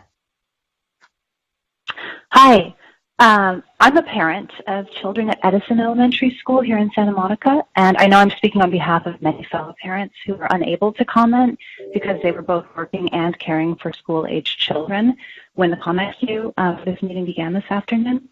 So I wanted to speak about the importance of preserving CREST, and specifically the CREST sports program. I noticed some CREST programs were being continued potentially with increased fees, and I wanted the City Council to reconsider totally cutting the sports, and if it could continue with an increase in fees. It's precisely this type of program that creates connection and community for students, which I believe contributes to greater investment in academic achievement. These are the things about Santa Monica schools that convince young families to move here. I noticed property taxes are one of the revenue streams anticipated not to have a huge deficit in the impact report, but please don't underestimate the impact of our school system on property values. Most importantly, CREST and the sports program also provide valuable childcare for working families like me and allows many residents to continue employment. So please allow time to consider the plans involving furloughing city employees and deeper upper-level pay cuts to preserve these services and jobs. I know this is an unthinkably difficult task for our city, and I want to thank you all so much. Thank you. Hi, welcome to the meeting. Transferring Angela Scott. Hi, welcome to the meeting. You have 2 minutes to speak. Thank you. They recognize me? Hello? Hi. Can you hear me? If you could turn off your computer. There's a delay. Go ahead and speak. You have 2 minutes. Okay, thank you. Hi, my name is Angela Scott, and I'd like to thank all of you, Mayor, Mayor Pro Tem, and council members for allowing me the opportunity to speak. I'm a proud Pico neighborhood resident, parent, and volunteer. I would like to express my thoughts and concerns on the recommended staffing and budget cuts that would deeply affect Crest, PAL, and Virginia Avenue Park. As a single parent, I often work overtime, knowing that my daughter is at PAL under direct supervision, receives academic support, mentoring, and other cultural enrichment programming, as well as nutritious meals, lifts an unimaginable weight off my shoulders. Virginia Avenue Park and PAL provide a safe haven and help prevent my daughter from becoming a latchkey kid. While being a latchkey kid was once looked upon as a norm for working families, even myself, the situation brings greater risk today due to the societal ills. Beloved sports, arts, and music programs offered through Crest, Virginia Avenue Park, and PAL are a godsend.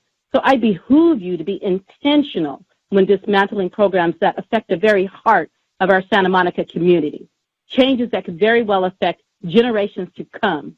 With these cuts implemented, we're looking at families already facing financial struggles and now having to deal with challenges of finding affordable after-school services in this financial storm that we're experiencing.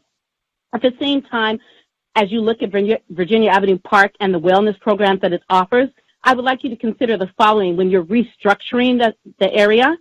Are there contingency plans to provide children, teens, and adults experiencing post-traumatic stress disorder with some form of trauma-informed care to address anxiety, mental illness, abuse, and possibly homelessness as a result of this post-COVID-19 uncertain times? At the same time, how will the City of Santa Monica ensure equity and access to necessary programs of the most vulnerable and marginalized and close that earning gap? Are we still going to be offering grant writing classes and workshops? Or even... Thank you. Your time is up. Okay, thank you so much for listening. Thank you. Hi, welcome to the meeting. Transferring Sean Landries, representing the Lanning Commission. Hi, welcome to the meeting. You have 2 minutes to speak.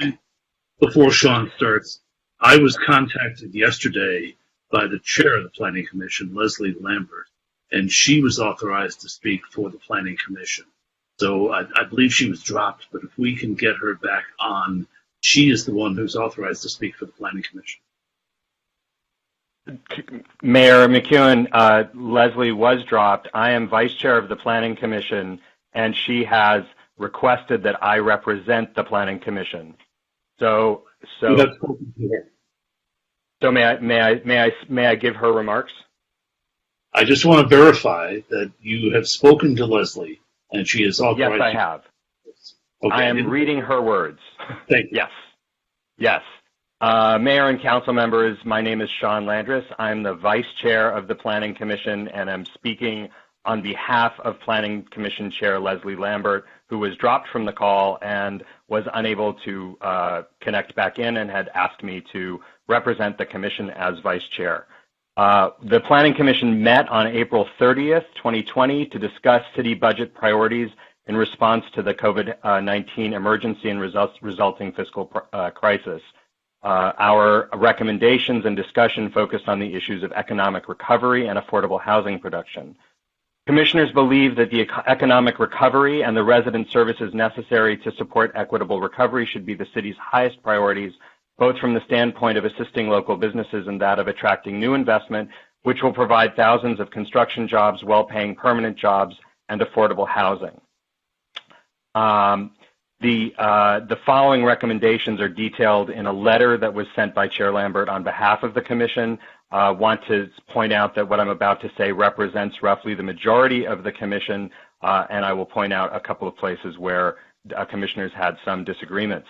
Economic recovery, the majority of commissioners felt strongly about streamlining entitlement and permitting processes. Retaining PCD staff were essential to the processing of new projects supporting the economic recovery.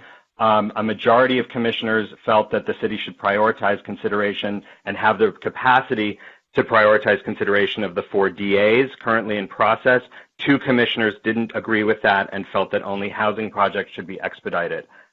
Business and retention and attraction were important to all commissioners. Financial and technical support to local businesses that have suffered as a result of the health emergency. We are aware that an interim zoning ordinance or a couple of them may be coming to council as soon as next week, and we're supportive of that. Commissioners wanted to focus on Santa Monica as a business-friendly city, open for business, welcoming new investment, but that the city should make its processes transparent, predictable, and business-friendly. Whatever the rules are, the processes should be streamlined and clear. Continuing to provide services for residents and employees that are essential for economic stability is vital to the Commission. Mobility, the staff of the Mobility Commission should not be reduced to a level which makes attaining safe streets, reducing our dependence on automobiles, and ensuring pedestrian and bike and other residential safety and commuter safety is important to the Commission. Similarly, the city commissioners felt that the city must retain its commitment to sustainable development and environmentally responsible practices so that any resulting growth is good for the planet. Briefly on affordable housing, the Commission feels strongly that there needs to be sufficient staffing capacity to pursue our responsibilities relative to the housing element, relative to our affordable housing commitments. There was some discussion of evaluating underutilized properties as potential sources of contribution to affordable housing. Consistency with state law was very important, and continuing to update the zoning ordinance to align. Lastly, we want to stress we believe that the local coastal program should be seen through to adoption by the Commission, the City, and the Coastal Commission. We're almost there, and it will help streamline the existing entitlement process. We were all concerned to see that that was under consideration for reduction. So again, the commissioners did want to express their support in a variety of ways for this process. We stand ready to do the work that needs to be done. We offered to meet even weekly if you need us to. We want to support the council. We want to support the staff during these very difficult times. And we're confident that your leadership will result in Santa Monica's coming out of the crisis a stronger and more resilient community. And if I may just give a shout out to the city clerk staff that are working very hard to keep us connected and keep the comments coming. We really thank you for doing everything that you're doing to get this public input through to the council. Thank you, and thanks to the entire council for their work.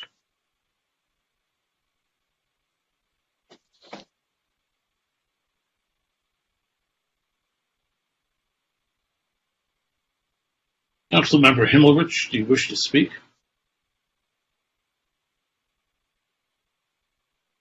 Question, We cannot hear you. Mr. Landers. Is he gone now? Is Mr. Landers gone? Can you hear me? Great, you can't hear me? The question. Oh, you can hear me. Can you hear me? Okay, good. My question is, what is an underutilized property? course, he's gone, so what good does it do? Okay, I'll ask him another. Under the Surplus Lands Act, the city obviously has to dedicate those properties. Any property that would be put up for sale would have to be made available first for affordable housing. It would be premature to get into what properties exist, but it would be appropriate to look at the asset list on the city's property list and determine, given the highest and best use for those properties, there may be some properties we think that could be roughly equivalent in value to what a GSH contribution could be. So, would the city go through the process, again, very carefully, of evaluating potentially the donation of property for affordable housing in lieu of the donation of desperately needed cash for affordable housing? Are you talking about selling properties that you view as underutilized? Sure. Well, for example, there are a number of parking lots that may or may not be doing their highest and best work right now. Could those be converted to affordable housing in some way? But that would be a conversation for the city to have, and under real estate, real estate conditions are changing daily, just like all the other conditions. Just to be clear, Sean, you didn't say properties owned by the city that were underutilized. You were just talking about underutilized properties. Yeah, no, we're talking about city-owned properties. Thank you very much. Okay, yeah. I hear you. Yeah. Thank you. That makes sense. Yeah. So am I back? I think I lost my audio. Can you all hear me now? Who is that? You can. Oh, this is Corey. Okay. So I'm going to go back to the top of the list now. Let's see. Welcome to the meeting. You have 2 minutes to speak.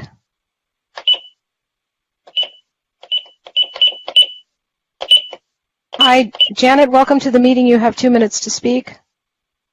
Hi. I'm the minister at the church in Ocean Park. How are you guys doing? At hour number 5. I'm the president also of the Santa Monica Area Interfaith Council. I want to address the fact that all budgets are moral documents. They demonstrate what our values are.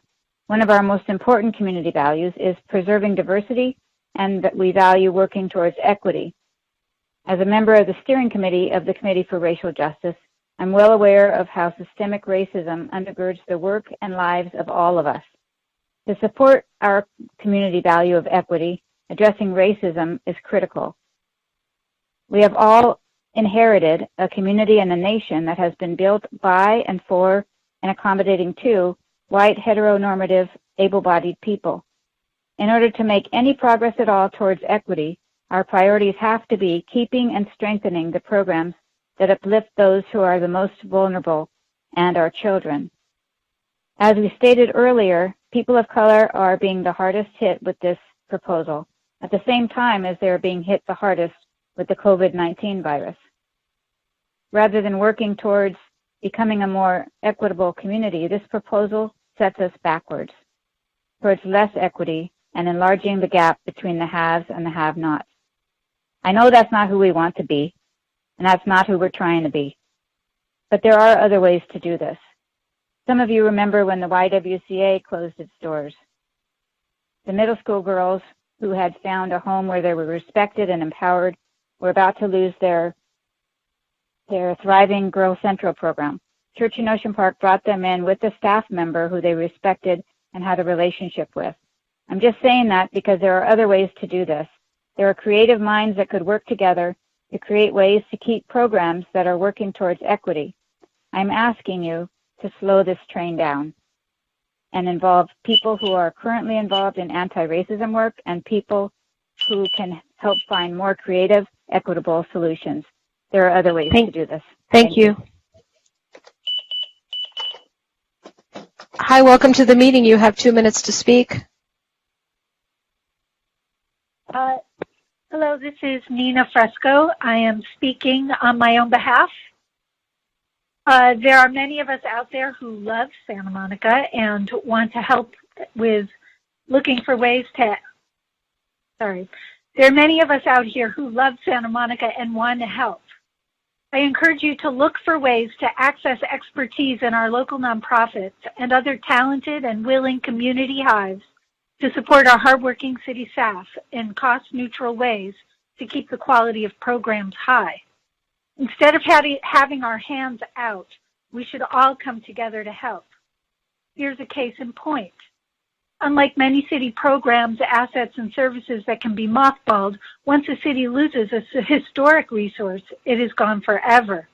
The Santa Monica Conservancy has reached out to you to be tapped to support the city's preservation program with things like volunteer consultants who could offer research and project analysis services on a pro bono basis, or pre-review of applications in community meetings, and that could vet application data and provide community feedback. I hope the Conservancy will let the city will leverage the assets of the Conservancy, and that other willing nonprofits and skilled individuals will step up so together we can help staff keep important programs alive in these difficult times. Thank you. Thank you. Hi, welcome to the meeting. You have 2 minutes to speak. Hello. Hello, you have 2 minutes to speak. You're in the meeting. Hi. Can you hear me? We can hear you, yeah. Okay, great. I wasn't sure if you were speaking to me. I'm trying to make a comment to the council. Am I ready to go? You are. Go ahead. Go ahead. Great. I'm a resident of the Sunset Park neighborhood.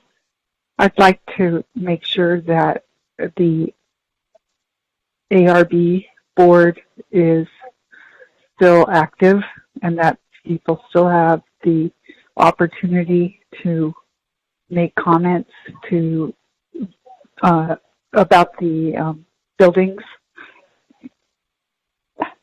I'd also like to encourage you to keep hours at the public libraries that are south of Pico, mainly Ocean Park and Fairview. And finally, I'd also like to encourage you to keep the CREST programs going. Thank you. Thank you. Before she hangs up, Corey, could we get her name? Or is she gone? Yeah, excuse me, can you give us your name? Sure. My name is Tina Grossman. Thank you, Tina. Thank you. Denise, do you need me to ask people to give their name when they first? Sometimes people will announce it when they come in, so she just didn't say anything. Okay. Hi, welcome to the meeting. Can you state your name and then you have 2 minutes to speak?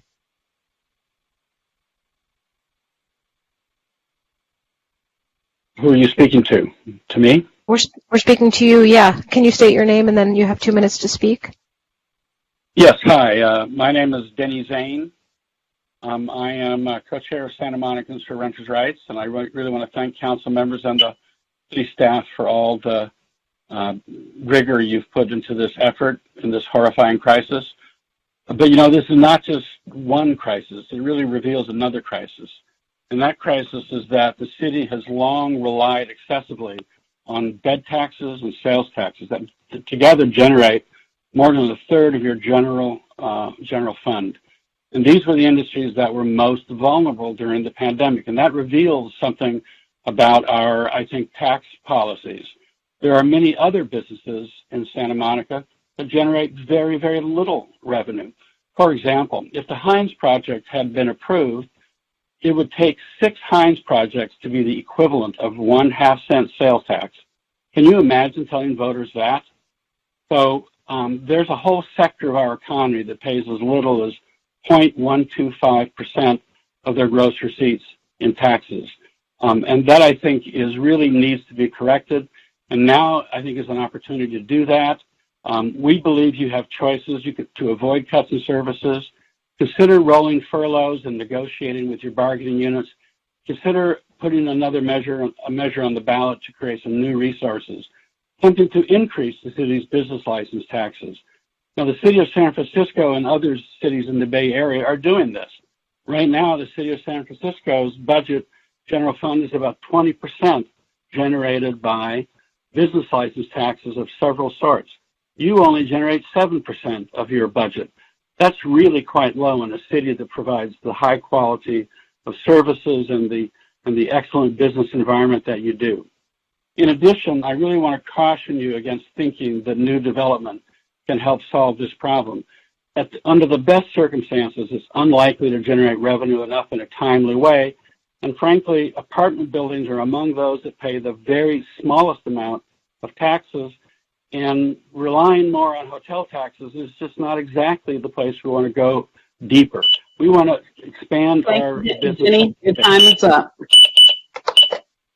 Thank you. Thank you so much. Hi, welcome to the meeting. You have 3 minutes to speak. Hello? Hi, can you tell us your name and then you have 2 minutes to speak? Yes, my name is Erica. Oh, I'm on now? You're on now, right? You're in the meeting. Give us your name and then you have 2 minutes to speak. I'm sorry. Hello, everyone. I really love my community because I have been on hold for the last 4 hours after being hung up on when the queue picked up and the whole 9 yards. I just have been on hold this long to say, just remember this one word as you guys are considering what to cut from the budget. Remember equity. You have to have equity and not balance on those that are socially, economically disadvantaged, and those are of us that have children. Those are our futures. We can't forget the children. Whenever you make these cuts, whatever is going to go on after this pandemic is over with, there will be a lot of fallout. But the children shouldn't be the ones to suffer the most and first. There's already been cuts to the after-school programs, and even the programs that have been the most entitled to the people that have less of a voice. For us to have a voice, you guys have cut those as well. Please don't do that. We have nothing else but our voices, and we should be heard. Thank you. Erica, before you hang up, could you give us your last name? Leslie. Thank you. Thank you. Thank you. Hi, welcome to the meeting. You have 2 minutes to speak. Hello, this is Sherry Davis. Go ahead, Sherry. Good evening.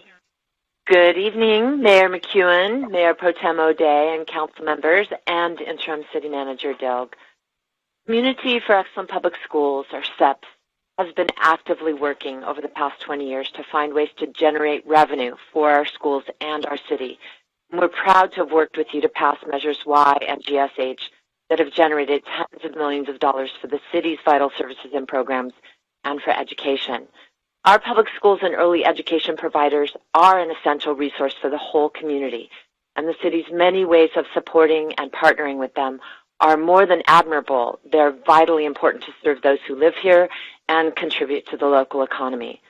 As Interim City Manager Lane Dilg observed, public schools are a key to equity in our community. CEP stands ready to engage with you to, again, find solutions through collaboration that might ease the impact of the deep cuts you are considering, and to preserve the extremely popular and beneficial school-city partnerships that serve our youth and community. Your earlier conversation is a great example of this potential. Education is clearly a community priority, and we urge you to continue to recognize it as such and how important it is as a part of the path to recovery. The letter CEP submitted provides additional detail. Community for Excellent Public Schools sincerely thanks you for your time, your stamina, and your service. And let me just note that the Early Childhood Task Force also submitted a letter, and Betsy Haichu was going to be a speaker so that she could emphasize its points, and she was not able to stay on hold, so I'd just like to ask you to look at the Early Childhood Task Force letter as well. Thank you so, so much. Thank you. Hi, welcome to the council meeting. You have 2 minutes to speak. Hi, my name is Jennifer Kennedy. Hi, can you hear me? We can My hear name you. is Jennifer Kennedy. Okay, great. I'm a former planning commissioner and current member of Santa Monicans for Renters' Rights, and I'm asking you, Mayor and the council members, to please show your support tonight for the recommendations in the letter from Santa Monicans for Renters' Rights. I want to emphasize that you should not eliminate the Architectural Review Board. The city and its agencies are doing the people's business, and as such, the citizens of Santa Monica are vital partners regarding how money for development is spent in the city and the investments that are made. Reductions or changes in how it operates are expected, but please do not eliminate this transparency.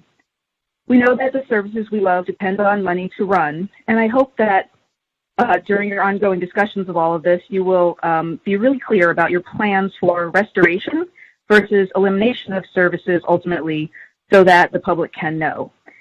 Please prioritize housing, education, and safety. And thank you very much, all of you, for your work running our beautiful city. Thank you. Thank you. Hi, welcome to the council meeting. You have 2 minutes to speak.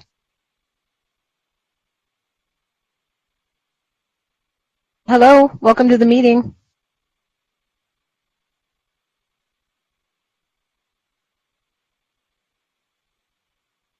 Hi, welcome to the meeting. You have 2 minutes to speak. Hi, this is Marianne LaGuardia. May I begin? You can begin. You have 2 minutes. Thank you.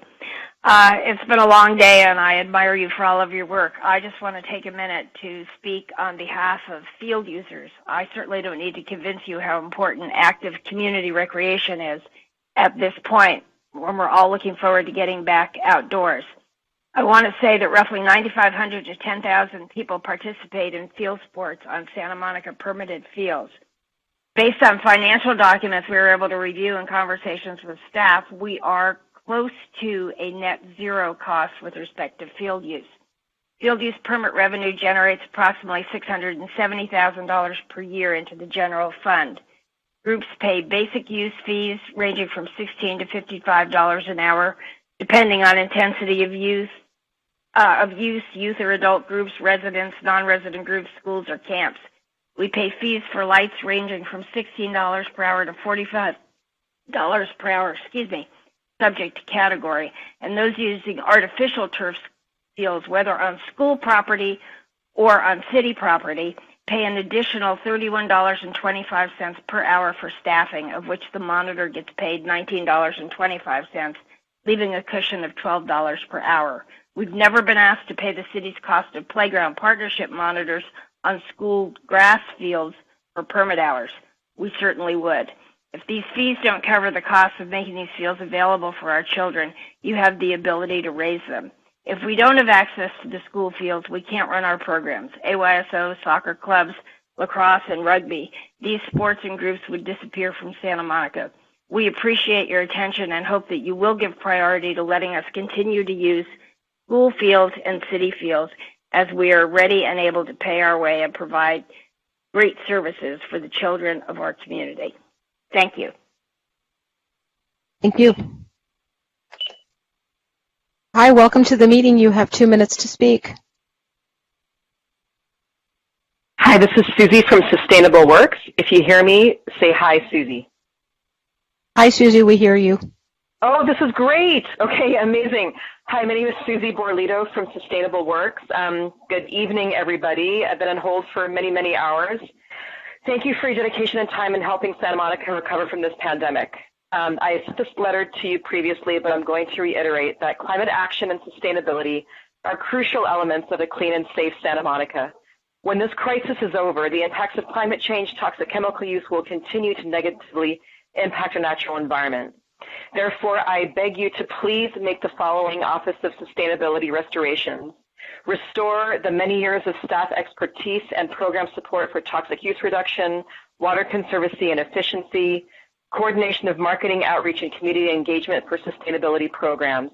And consider restoring Santa Monica's Green Business Program administered by Sustainable Works, whose involvement with business improvement districts has worked with over 880 businesses to date, resulting in substantial cumulative impact reductions and contributed to Santa Monica's economic vitality. Sustainable Works has been a strong pillar of the Santa Monica community since 1998, forming strong partnerships with Buy Local Santa Monica Chamber, and Travel and Tourism. I myself have been a Sustainable Works employee for almost 20 years. Sustainable Works is open to repositioning and using our relationships and experience in the business community to support economic recovery. We have joined the Economic Recovery Task Force and the Business Reopening Group. As part of the Santa Monica Shines reopening campaign proposed by the task force, should the city decide to create a COVID clean certification for businesses, Sustainable Works could work on adapting and exploring this under our current Green Business Program umbrella. Sustainable Works, working in partnership with the Office of Sustainability, is a long-serving community organization, and we can leverage our credibility and reputation to make Santa Monica clean, safe, and green. Open space, as it's one of the few places where families can walk safely and bike and exercise during this pandemic. Thank you so much. Thank you. Let me go to the previous caller. Hi, welcome to the meeting. You have 2 minutes to speak.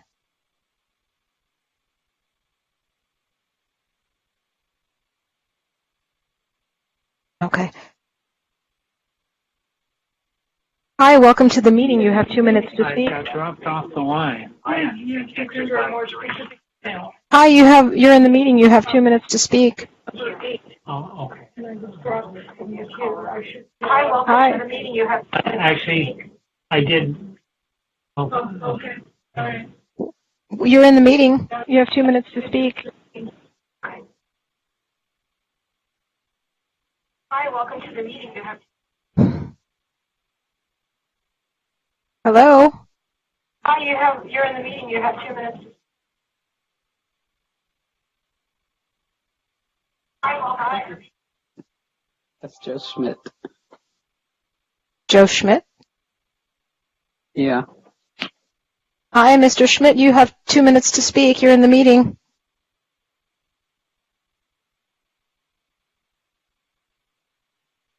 Hello? Hi, you're in the meeting.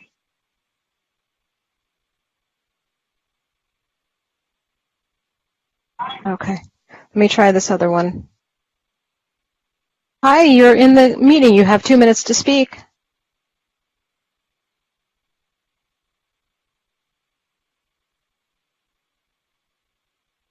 Okay, I think we've lost that one. Hi, can you hear us? You're in the meeting. You have 2 minutes to speak. Well, they're calling me, and I got dropped off. Hi, Mr. Schmidt. We can hear you. You have 2 minutes to speak. Hi, you're in the meeting. You have 2 minutes to speak. Hello? They're saying, hi, you're in the meeting. You got 2 minutes to speak. I gave her my fucking phone number and said if I get dropped off, here's a number to. Well, why don't you use that one? Hi, we can hear you. You're in the meeting. Okay, I thought I was dropped off. I'm sorry. If you can, you can hear me. Let me go ahead now. Yes, go ahead. You have 2 minutes. Yeah. So there's some obscene people talking that's coming through. Hi, we can hear you. You're in the meeting. Okay, I'm Joe Schmidt. I'm on the Airport Commission. Since February, most commissioners have been de facto deleted. We've been gutted. We have not been given the tools or permission to hold virtual meetings, which is easily done had the city wanted. This proposed plan structurally excludes meaningful input from residents as stakeholders. Violence commissions, defunded neighborhood organizations have not been addressed. You're setting in motion changes that, if they stand, will change the city governance in sweeping and unexpected ways. To get it right, you've got to show good faith to Santa Monica residents as stakeholders. Commissions draw on their expertise to provide deliberative forums for residents to be informed, consider the impacts of city policy, and make recommendations to you. We provide checks and balances on special interests. I urge you not to make these sweeping changes without including formal, transparent reviews and input from the existing commission structure and neighborhood organizations. It will be cumbersome, but to fail to do so will rightly cause the residents to lose faith in the city council and the city governance. The quicker alternatives, plans like this, inevitably serve those who draft them. And so I urge you to not exclude residents' political participation now when we're isolated and with these high stakes. To do so would be shameful. It would destroy the perception and the reality of participative democracy in Santa Monica. So please retain and support the existing boards, commissions, and neighborhood organizations to represent residential stakeholders. Thank you. Thank you. So for the two remaining callers, you're going to hear when I'm unmuting you. So when you hear that, you can know that I'm talking to you. Hi, you're in the meeting. You have 2 minutes to speak. Hello? Hi, you're in the meeting. You have 2 minutes to speak. Hi, can you hear me? We can hear you. You have 2 minutes. Thank you. Good evening, Council and Mayor. My name is Benjamin Kay, resident teacher, adjunct professor, team marine advisor, and chair of our city's Clean Beaches Committee. Thank you, city staff, for your efforts in trying to keep us afloat during these dark times. I wanted to echo the previous comments made regarding preserving OSE staff and going back to the drawing board to evaluate a combination of furloughs, pay cuts, and reduced hour employment. I wanted to emphasize that our world has many other looming and mounting human health stress factors right now beyond COVID-19. Corporate greed and pollution and oligarchic takeover have led to plastic pollution, environmental toxins, climate change, ocean acidification, overfishing, deforestation, desertification, dead zones, and habitat and biodiversity loss. Maintaining OSE positions is critical to preventing and mitigating the worst effects of these issues while addressing parallel issues of climate, anxiety, health inequities, environmental injustices, and environmental racism. I have so much gratitude for our progressive council and mayor for your many years of weaving sustainability into our cultural fabric, but we must safeguard our resilient capacity now more than ever. I also ask that we all recognize that the comorbidities resulting in disproportionate deaths from COVID-19 arise from the pollution that has compromised our air, water, soil, and food. As Santa Monicans, we must rise above all the above and keep our vital OSE team intact to buffer against the more insidious issues before us. We also need to maintain related training programs, including climate action, Santa Monica's Climate Corps, Sustainable Works, and various partnerships with groups like Heal the Bay Surfrider Foundation and the Santa Monica Malibu Unified School District. My son has also vowed to give his entire piggy bank, which amounts to about $8, to support us at this dark time. That's Cody Walker K. Thank you, everyone, for doing what you can to keep us afloat.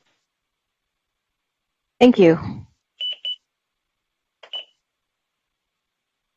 Okay, it appears we're out of callers.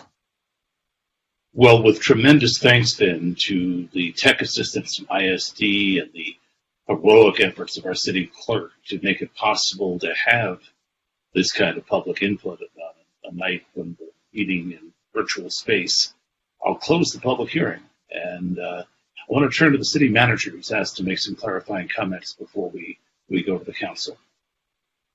Thank you so much, Mayor. You all know well that I have been trained my entire career to have a poker face and to have very few stated opinions on anything. I do want to use this opportunity in my new role to step in on one issue. And that is, we've heard a lot about vulnerable populations and vulnerable children, and particularly some of the programs that are impacted in CCS. I want to provide a little more background on why that is the case. There are a couple of different factors going on there. One is that many of these programs have a large number of as-needed staff who run them. The as-needed staff, the city actually paid into the COVID-19 emergency originally, even though they weren't working. But the contracts for our as-needed staff are essentially that you're paid when you're needed and when you're running your program. And so when COVID-19 hit, we could no longer run these programs. And indeed, we don't know when we'll be able to run these programs again under social distancing. So there is an issue with respect to when are we allowed to safely run these programs and how will we do it? Here is the other piece that you have heard with respect to these programs. These are programs that we do believe can be run in other ways, and that we do believe there are partnerships available where we can find new and innovative ways to run them.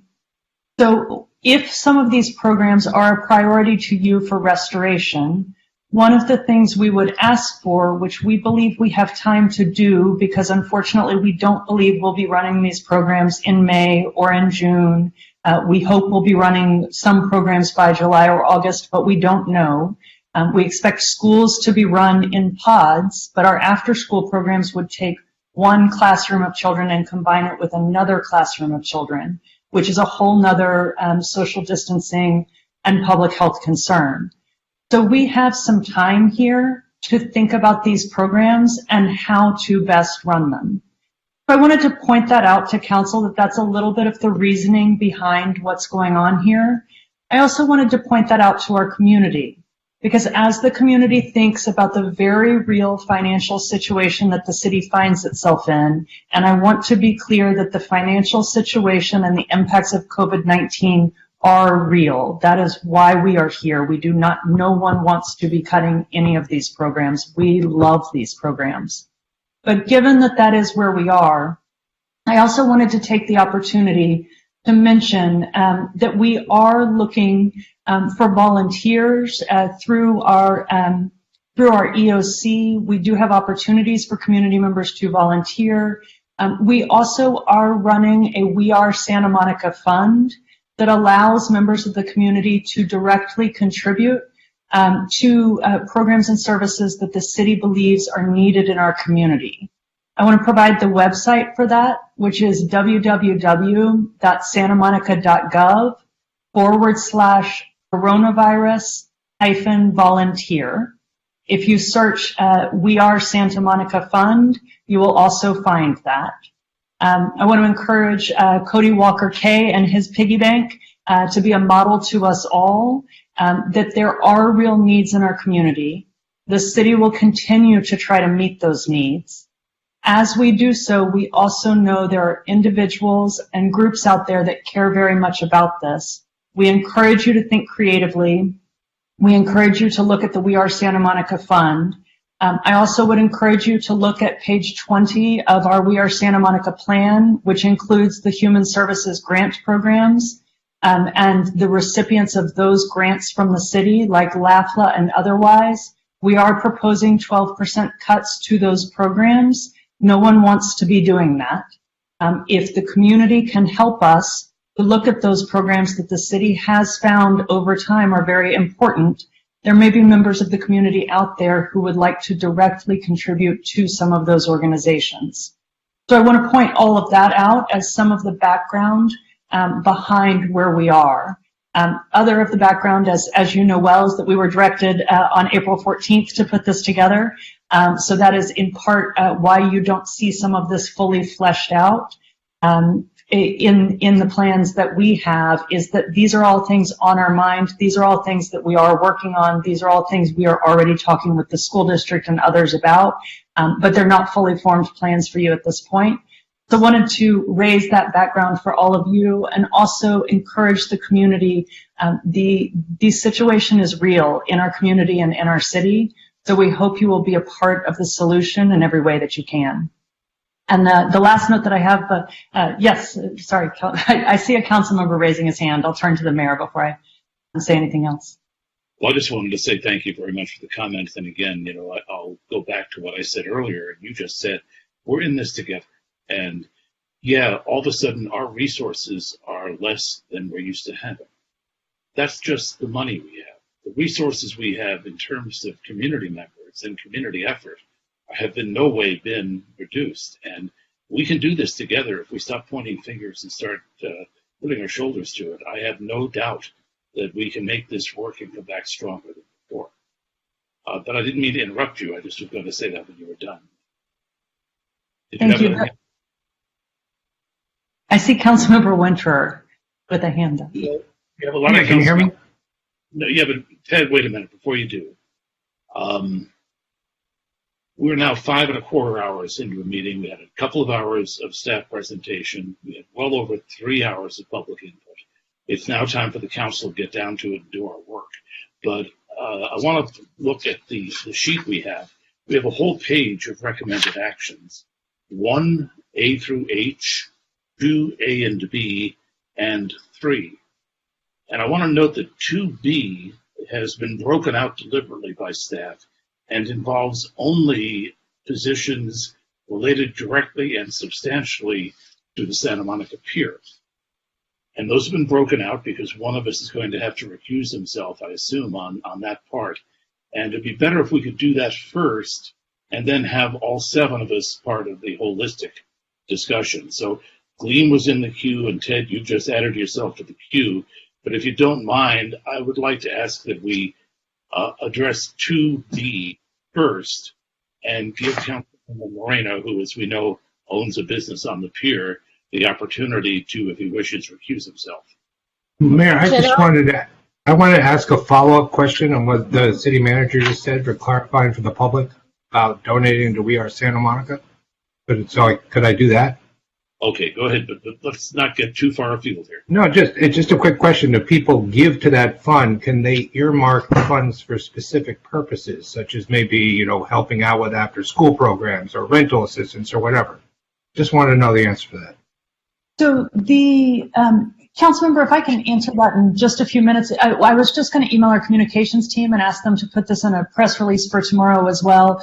It is through the California Community Foundation. I do believe that the community can earmark, though I'm not certain, but I would point again as well to the Human Services Grant Program list on page 20, which also contains individual nonprofits that people might be interested in.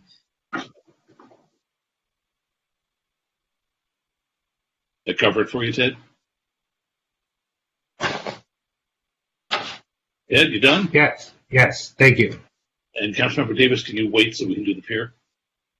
Well, yeah, I can wait till we can do the pier, or I can actually move item 2B. Does that move it along? Okay, I'm sorry, you can't do that. We have to give, this is a courtesy the council afforded me for 20 years when I had a contract with the school district, and I could not vote on school district matters, and I want to afford that same courtesy to Councilmember Morena now. Councilmember Morena, we are about to take item 2B of the actions asked of us in agenda item 8A. Is there anything that you would like to say at this point? Councilmember? Yes. Thank you very much, and I very much appreciate you taking the time to do this. But I recuse myself from item 2B to prevent any perceived conflict of interest with my family business on the Santa Monica Pier. Great, thank you very much. You now have to leave the room, which in a virtual meeting, I don't know what the heck that means, really. Back into the closet with you, Greg. Councilmember Morena has now left the room, and Councilmember Davis. I want to move things along. Before I move 2B, which I will, let me just move 2B, and then I'll ask my question after we vote on it. So I move 2B. Do I hear a second? I'm going to go ahead and second it just for the sake of argument. Okay, so we have a motion by Davis and a second by Councilmember Hara. Is there any discussion on this?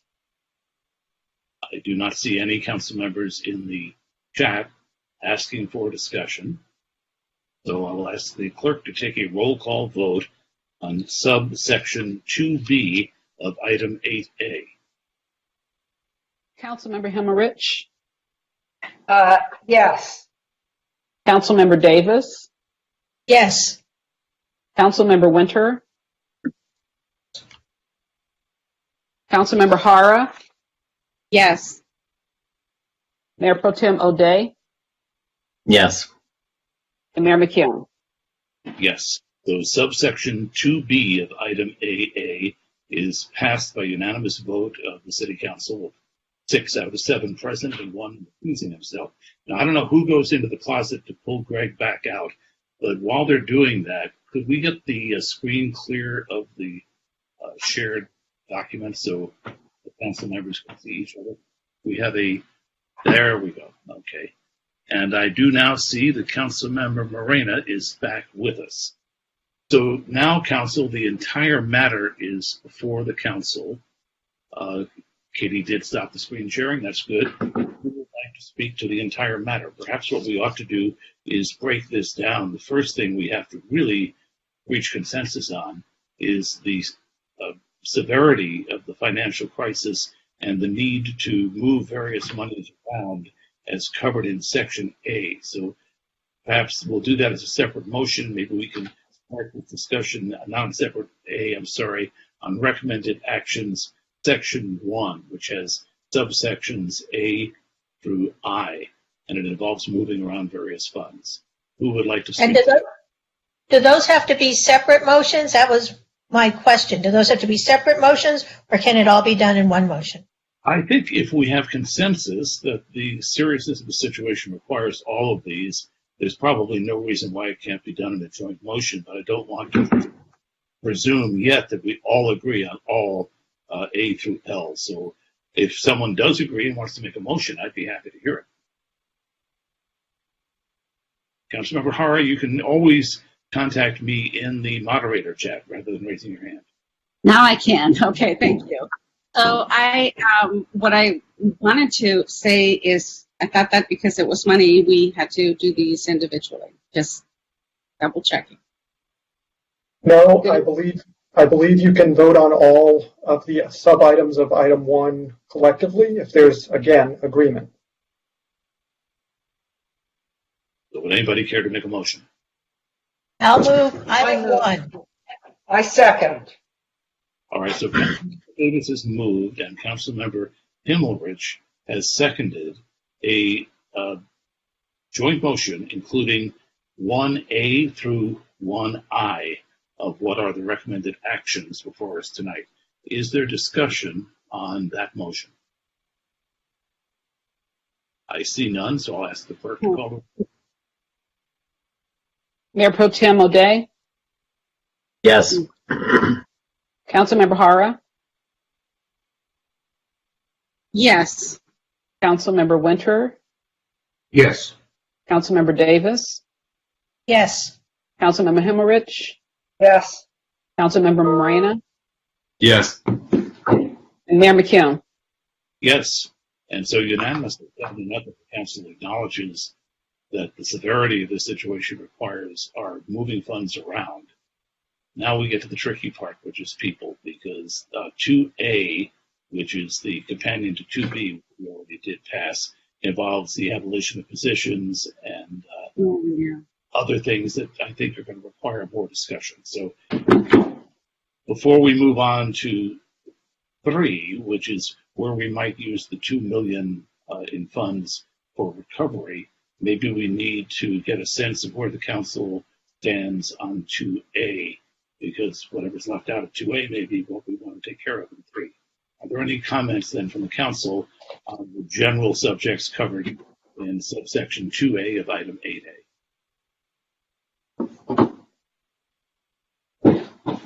I see Councilor raising her hand, but Yeah, and I just want to say about 2A, and I think that this is a terrible situation we find ourselves in, but I do believe that we need to pass 2A in order to move forward with accomplishing what so many people have asked us to do, which is to negotiate with the bargaining group. I think that what we've learned through this experience is, among other things, we may have too many bargaining groups, right? Our employment situation may be too complicated, and that we may need to simplify all of these classifications, bargaining groups, et cetera, But in the meantime, in order for our city manager to move forward and our human resources folks to move forward and figure out what we can do other than laying off, I guess the latest number is 247 people, we need to pass 2A and then commence a 30-day negotiating period, unless somebody sees a different way. Okay, so finally the council member queue is coming alive. I have council member Winterer, followed by council member Davis, followed by council member Moreno, followed by council member Hara. So let's start with Ted. Yeah, I've got a few questions for staff, which I assume they're still around. I guess the first one would involve both Ms. Ginsburg and Ms. Klein, since it pertains to the concerns we've heard about access to field space and courts, etc. I get a better understanding of what's afoot there. I see in the community services budget that there'll be difficulties permitting some of these facilities in the public works, that we're only able to keep some of them open, 50% of them open. I want to get some clarity on that. Anyone out there to answer those questions? So it's Karen, and I can start. Our permitting ability is not really the barrier. I mean, we can issue permits. We don't have field monitors currently, but permits could be issued. It's really more of a case related and we're talking about parks. Let's set playground partnership aside, because that's the school district thing, which I think we can get to a resolution on. But let's talk about park fields and courts. We can issue permits to the user groups. The issues have to do with the maintenance of the fields, particularly those, I believe, and Susan could speak more to it, that are related to those that lock and unlock, so like the baseball fields, for example. In terms of tennis, just related to courts, our proposal includes the elimination of tennis staff who currently permit reservations for the courts at Reed Park and in certain times of the year, Ocean View Park. Under our proposal, all of those courts would be first come, first serve, and their availability is related to, again, maintenance and the ability of Public Works to maintain those courts. And is it correct, as we heard from the public, that the permit fees are covering the costs of providing the monitoring and other services, or will we have to look at raising the fees when you come back to us on June 9th?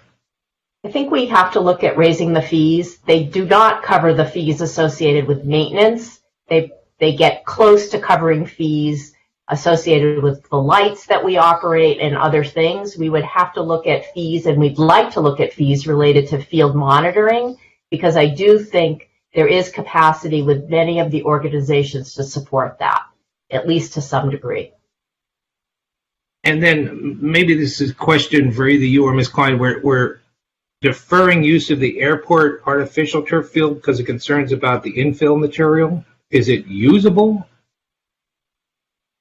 It is usable. We've had some concerns raised regarding it because of slip and fall, I think, mostly. And I would let Susan talk more to that issue, or perhaps one of her staff members, but we have been getting bids to replace that turf and replace the infill, actually. This is Susan. I can jump in on the airport park field renovation. So it's an infill issue. When it was installed, it wasn't installed properly, and it's about $200,000 to fix. So we would recommend that before we reopen it, that we would renovate the infill issue at the airport park field because of the issues that Karen mentioned. Do we have some sort of warranty with the installer or a claim against them to get those funds? We've been through that and have been unsuccessful at this point. Well, then, while I have your attention on your end, 50% of the diamond sports fields and the courts are proposed to be closed for the short term. I assume that's just because of the maintenance budget issues. But I wonder if we contemplate the fact that we have a pretty high standard here in Santa Monica for how we maintain our fields. I grew up playing on dirt and rocks. I think people will probably accept a short-term, diminution in the quality of how well things are manicured. for the opportunity to have access to the fields. Now, backing up, bearing in mind, I recognize all this has to do with what goes on with social distancing, right? We could see in the middle of the AOSO season this fall that there's another shutdown and they're not going to be able to play. I mean, who knows when the social distancing rules are going to allow some of these sports activities to resume. But in the meantime, I'm just trying to think whether we might relax some of our maintenance standards, and maybe it's not till the beginning of 2021 we have access to these fields, but I just hope we think about in these challenging times, maybe we need to do things a little differently than we've done in the past, not hold ourselves to such high standards for some of these things. Yeah, I would say for Airport Park Field, it's more of a safety issue than a frequency or level of maintenance issue. For all the other parks, if we were to open them all up, it's a substantial cost. It's hard to talk through what the total costs would be given all of the other issues with making sure that we have to provide access, opening, closing, and if we are looking at just reopening them in total with some reduced level of service in terms of maintenance, it's a substantial add because we'd have to add back a whole crew. It's not, we don't just add one person or expand a contractual service to make sure that we're providing all of the various maintenance needs, because it's opening the park, it's making sure that if the fields are open, we have to service the trash cans. It's all of that that we have to look at. So it's a substantial cost to restore the maintenance on a whole. But it's hard to unpack in pieces. Sure. Well, maybe all I can ask is we think about as we get to the point where social distancing rules and the health emergency allows the resumption of some of these sports activities, that we try to be a little nimble and flexible and figure out ways to get the most access to the public when that access becomes available. But while I have the Public Works Director, I also have a question about the CIP budget. I'm just curious, we got in the supplemental report today, noticed that actually the Lincoln Boulevard improvements and the Bergamot Station connectivity project are not being postponed, they're being canceled. But why are we canceling any CIP projects instead of just postponing them, even if it's not 5 years hence that we have the financial wherewithal to resume them? So for internal tracking, we're releasing those funds and thereby canceling the project. So we're not keeping the project on the books, for example. So by canceling it, we're releasing all of those funds back to the CIP. So I see, but certainly they aren't go canceling. away. Exactly, that's correct. They'll be on a list.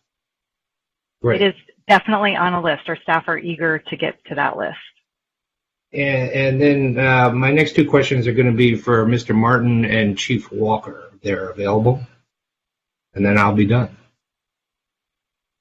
We have at least one other council member who has specifically said that she has questions. So Councilmember Davis will be next.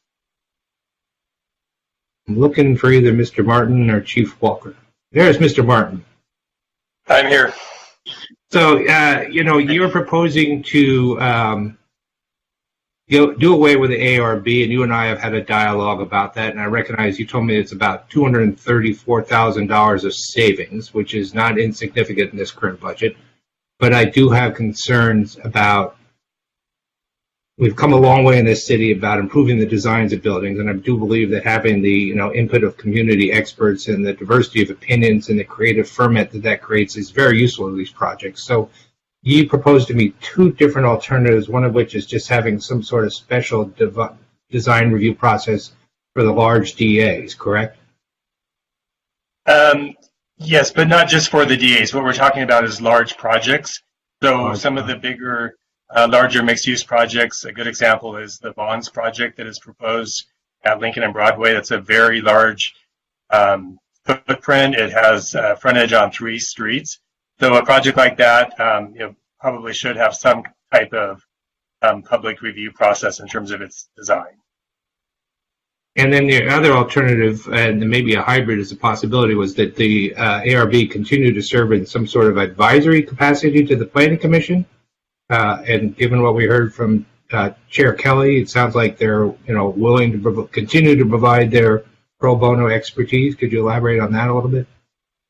Yes, and that's we would certainly welcome. Let me first say we value their input, so we would welcome the opportunity to have them as an advisory committee to the Planning Commission. As Chair Kelly also pointed out, we've been working with the ARB and staff to increase the amount of staff review that's possible. So what we anticipate is that as we continue to do that, there would be fewer projects that would require or would where we would need to have the ARB input in whatever capacity they end up in, because we would be shifting more projects, more things to the staff level review. And do you need direction from us this evening on how to go about those two different options, or a hybrid, or is that something down the road? I mean, we'd certainly be happy to hear your input, and one question would be, what would be considered a large project? What would you still want ARB type review body to weigh in on? But I don't. The city manager may have more input on this, but I don't think it's necessary that we get that direction tonight necessarily. David, I appreciate it, and Councilmember, I agree with your planning director. I don't think that we need that direction tonight. I think what we need from you, we had flagged as our third recommended action that you provide us with direction regarding principles and priorities for restoring things. And so I think if design review for large projects is a priority for you, that is something we would like to hear from the council. That is something we can take back and try to bring something back to you along with other priorities. And I want to say that cautiously because we can't do that with 50 or more things. But if the council identifies some priorities that it is interested in us coming back on and using the $2 million that is still available, and any other funds or partnerships or other things that we can find to restore programs, that is direction that we need from you, and we would then come back for substantive decisions on, for example, how to run ARB. Well, let me ask you a question. Now, those large projects are presumably, since they're large, they're largely profitable. Is there potential to pass the cost on for the design review to the applicants rather than the taxpayers? Ted, I'm going to interrupt here and follow up on what Interim City Manager Dill just said. If we get too far ahead of ourselves here, we'll never finish with 2A. So can we restrict our questions and discussion now to 2A, and then we'll deal with these issues when we get to subsection 3? Well, but these are specific budget proposals within 2A, are they not? But they don't involve changing of staffing, as far as I can tell. Well, they involve getting rid of the staff that oversees the ARB to a certain extent. Anyway, I'll leave it. I just now have one question for Chief Walker, if he's around. Yes, sir, Councilman. Hi, Chief. So I appreciate the effort that you put into your proposal. Of all of them, it struck me as, with all due respect, as sort of the most ill-defined and nebulous, right? I mean, you talk about potentially getting revenues from the ambulance service, which would be great. It would be great if we got money from the federal government. But what I'm also concerned about, you said you have to have negotiations with the bargaining unit. I'm wondering how you're going to address, I understand there's sort of a minimum staffing requirement in the MOU, and how you're going to deal with that exactly. Yes, sir. Well, the firefighters MOU states we'll have 35 firefighters on the response force per day. And so prior to changing that, we'd have to negotiate with 1109. Similarly, for our fire prevention positions that are sworn, we can't replace those positions with civilians per the current MOU. So until we've crossed that bridge, it's hard to put a lot of detail to how everything might come about, because my impression is that the 1109 membership is going to want to look at a lot of ways to avoid changing the staffing, in particular for the 35 a day. Well, I'll leave it up to you, but I do want to emphasize just one point is that, we are in a dire emergency right now, but we do want to make sure we're fully prepared for the next emergency. God forbid we should have an earthquake this fall. So I just want to I hope you bear that in mind, that while business may be slow right now, because everything's slow out there, it could turn on a dime. And I just hope that we'll make sure that we're able to respond to everything we need to. Yes, sir. I may have missed a little bit of the start of your question. It went blank for a second, but specific to daily staffing, it is absolutely our desire to maintain daily staffing at 35. I can tell you unequivocally, if we can find a way to find some revenue, to make some adjustments within our overtime spending, and any other actions we can take to ensure that our frontline service remains at the highest level, that's our goal. Pure and simple. Great. Thank you, Chief. Okay, so back to questions on Section 2A, and Councilmember Davis indicated she had at least one. All right, great, thank you. So, and my question is kind of general, because obviously 2A, we have very detailed within the staff report about the positions that are being laid off, but what we don't have are numbers associated with it. When we lay off specialist 2, 3A, what money that means, which when we then go to 3 to start talking about restoring things makes it sort of hard to know what will or will not fit within a $2 million restoration project, or if we realize more funds down the road from whatever source. So I guess my question to staff is, it seems to me there isn't any real way to go through this and sort of say, well, we want to save this position or that position without sort of impacting the $2 million. Is that correct? I mean, so if we, I could pick one out, but I don't want to because someone will have a heart attack and pass away. But if we said we want to save this position, then that would go into the $2 million. Is that correct? Yes, we do anticipate that the $2 million, that the priorities you identify for recovery could impact whether layoff notices go out to particular groups of people. It is, yes. Does that answer your question? It does. And then I just have a follow-up question, and I understand I might be getting into 3, but just bear with me because it affects my analysis of this one.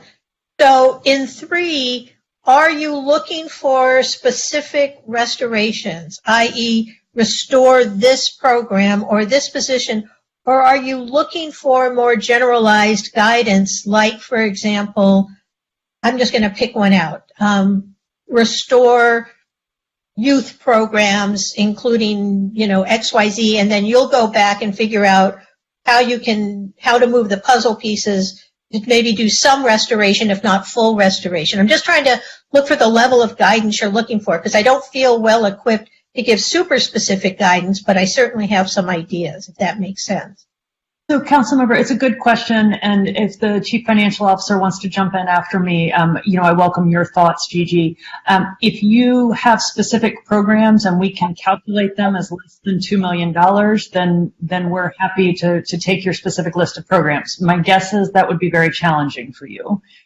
So I think what we need from you instead would be priorities for restoration and direction to do what we can to try to come up with a game plan to achieve your objectives and priorities. Remembering that we can come back to you. We do have to provide for any layoffs, we have to provide the 30-day layoff notice.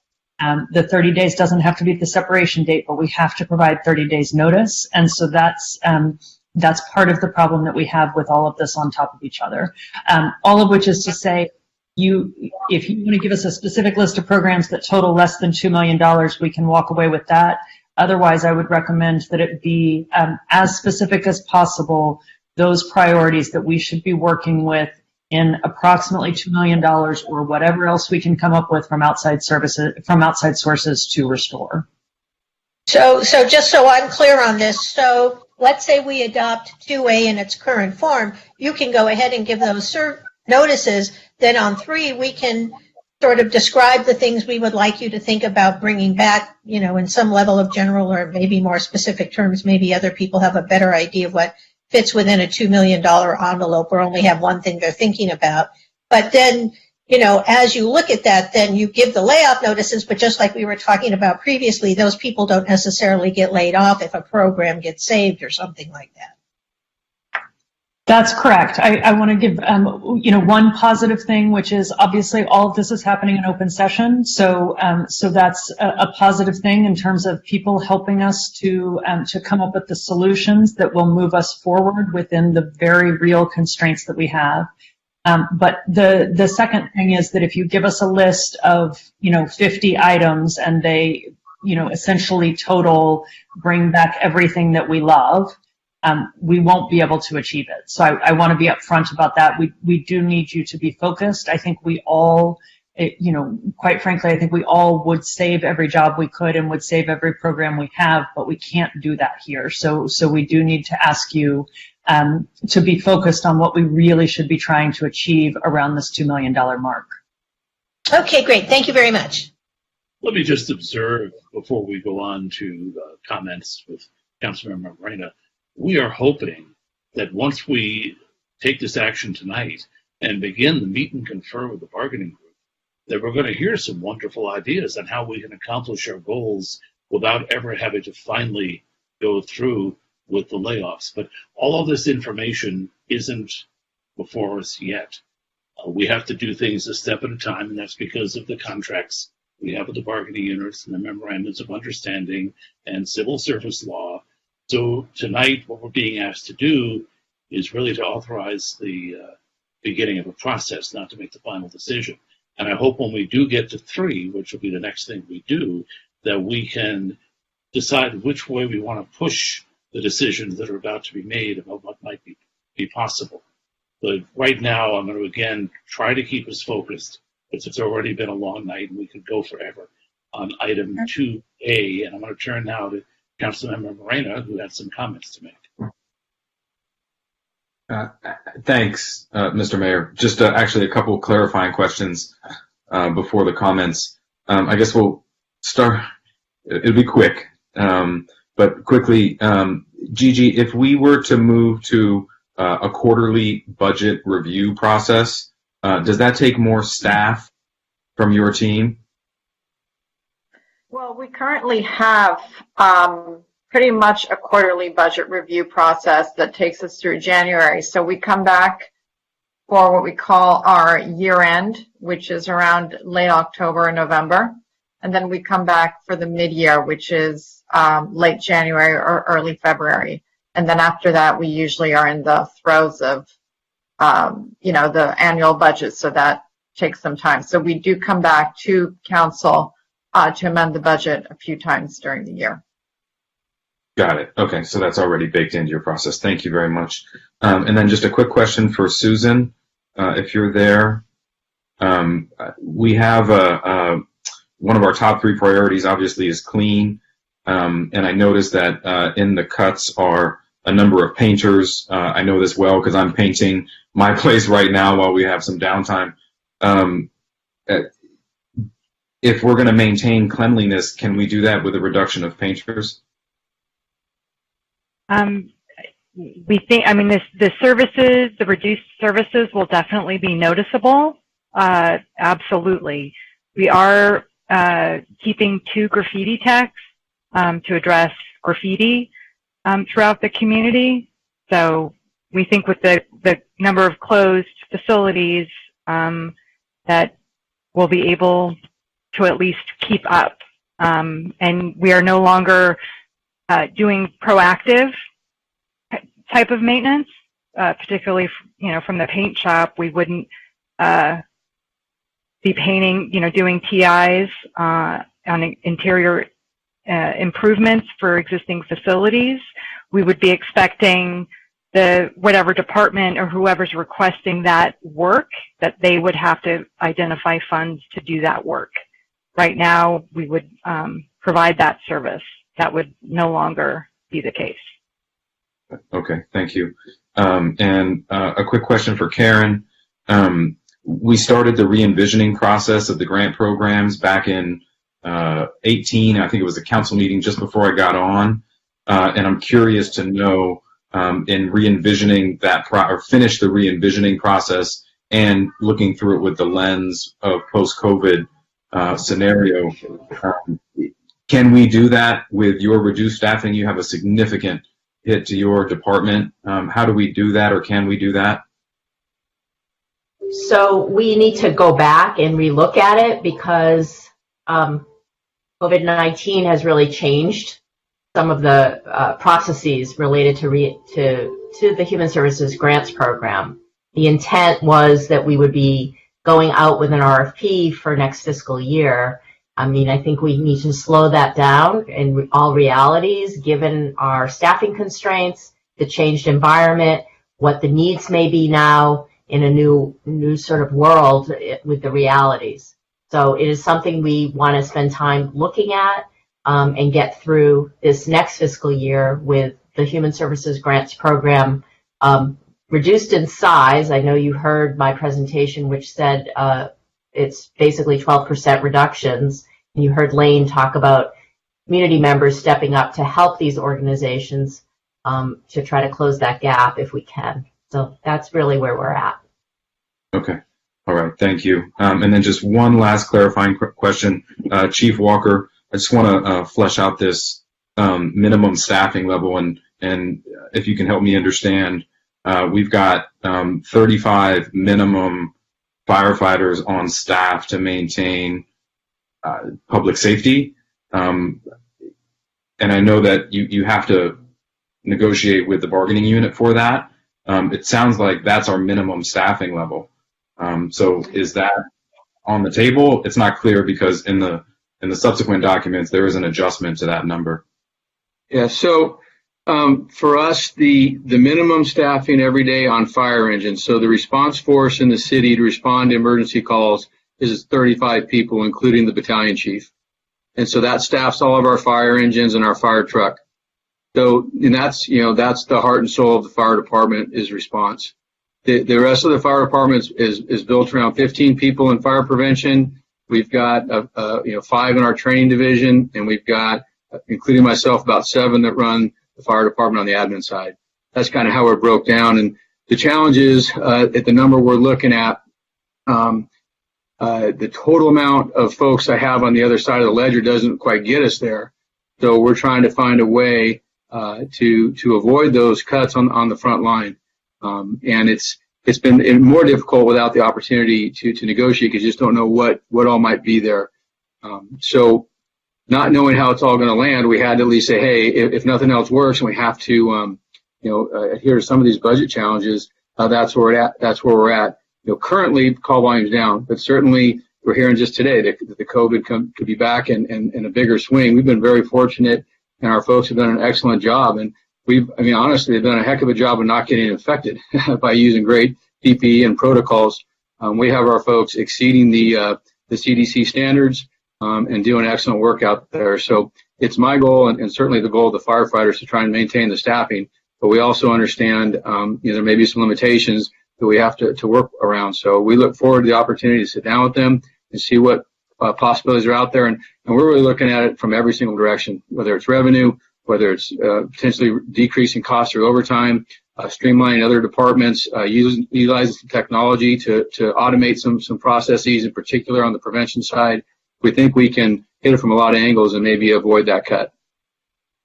All right. Thank you, Chief. Mr. Mayor, I'm also ready for my comments, but I'm happy to let someone else go if you want to put me up later. Well, I have other people who I think want to make comments. You're the first to say you want to make a comment. Are any of the others questions only? Well, it looks like they are. Okay, so Councilmember Moreno, you just gave up your place in the line. Sorry. No problem. It was Councilmember Hara. So Chief Walker, I just want to follow up because I'm still not clear.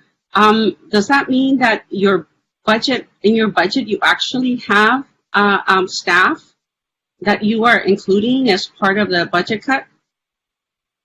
So what we have right now for budget cut, for if there was a number that the fire department had to get to, one of the ways to get there is to reduce the fire engine at Station 7 from a 4-person engine to a 2-person rescue ambulance, because that's a high dollar figure. Outside of that, to get to the figure that we had, which is $2.5 to $2.8 million, there's just not a lot of enough other positions without getting a negotiation process and potentially looking at some other things. So even on the prevention side, where we think we can do some pretty good streamlining and maybe reduce some costs, again, we run into another issue with the MOU with positions that it's kind of hard to say how it's going to go. So we put together the most we can take out of the administrative side. We've got potentially a couple other positions, but we need to get through that process to see where it's all going to land. But we have on the table cuts that can get us to $2.8 million. And we were hoping to avoid that. Without having to take away any of the frontline people? That we don't have yet. No. Okay. No. All right. Thank you. So I have some questions actually in general, because I know that they pertain to these positions. Miss Ash mentioned something about some graphs, and it's really hard for me to be able to make any decisions on these positions without me having to know so what the cuts are by staff level, what the cuts are by demographics, what the cuts are by unions, and most especially what they are by salary. Okay, so in looking at almost all of the personnel, that was there, I see most of them are, being cut, and the majority of them are people like me. People that 15 years ago was in that place. 15 years ago, Santa Monica College had to come up with, shortcuts, and that would have been me. As a matter of fact, that could be me now. I'm a almost 62-year-old person, female at that, that doesn't have a degree. And what am I to do if I can't come back in 3 months to either here to the city or find another job? So it's kind of hard for me to be able to make a decision without having some of that analysis done. And because I think it's the equitable lens is like really skewed. And that was one of the things that I think that ever since I've been on council, I have been requesting. And please don't think that I don't appreciate all of the work that you've put together. But quite honestly, I cannot, especially after you said that we still need to eliminate these 350 positions before you can work with the union. But once we eliminate them, how are we going to bring them back? Going back to, Councilmember Davis's point, how are we to make adequate decisions about what it is that we can bring back if we don't have that? If we don't know what those positions are, if we don't know where they actually land, how can we make an adequate decision on doing that? And I can't, it makes it really difficult for me to make a decision when I am not well informed, when I don't have everything in front of me, number one. Number two, I'm concerned because we're talking about being able to, or we're saying that we will be able to bring back some of the programs or some of the positions that belong to some of these programs. But how are we going to do that if we're going to abolish the positions? How is that possible? I don't understand. Maybe you can explain it to me, because if not, here's what I feel. I feel that the transparency is not really there, because what we're doing is, in essence, we're lying to the public, we're lying to the staff, and we're lying to ourselves. And I can't do that. I really appreciate the question. Good comment. Is there a question? Because I hear what you're saying, but it's not fair to move forward into discussion before other council members have had their chance to ask questions. Mayor, I believe that I can answer some of the questions in Councilmember Hara's comments, because I, in this conversation, have had some similar concerns. So I do want to provide clarity. So we are seeking your authority to abolish these positions and to issue layoff notices. As we do that, I want to be clear with this council, and I can pull it up for myself. I can't show you again. I do want to be clear with this council that while we intend to sit down with the labor groups, your deficits that you are facing are $48 million this year, $102 million in the next fiscal year, and $74 million in the third fiscal year. We are spending $117 million to cover the gap, right? So we're reallocating funds from our CIPs, from our rainy day, from our reserve to fill the gap. This is a crisis. I want to be crystal clear about that. I'm not sure everyone can feel it yet. I think that the governor's budget will help to convey that when it comes out. I think other cities are going to find themselves in the same situation. But council member, to your, are we telling the truth? I told our labor reps I would tell the truth. I will tell you the truth. This is a crisis. We are proposing to restructure the government. We are proposing to shrink operations and services in a way that community members will feel. We will not be able to do everything you've asked. We will not be able to run the city government as we ran it before. So, I appreciate the question. You want us to tell the truth. I want to tell that truth because I want everyone to be clear about where we are. What that means is that we would be issuing layoff notices, but we would be seeking through labor negotiations and with the $2 million that we have left allocated, left for you to allocate, to restore some of those programs and priorities before city staff, before those positions are abolished as part of the final budget, and before those city staff are actually separated from the city. And that's where I asked you, we have tried to be very focused in bringing you this plan. That's where I am asking you to be focused, because we are not in a position to be saving every single job, or we are not in a position to run the government the way we've run the government before. The community's needs are changed. Our operations have to change. We have to streamline the way we do government. We have to focus on the fact that our community will need recovery. And we've tried to bring you a plan that does focus on that makes the cuts where we believe we can recover in the future, that focuses on economic recovery for our families and for our businesses. But we are proposing to restructure the government here, and we do need your authorization in order to take the next step. We will at every stage try to restore as many programs and services from this plan for the community as we can. We will, as I said before, do everything we can to treat all of our city staff members with the dignity and respect that they deserve for serving this community. But we are facing totally changed circumstances, and we are proposing a restructuring of the government in that way. So, follow-up question. Yes.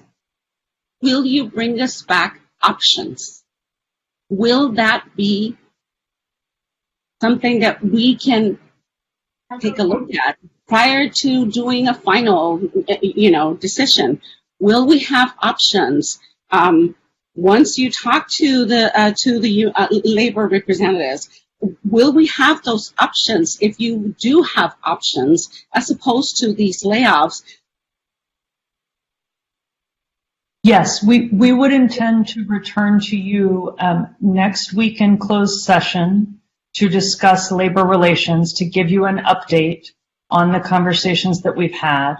And then we have the budget meetings coming up. And I don't know if the city attorney wants to step in here, but our intent would be to come back to you. But we are seeking your authorization to issue layoff notices. If we can find ways to restore programs and not to have those people actually separate from the city, we will do what we can to do that. But we are seeking your authorization to issue layoff notices, knowing that if we cannot find solutions here that you ultimately approve, that those employees would separate from the city. Well, just to chime in to answer one of your other questions, the City Council has the authority to abolish positions. You also have the authority to restore positions. So as those options come back, if those options are such that they would permit the restoration of positions, that is something that the Council has the authority to do. Thank you. That's it. Those are my questions, and I'll just reserve my comments. Thank you, Councilman. Hopefully we will get to comments, but right now questions have begotten questions. Councilmember Himmelrich.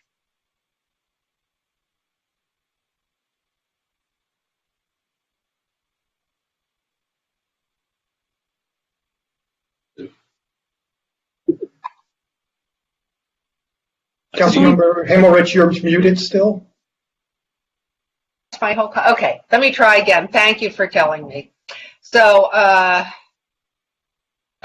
starting with how this was done, when we eliminated positions across the board, not looking at specific people, but rather looking at programs, and then removing positions that correlated with the programs. Is that right? Without thought to who was in it. That's correct. We made the decisions based on the programs and services that we believed aligned with the priorities we've set forth. And I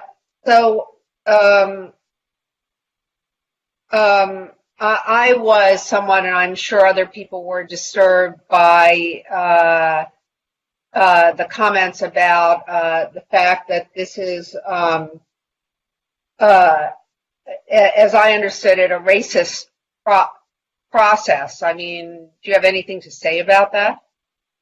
So the thing that I will say is that you instructed us to make cuts across the board, top to bottom, and we did that. So you will see in the city manager's office, we have eliminated the assistant city manager position, the chief well-being officer, the chief performance officer. We have eliminated assistant directors in departments across the city. So we were very attentive to your desire to eliminate positions that were high-paid management positions at the top. I want to turn to our chief people officer and see if the human resources, we did try to find, to respond to the question about different negotiating groups and what is available. Can I turn to our human resources department to see if they are able to answer that question in any respect in terms of who's actually in the positions or what bargaining groups they're in? Yes. Yeah, so we definitely are working on that position. The response that I had to do more with just some of the demographic breakdown that I think Councilwoman Hara was asking about. And I do want to explain that it really is a caveat because the positions or the classifications that were identified, there is a bumping process that will happen. So demographics of those people will change. It's as if I start with you, but I end up with Councilman Moreno. So it cascades down. So even what I say now may not be what we actually end up with. But on the gender side, I will say that there is a third of the people in the classifications that were identified are female. 66% or so or 2/3 are male. That does reflect what our city demographic makeup is. When we look at the demographics across the entire city, we have about 1/3 of female employees and about 2/3 male employees. So we have a very diverse population. And so when I look at all of the classifications, although I don't have that data for you right this minute, we will have that. I fully expect that it will align with the percentage ratios that we have across the city in terms of the ethnicity. And if you're interested in hearing what that ethnicity is, I can share that with you. But that's the cuts across the board seem to be aligning with and reflect the diversity within our organization proportionately. So I guess I would, I guess these are the people who are getting notices. So, so is it balanced as our workforce is balanced, such as it is? That's what I am making an educated guess on that. Based upon the data that I have so far, it looks like it's following that trend. And when we talk about salaries, we have quite a few classifications within our organizations. And the majority of those classifications, approximately 75% of those are, I'm not sure what you consider high paid, but they at least make $75,000 or more. So we are a higher paid organization. So I just wanted to put that stat out there for you as well. Thank you. So now we got a fair number of letters talking about the communications department. And I wonder, I'm going to ask the city manager now, whether, because we did have, I guess, 2 people in that department for a long time, whether there's room for more.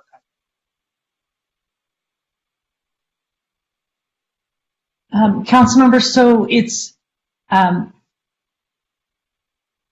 a hard question for me to answer. It depends on what you want in terms of communications for your city. I think we currently have, we're proposing to keep a communications staff of 5, which would be a chief communications officer, your public information officer, your public information coordinator, who does social media work, your community and marketing manager, and a production coordinator from City TV. We have also moved one member of our communications team to the ISD department to try to work on in-house development of the city website. So it is a team consistent with what we understand your desires for providing information to the community and civic engagement to be. So I guess then I'm not, there's so much other bleeding in throughout the organization. It's just, this is a department that was smaller and now it's bigger, but we aren't taking it back to where it was. And I'm asking you because it's really a fairly recent development that this is such a large department and it wasn't before. And my question is really, if we're cutting deeply into people who've been here for 20 or 30 years or a long time, whether we shouldn't be making cuts in that department. That's all. I mean, yep. It's up to you. I mean, it's your department. And then I have another, I know, look, I think it's excessive. I don't know what everybody else thinks, but I think that it is a large department for what we're doing. I'm just saying, and I'm asking because other people have asked. I'm repeating their question, and I guess when we move to discussion, we can discuss. There you go. Okay, so that's one. The second thing is, or the third thing is, Denise, are you there? You're going to be angry at me, but I'm going to anyway. Denise?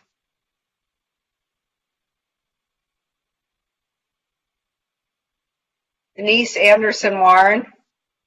I'm here. I'm coming.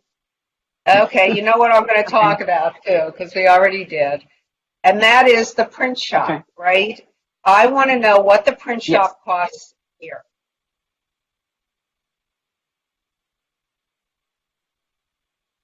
Am I freezing or are you freezing? I'm not frozen, and you're there. Okay. I didn't hear an answer. Did you hear what I asked? You said, what is the cost for the print shop? Is that what you said? Yes, that was what I asked. Yes. I don't have those exact numbers because the print shop is support services. So it's mailroom and it's also the print shop. Okay. Okay, so the numbers you sent me earlier today are not, I mean, you mean because people double up on jobs? Is that your point? Yes, definitely. They cover for each other. And with the reductions that I propose, we would be reducing down by 2 people pretty much.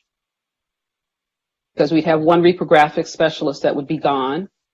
So that would be print shop, and then we would downgrade to the second mail courier. So you'd have 2 mail couriers but you are keeping 2 mail couriers? We would yes, we would have 2 mail couriers, and we'd have one person doing print, and then we'd have the support services supervisor helping with both. Okay. And I know that you are very attached to this department, right? But I would, and if it's not today, like to know what we would save to not have it. Okay. Thank you. Okay. That's it for me, Kevin. Our last question comes from Mayor Pro Tem O'Day, and then Interim City Manager Hill is asked to make a comment before we move into comments. Barry? Okay. Great. I think this is a quick one. Council members have covered so much good material already. There are workers on our team who are cross-trained on emergency services. And I understand when we talked about federal funding, some of those employees can be funded potentially from emergency funds that could come from the federal government. Am I understanding that right? And by taking action on the staff recommendation, do we still protect our ability to keep those folks on and recover the costs of their compensation through FEMA or other emergency funding sources? So, Mayor Pro Tem, it's a good question. Every member of our city staff can be called on to serve as a disaster service worker. So we have individuals from across the city from various different departments who are currently working to staff the Emergency Operations Center. And those staff are providing emergency response, which we will continue to do through the COVID-19 emergency in the event of an earthquake, et cetera. We do seek reimbursement from FEMA for those costs. We are working to seek that reimbursement on an expedited basis. When we talk about federal government funding, the key thing to remember there is that that's reimbursement for the expenses we're serving, for our expenses directly related to responding to the emergency. So in some ways they are extra unanticipated costs. We do not anticipate federal government funding to cover any of our lost revenue. But to answer your direct question, no, by moving forward with this plan, we don't jeopardize our ability to recover FEMA funds. So I take it to mean then too that we're maximizing the use of our staff in disaster service worker categories. So yeah. Are there people that we ought to also be thinking about putting into that category because we may be able to get ourselves, another 6 months of bridge funding, presuming, the crisis continues for that duration? So after considerable work by your finance and your HR department and your EOC, we have across the city, everyone is filling out 214 forms to record all of the time they spend responding to the emergency. That's happening citywide. It's also happening through our payroll system. So it's not just that we're trying to maximize those assignments, it's that we're actually doing that tracking across the city for every employee. Okay. And do cross-trained individuals who have disaster services training get any special status in these, or do we get a stronger claim when we put forward people like that? I'm going to turn to the assistant city manager, I'm seeing no, only overtime. Could I turn to our chief financial officer, who I think can answer this? Thanks. Thank you. I wanted to note that FEMA and the documentation that we are putting together for FEMA requires that the people who are getting reimbursed are those people who are working overtime and are going above and beyond their typical work. So it's mostly people that are in the EOC, but if it's a budgeted position, that part, for example, if I were to charge my time to FEMA, it would not come as recovery for us. So we have to think about that when we're thinking about, could we extend what we're doing for 6 months and we'll have FEMA pay for us. That's not going to be the case. Okay, so just to be clear, because the way I heard you describing it suggested that if that position is not budgeted, then there might be potential to recover if the person's still working in this capacity. So would that include someone that might, say, have their position as a result of our action tonight be laid off, but they could stick around and do emergency work provided that we're still under a declaration of emergency? I think if they're doing work specifically for the EOC and it's a very specific kind of work, and they would not otherwise have been working for the city in their typical capacity. If that answers your question. Yeah, it just comes to mind that maybe we ought to be taking action for some of those folks because it may create stronger job protection for them across this emergency period. I'm sorry. Okay. Mayor Pro Tem, I think I understand what you're saying, and we will make sure that we consider whether there are people who would be in these classifications, would be impacted, who could be moved to emergency positions where they would be covered by FEMA. I think I understand that direction, and that makes sense. We will look into that. Yeah, perfect. Thank you. Sorry, being less than perfectly articulate. Okay, Kevin, if you want to move to deliberation. Oh, Mike. Your mic, Kevin. We can't hear you. Thank you. Thought I had clicked.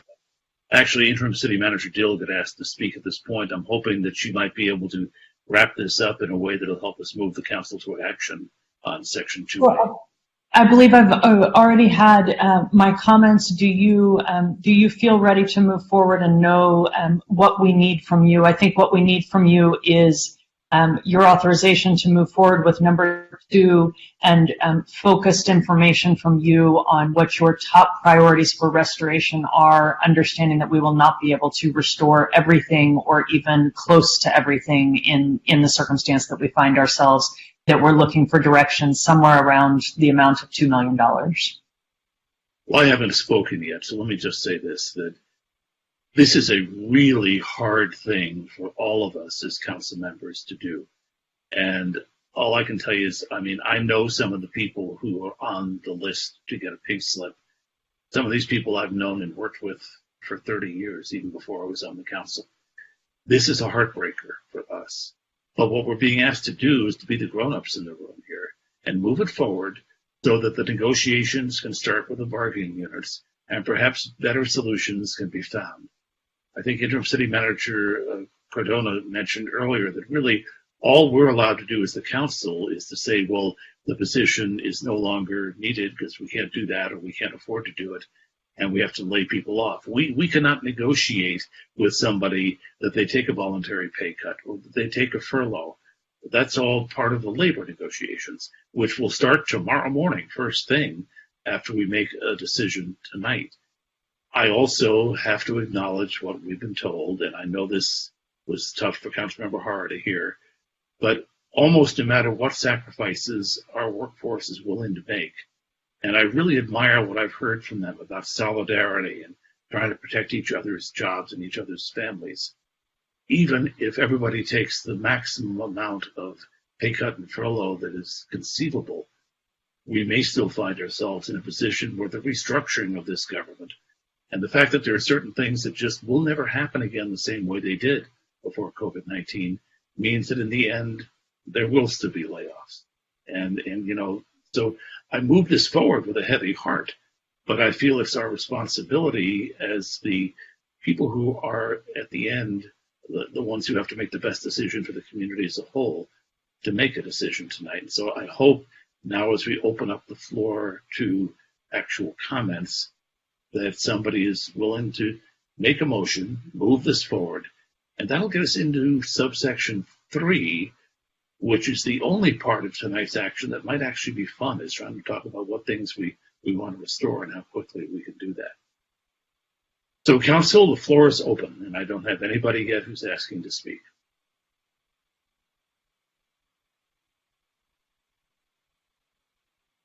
And I do now. I have Councilmember Moreno. All right. Thank you, Mayor. And I'll reiterate my sentiments, although slightly expanded. But, I just have such incredible gratitude for our staff and the managers and the frontliners, everybody who's got us to this point, no matter how difficult and how sacrificial. Now more than ever, we desperately need you. We need your help to restructure this process.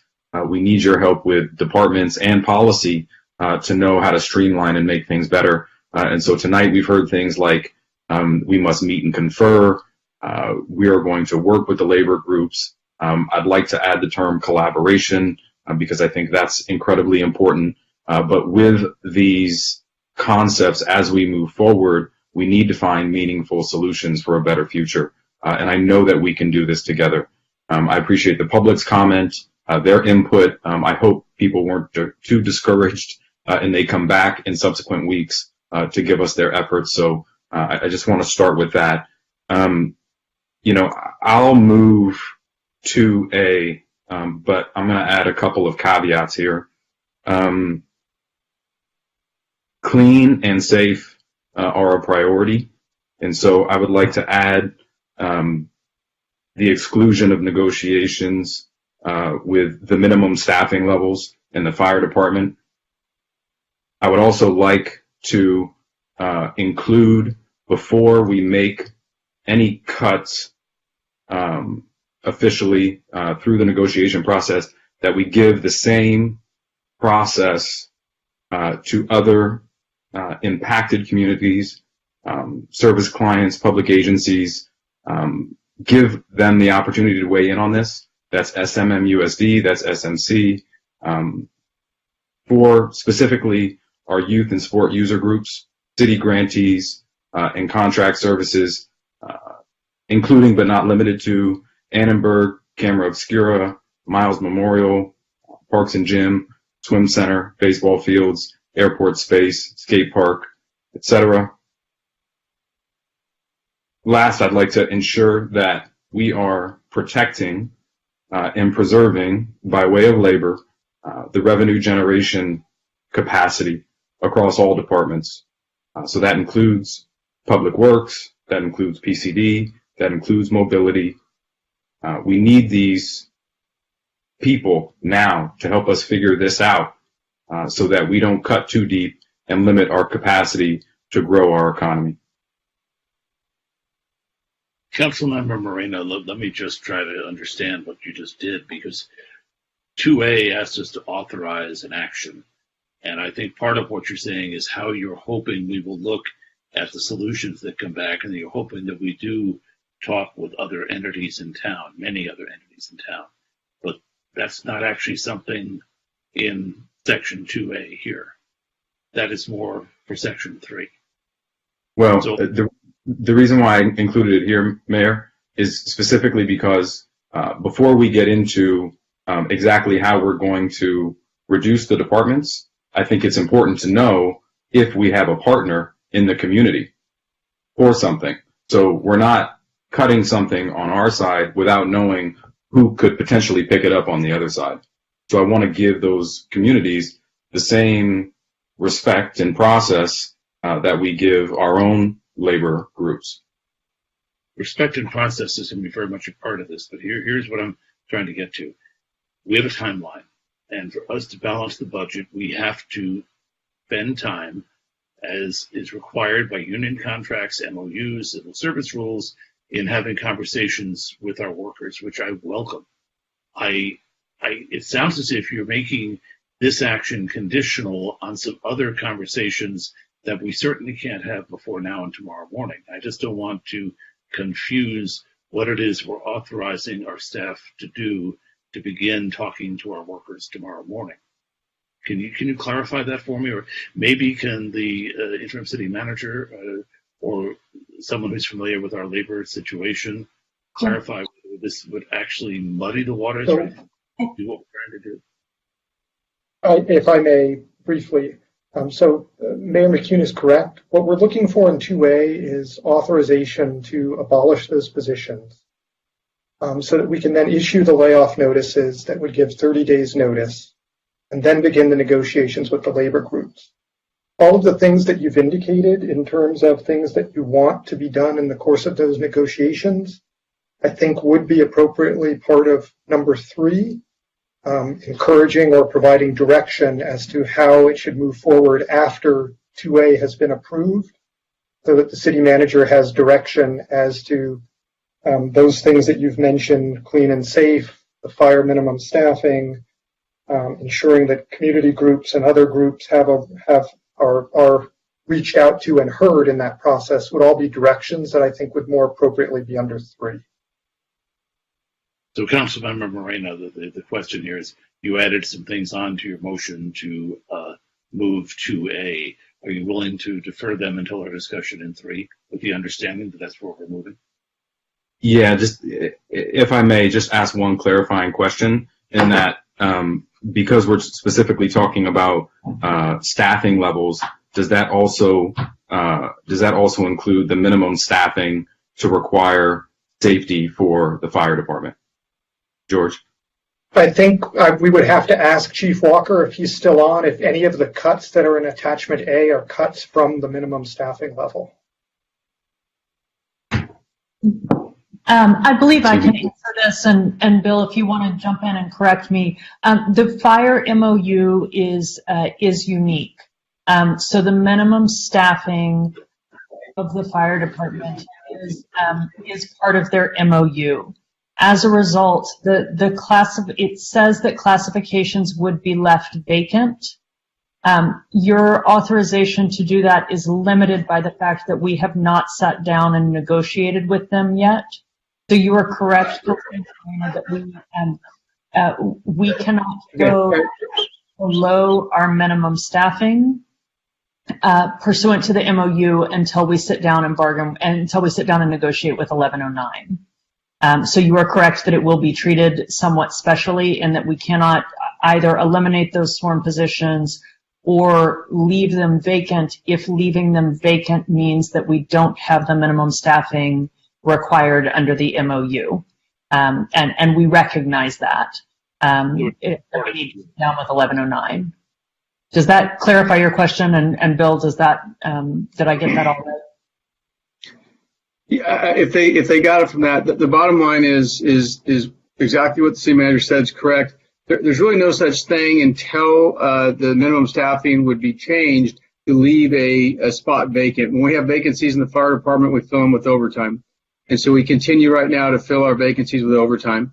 If the direction comes that we ultimately reduce our staffing, then that's different. But so right now, it really doesn't fit. That's why it was quite a challenge to figure out how to present that. And if I can note, Councilman Moreno, on the fire page, which is page 74 of the staff report, rather than saying delete opposite those positions, it says pending, and then there's a note, positions will remain vacant pending negotiations. So that's already built into the attachment. Understood, Greg? Yeah, I think so. So they're excluded from the negotiations at this point until tomorrow and beyond. Is that how I understand it? We will start negotiations with them, and we cannot go below the minimum staffing in the MOU until those negotiations are correct or are complete. Got it. Got it. So the direction tonight is that you cannot go below the 35 people in that minimum staffing level. Is that right? There's no direction necessary for that. That's actually built into the MOU right now, so that would have to be negotiated. Got it. Okay. So then I move 2A. Second. Okay, so we have 2A moved by Councilmember Morena and seconded by Mayor Pro Tem O'Day, but we still have some speakers on this, the first of them being Councilmember Hara.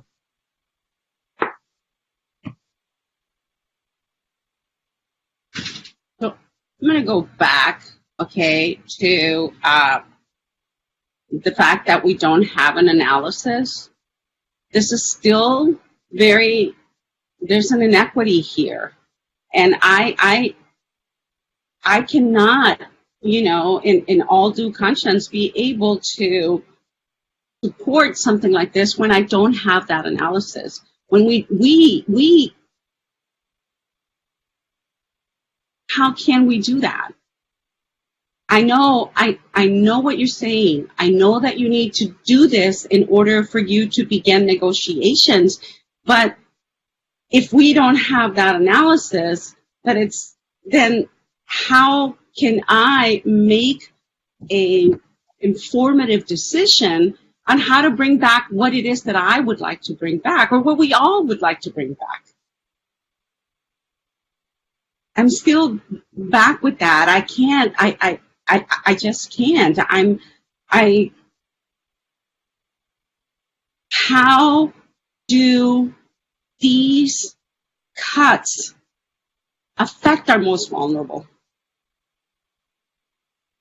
I know that we had requested last year for everyone to try to keep numbers of those people that they served. So we should have a study. We should have those numbers that we can go ahead and say, okay, if we take this program out, this is how many people it's going to affect. This is how many people we will not be able to serve, regardless of whether or not we can serve them either, in person or not. That doesn't really matter. That still means that we cannot serve them one way or another. So I'm going to give you a perfect example of that right now, okay? I think about on Friday, we have the list of the housing open up. Now, under normal circumstances, whenever we open up a housing list for people to try and figure out whether or not they can either qualify for low-income housing or Section 8, we normally have about 20,000 people. And because of the inequities that we find ourselves in right now, we didn't have that many. So we're leaving an entire group of people out.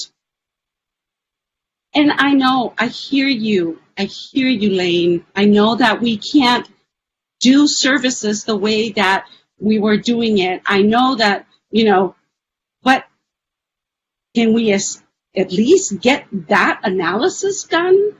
Could we have that done before we actually start thinking about how to figure out, $2 million? Where are we going to put it in? How are we going to restore it? How are these, all of these decisions that we make right now, how is that going to help us actually with the restoration? What effect do we have on restoring our services and or Santa Monica for that matter?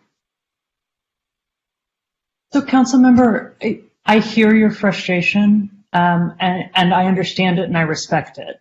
I don't have those numbers for you tonight, and I can't say anything other than that. As I said at the beginning, COVID-19 hit us fast, and that's not an excuse. It's just a fact. I hear you saying that you want those numbers.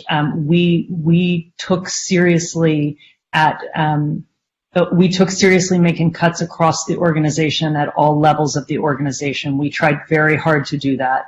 As you know, your management staff has offered to take significant pay cuts. I have taken a significant pay cut, et cetera. So I want you to know we hear you and we have tried to do it. I don't have the numbers for you tonight. And I can't get them, as I know you know. I mean, just right now, there's no way for me to produce them. If I could, I would. I think what I do want to think about is how we can try to provide that analysis to you going forward. And I think when we get to number 3, to the extent that you want us to focus on particular populations as one of our priorities for restoration, that is a thing that we can try to take seriously and try to come back with statistics and numbers on number 3. And I know that may ultimately be unsatisfactory to you, but I want to answer the questions and just tell you what I can do and what I can't do right now. Let me have something else that's on my mind, which is I see that we're asking to abolish all of these positions, and yet in the report, I also see that we are creating some positions. How can you explain that? So I can tell you in the city manager's office, I have created I am trying to create, and I have to come to you for approval of that, a special assistant for emergency response and economic recovery. I can tell you that the individual that I intend to appoint into that position is Lisa Parson, who has a combination of emergency management experience, having worked for LA County in their emergency operations center, and who also has been working in the Wellbeing Project and with our GARE project as well. So that is what is happening in the city manager's office as I try to reduce our number of senior staff, but try to make sure that I have principles of equity, of well-being throughout our organization, and that I am also focused on emergency response and our ability to respond to an emergency. With respect to other positions within the organization that are an add, delete, or otherwise, I would need to turn to our chief people officer on that. Is that the only position that we have? Because I thought that there was another one, so I'm just...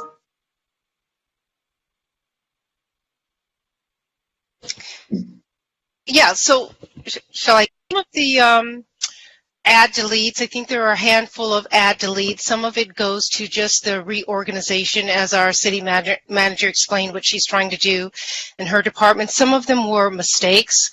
The incorrect classification was listed. And so we had to swap that out, and you have to go through an add delete process. We normally do that with the budget process. So it's not, we did look at those closely to make sure that there weren't any, anything that would create a sense of unfairness or, I'll say this word, this is too strong of a word, but manipulating the system, so to speak. So my team looked at those things very closely to make sure that they were legitimate add deletes that aligned with the operational needs, and that it was either mostly due to a mistake or due to some sort of an oversight. We do have a lot of classifications, as I mentioned before, over 600 of them, and sometimes the classifications are hyphenated. So in one instance, it was the classification that was listed was more of a generic classification or more of a specialized classification when it really should have been the generic classification. So those are some of the things that you will see in terms of the add-delete process. But I don't think that it was an effort to grow in a time when we're trying to shrink. Okay. That makes it clearer in my mind, and I just, again, I want to make sure that we do have that transparency, okay, especially now that we are doing all of this, and the public is out there and they're watching us, so I want to make sure that we do have that transparency. So I'm going to go ahead and I'm going to allow the next person to speak, so maybe I'll have to come back, but in the meantime, I'll just allow somebody else to do it. Well, the next person in the queue for discussion on the motion that's on the floor is Mayor Pro Tem O'Day, who seconded it. Yeah, I think that the remaining remarks based on the conversation with Councilmember Marina can be placed into the topic 3. So if nobody else is in the queue, I'd suggest we may be ready to vote. Well, actually, there are a couple more. Councilmember Davis.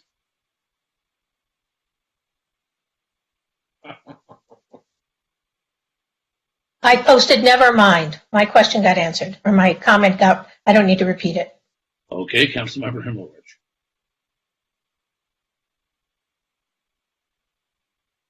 Yeah, Anna, I had the same reaction to the housing list opening, and I actually followed up on it and heard back from Andy. Actually, 6,000 people successfully applied in the first day. So that's a lot of people. It may not be everybody and it may not be exhaustive, but I understand your concern with that opening. At the same time, we were fully staffed when the list opened. And according to Andy, they did help 200 people that day. So, look, this has always been, applying on these lists has always been a problem. There's no way, because of federal government requirements, that we're ever going to make it easy, but I do understand your concern, and I was concerned too. So I think we need to keep our eye on issues like that, because I think that there are higher barriers to certain programs and other programs for certain people than other people. And I think when we're talking about equity and justice, et cetera, that we need to keep our eye on who's getting in the door and who isn't. At the same time, I do think we need to begin the process, and I just wanted you to know that people did pretty successfully apply for that on Friday. Okay, there are no further requests to speak. So at this point, the motion made by Councilmember Morena and seconded by Mayor Pro Tem O'Day to authorize the actions listed in Section 2A of item 8A is, I believe, ready to be voted on. So would the clerk please call the roll? Mayor Pro Tem O'Day? Yes. Councilmember Hara? No. Councilmember Winter? With a heavy heart, yes. Councilmember Davis? Yes. Councilmember Himmerich? Yes. Councilmember Morena? Yes. And Mayor McKeown? Yes. And so that opens the door to the discussions we need to have with the workers in this city about how we can do it better. It's a 6-1 vote of the city council with the full council present. That then allows us to move on to the one part of this I said might be fun, which is talking about how we want to direct staff to move this toward a larger recovery and to avoid some of the impacts we heard that the public was so concerned about. So I see Councilmember Davis is already in the queue to talk about that. Yeah, so I think maybe other people differ. So we can hash that out. I think it's hard to say restore this particular position or that particular position because we don't know what the effect of the VSIP program is going to be. We don't know what the result of the union negotiations are going to be, and we don't know the results of the inevitable collaboration we're going to have with other parts of our community, for example, the school district, the college, nonprofit. So it's hard to say, yes, bring that particular program back to this level, because we also don't know how much it costs, and we only know we have $2 million to deal with. So I was going to make a couple of broad swipes at it and then see what people thought. So it seems to me that as we send staff off to think about what to do with the $2 million, we certainly want to emphasize collaboration and communication with the community in general. And by that I mean we don't go and ask the community, how do you want to spend the $2 million? I think we're going to give that direction tonight. But if we create a framework as opposed to saying bring back this specific program, I think there may be some valuable conversations to be had.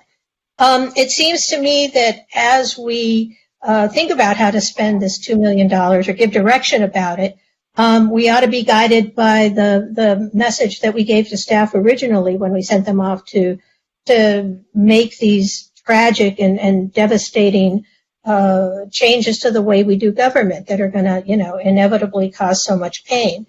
And it seems to me that one is we want to view things through a lens of social justice. And what that means to me is how do we preserve or protect or maintain as much of those programs that serve the vulnerable people in our community. We also talked about ongoing health challenges, and I think that making sure we have a healthy community is key. And then it seems to me that economic resiliency is important. I think each one of us, if you gave us $2 million, would be able to tell the staff, go spend $2 million on these programs because they're my favorite. And I think if we want to have that knockdown, drag out, we can. I'm wondering if it wouldn't be better if we view things through this lens.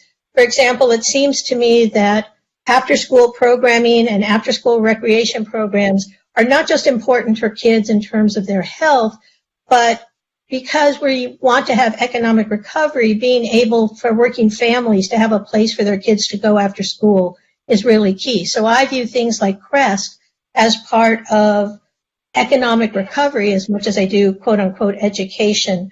It also seems to me, as I said, that we need to think about sort of the health of the community, which I think argues for maybe trying, and it doesn't sound like it would take a lot of money, trying to, go some distance in playground partnership or maybe, some of the other outdoor activities, opening up more fields.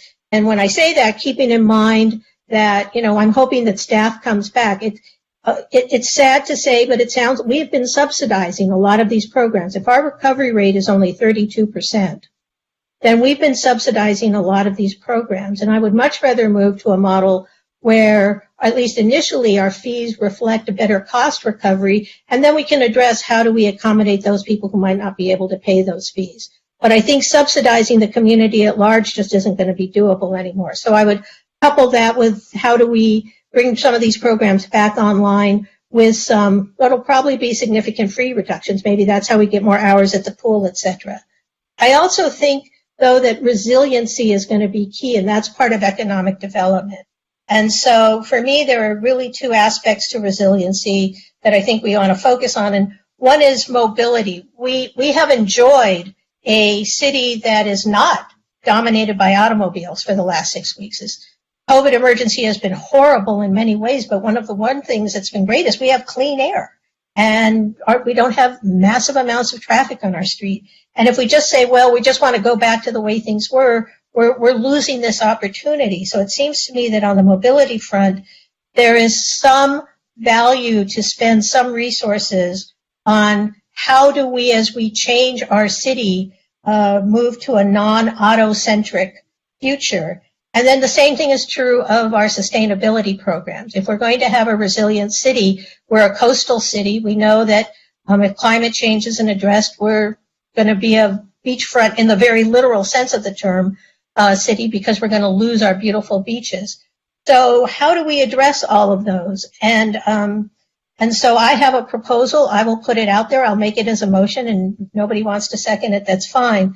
I think rather than try and focus the $2 million on this program or that program, we try and address all of those to some extent. And what I would propose to do is divvy it into 5 separate buckets of $400,000 each. It's not a lot of money, but maybe it helps, especially if we can work with our unions and if we can work with the community at large. And I would spend one of the buckets on increasing the pod program, not at the level we previously authorized, but at least extending it to some extent to help our most vulnerable seniors. I think that, homelessness is going to be really scary as a result of this. I would spend the next bucket, again, another $400,000 in thinking about our youth-related programs, which would include CREST. We heard something about our youth resource project that deals with the mental health of young people. I think that's really key, and maybe there's even room for, I understand they're small because this is all very expensive to do, but, to rethink an hour or two at the library or something, but, to sort of lump youth programs together and view those as part of being key to our economic recovery. I would take the third bucket, again, it would be, I'm equally dividing these, so it's 400,000 if my math is right. Into our things like playground partnership, outdoor recreation, the swim center, the community gardens, things that are part of our outdoor health. And then I would have the fourth bucket be mobility money with an emphasis on creating a non-auto-centric future. And then the fifth bucket would be the sustainability piece of it, again with an emphasis on building community resiliency. So that's my motion. No, I'm going to go ahead and I'm going to second that for the sake of argument. Okay, so we have a motion by Councilmember Davis, seconded by Councilmember Hara, for a 5-bucket plan. We are now 7 hours into the meeting, so let's see how much agreement we find on that. Councilmember Winter, you're next. Yeah, I agree with very much with a whole lot of what Councilmember Davis said. I do wonder whether it's prudent to allocate a specific $400,000 to each of those categories, or maybe give staff some flexibility. That it may prove that to get to the point where we restore some of the after-school programs, which I agree I think are critical to economic recovery. I can't imagine someone who's a resident of this town who owns a retail establishment or a restaurant trying to get their business back on the ground, as arduous and as often as impossible as that may be, with having to worry at the same time about what their kids are doing, after school from 3 to 6. So I think we should probably, I would like to suggest a friendly amendment that, the $400,000 for each bucket is a guideline, but we give staff some latitude to, maybe it's $350 here and $450 here rather than be too prescriptive. Does that make sense? Is that a friendly amendment? Yeah, that's You're being asked whether these buckets can be elastic. Yes, I think that's friendly. The idea is to increase programs, sort of across the board, but understanding, right, oh my God, we got to that last dollar and now we can't do something, and if we only had $10 more, we could do it. So, I'm fine with making the buckets elastic, but giving some general guidance to staff that we want the buckets to be roughly equal in terms of expenditures, but not absolutely equal. And I'm very much in favor of bringing back the pod program. If you could, just hang on a moment. I saw Councilmember Hara nodding her head, so I just want to confirm that it appears that your friendly amendment is friendly to both the maker and the seconder. Is that correct? Councilmember Hara, is that correct? That is correct. Thank you. Now, Ted, sorry. So I'm very much in favor of bringing back the pod program. I think we need some clarity of this issue of the housing trust funds about, it's a big number, but how much of it is already allocated to stuff that's out there? I assume, not all of it is available. So I don't quite understand that, but I would assume there's some sort of money can be used from the housing trust fund to expand the pod program. I wonder whether or not we also ought to consider that issue of refunding LAFLA, because I do think that's a very valid concern that maybe not tomorrow, but in the future, we will see a wave of eviction proceedings, and there are many households in our city do not have the financial wherewithal to get legal assistance. Is that a friendly amendment? You know what the number was on that? It was a reduction in funding of what, 12 or 15% of what? Do you remember? Well, it's in the staff report. $5,000. It was 12%, but it was $75,000. So does Yes. do you see that as being part of one of those 5 buckets, or are we adding a handle to your bucket? Well, that's my question. If it's $75,000, where does that come out of? 'Cause- It's not at 12% of 75,000, I think. Could I ask our chief financial officer potentially to weigh in on that issue? I think it is possible that we can do that. So, the 61,000, it's approximately 61,000 that LAFLA would have. There's the domestic violence clinic for 10,000 and the general community legal services for 51,000. I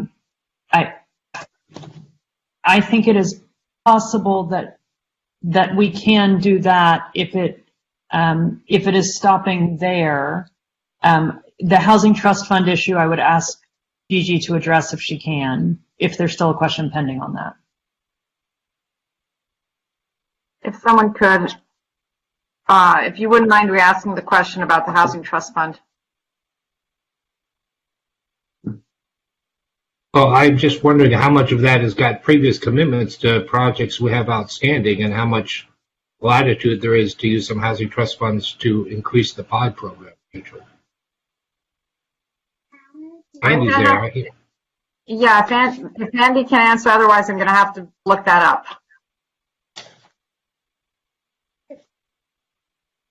Andy, you have to turn on your volume. You see Andy?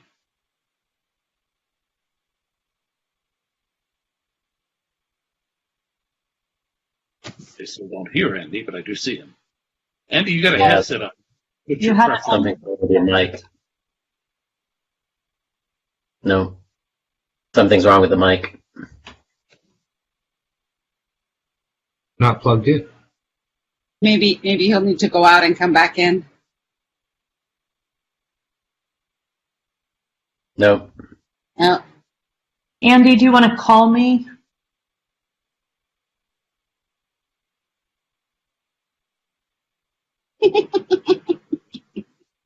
And then while that's happening, I just want to make a pitch for my particular issue of design review. I hope that we can give staff direction to find an expenditure neutral way to preserve some sort of design review of large projects and continue to provide the ARP's pro bono services to the Planning Commission. Would that be a friendly amendment? That is a friendly amendment. I'm not sure that necessarily involves money. Probably won't change the shape of the bucket too much. Can you repeat that, please, Ted? I'm sorry. I'm hoping that the planning director can find a way that's expenditure neutral to continue at least some sort of design review of large projects and utilize the services pro bono of the current ARB members to provide assistance to the Planning Commission on design review. Okay.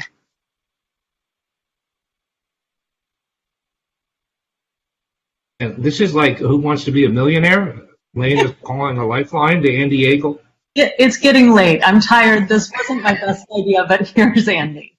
Can you hear me now? Yeah. Okay.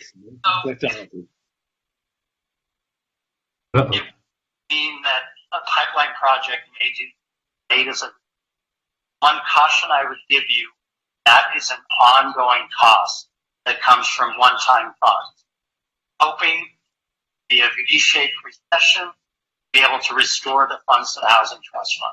If for some reason this is a U-shaped recession, and we need to keep putting that money in Housing Trust Funds, eventually run out of Housing Trust Funds. And this, once we enroll people, it will be very difficult to unenroll them from the program.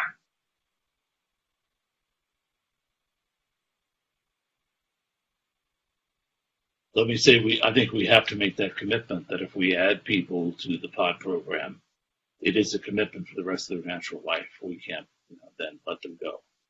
That was a commitment we had to make the very first time we started POD, and that was one of the concerns that at least one council member had. So here the question would be, are we willing to make a commitment that if the recovery is not as fast as we hope it is, we will actually have to reduce expenditures somewhere else to fill that POD money? Yeah, I mean, I understood that when I made the motion, and that's one of the reasons it's just one part of the bucket. It's not the full $2 million we originally committed for that very reason. Well, I think Ted was suggesting we go further, was he not? Oh, okay. I'm sorry. Well, no, that's why I'm sort of trying to find out the financial circumstances. I mean, it may be that roughly $400,000 that Councilmember Davis suggested is as far as we can go. I think we're going to have to throw that out there and see what staff can do. Okay, so does that require then a change to the motion, or are we done and can we move on to Councilmember Himmelrich, who's next? Ed, you done? For the moment, yes, thank you. Okay, Councilmember Himmelrich. So, and I can tell you a little about the POD program that originally we funded it. I think it covered 20 people. So now there are 40 people in it. So another 400 would probably make it 80. I think that's right. 80 people.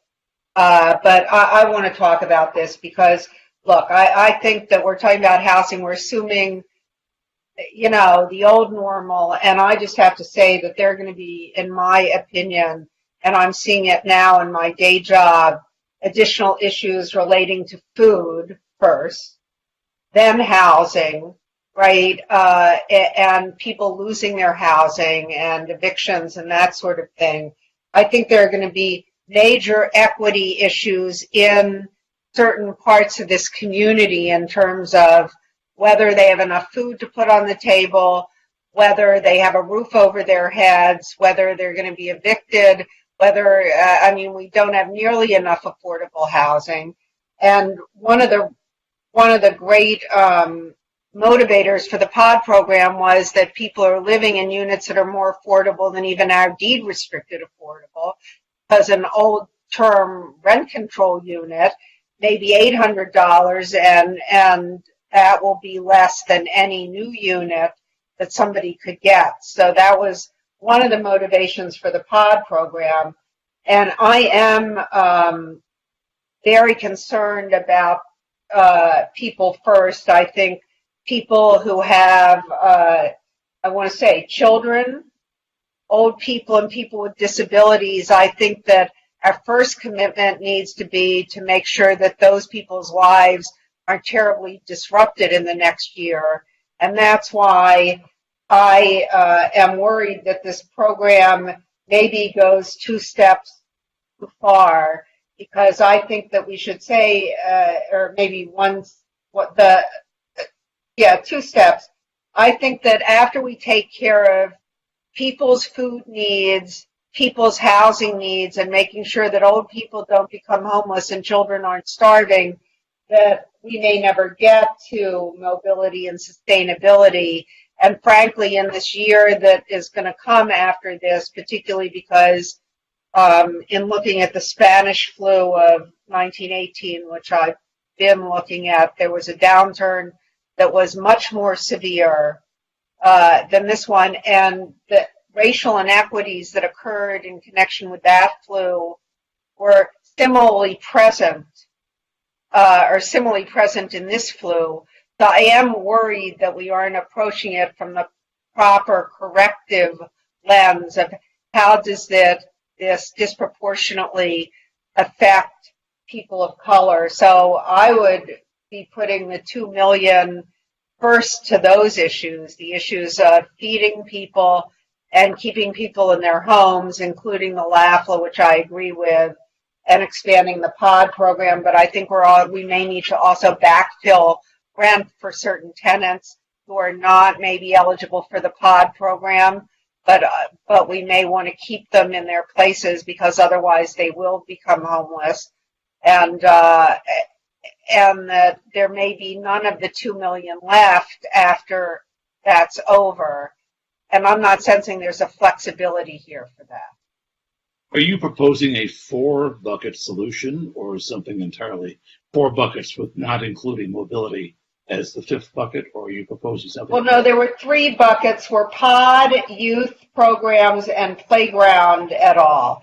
But I do think that basically subsistence issues should be our first priority. In other words, do people have food to eat, right? Is the food bank still going? And do people have a place to live? Or are they going to be evicted?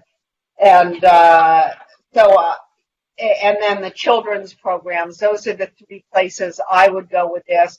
And then if there's money left at the end, which we could revisit in one of these quarterly things of the $2 million, we can move to sustainability and to mobility. But first, I think we need to make sure people, can eat and have a roof over their heads, and the children have fields to play in.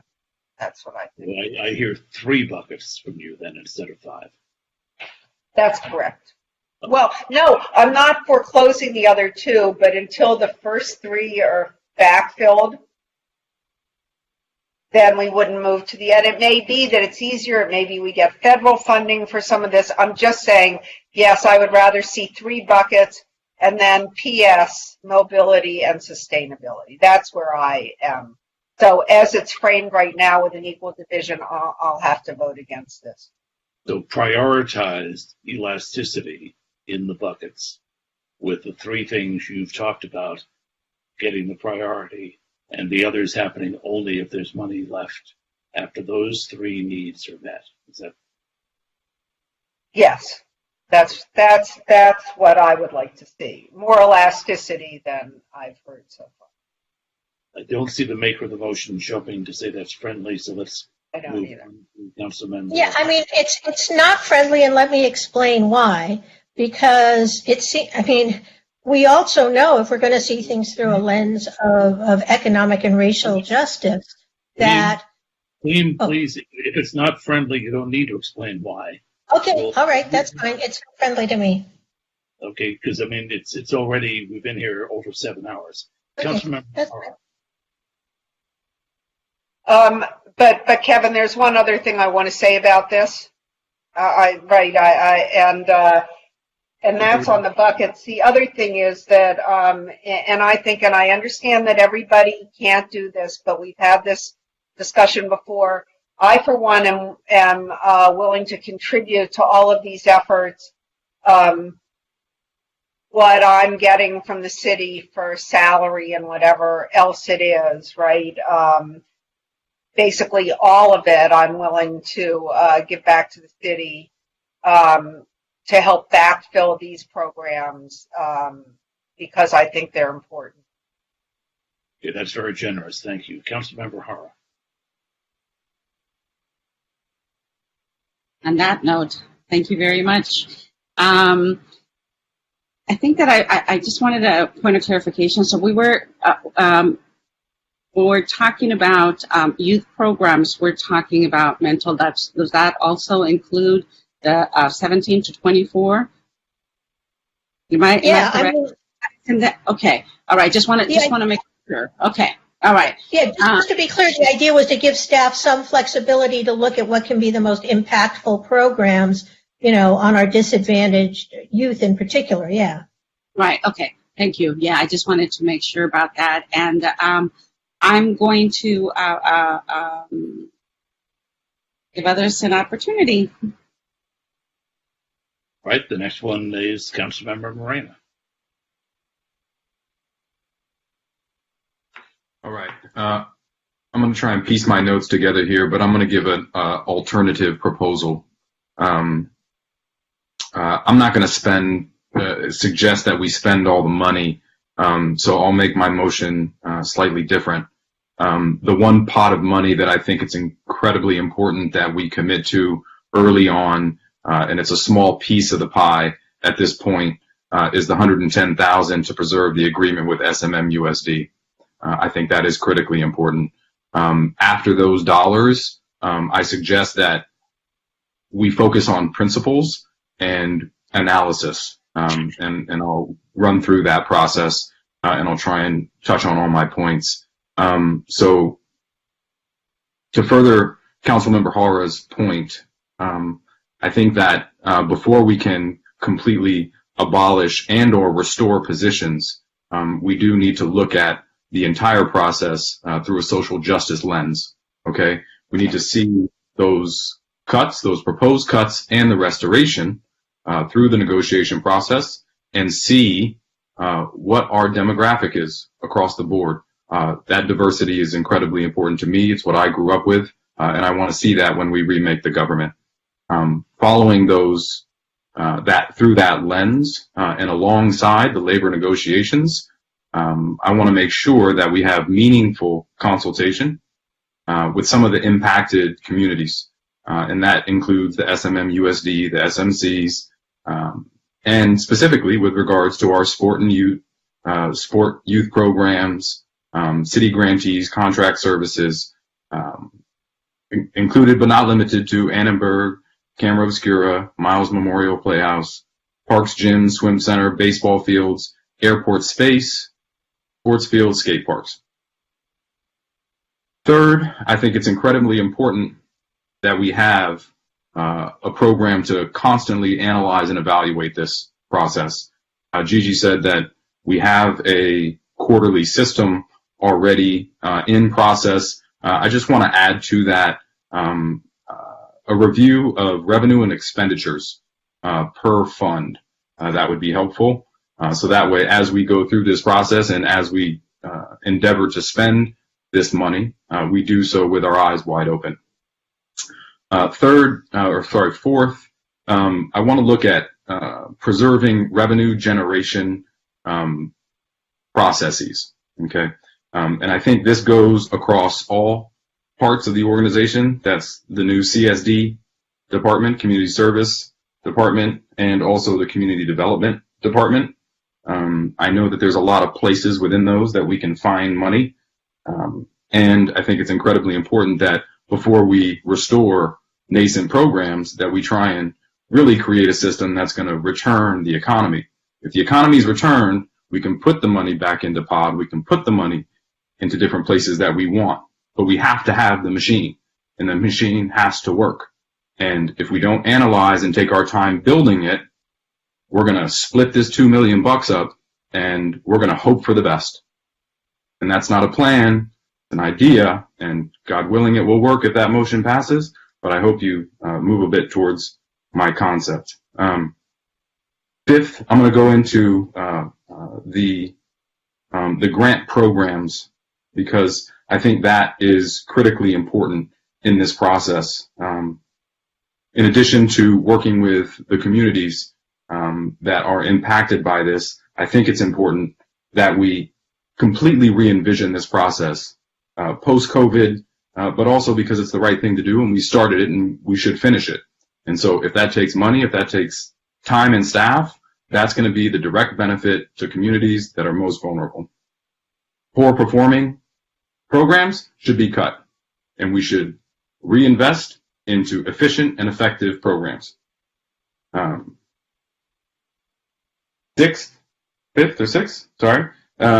Getting into cleanliness. It's a concept that we've already agreed to in our underlying principles moving forward. I know that has to do with the way we maintain and keep the beautification of our city up to date. That includes painters, that includes some of the maintenance workers.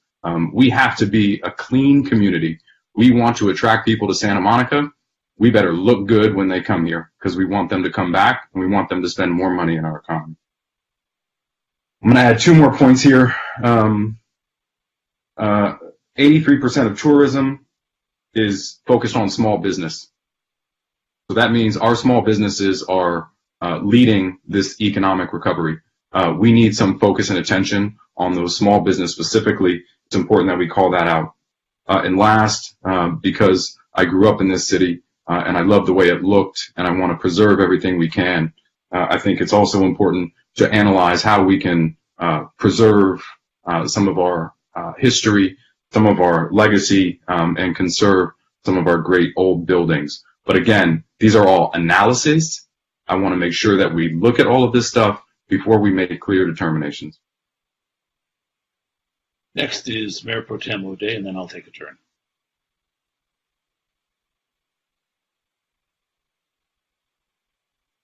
Well, now I think I'm caught between two approaches. What I heard from Councilmember Moreno was a suggested list of how to prioritize, and then the motion on the floor is to sort of to have the 5 buckets addressed with the $2 million. I think Councilmember Moreno, just as a question, what you were constructing there is larger than just the $2 million. It's an approach for restoration overall. Is that right? Correct, but it's beginning with the 2 million, right? So there has to be risk capital into that process. This is that initial risk capital. Mm-hmm. It's seed money, right? And if it works, we may be able to attract other dollars, but we just don't know if we don't use that money efficiently. So are these is it consistent with the motion that's on the floor, or is this a substitute? How do we think about this? It's a substitute motion because it's a analyzing of our values and how we're going to restore positions based on that analysis. We haven't done that yet because the process has been what it is. We haven't gone through and determined revenue generating subdepartments. We haven't looked at things through a social justice lens and how the equity across the table is going to reconstitute our staff. So we're missing key components that we hold valuable as a city. And it's important for me that before we spend the money, that we think about how to spend the money first. And so are we asking for additional work from staff as the part of this process, or are we looking at this as just as a lens through which this work that we intended to conduct would be filtered? I would say it's a bit of both, because we may not be able to do this work entirely, right? This may require some consultants. This may require some staff. This may require holding off on some abolishment of positions because we need to get this work done and we need to work through it. So I think there's a lot of different ways that you can build this program, but the idea is that we're looking at our values across the board and then we're determining how best to invest in them. I'll give you an example. Mobility, we know for a fact, generates dollars, the micromobility program, right? I don't think we're cutting out our micromobility person, but I want to make sure that that program continues to generate dollars. And I want to make sure that we've done that in every single department so that we're not cutting off our nose to spite our face throughout this process.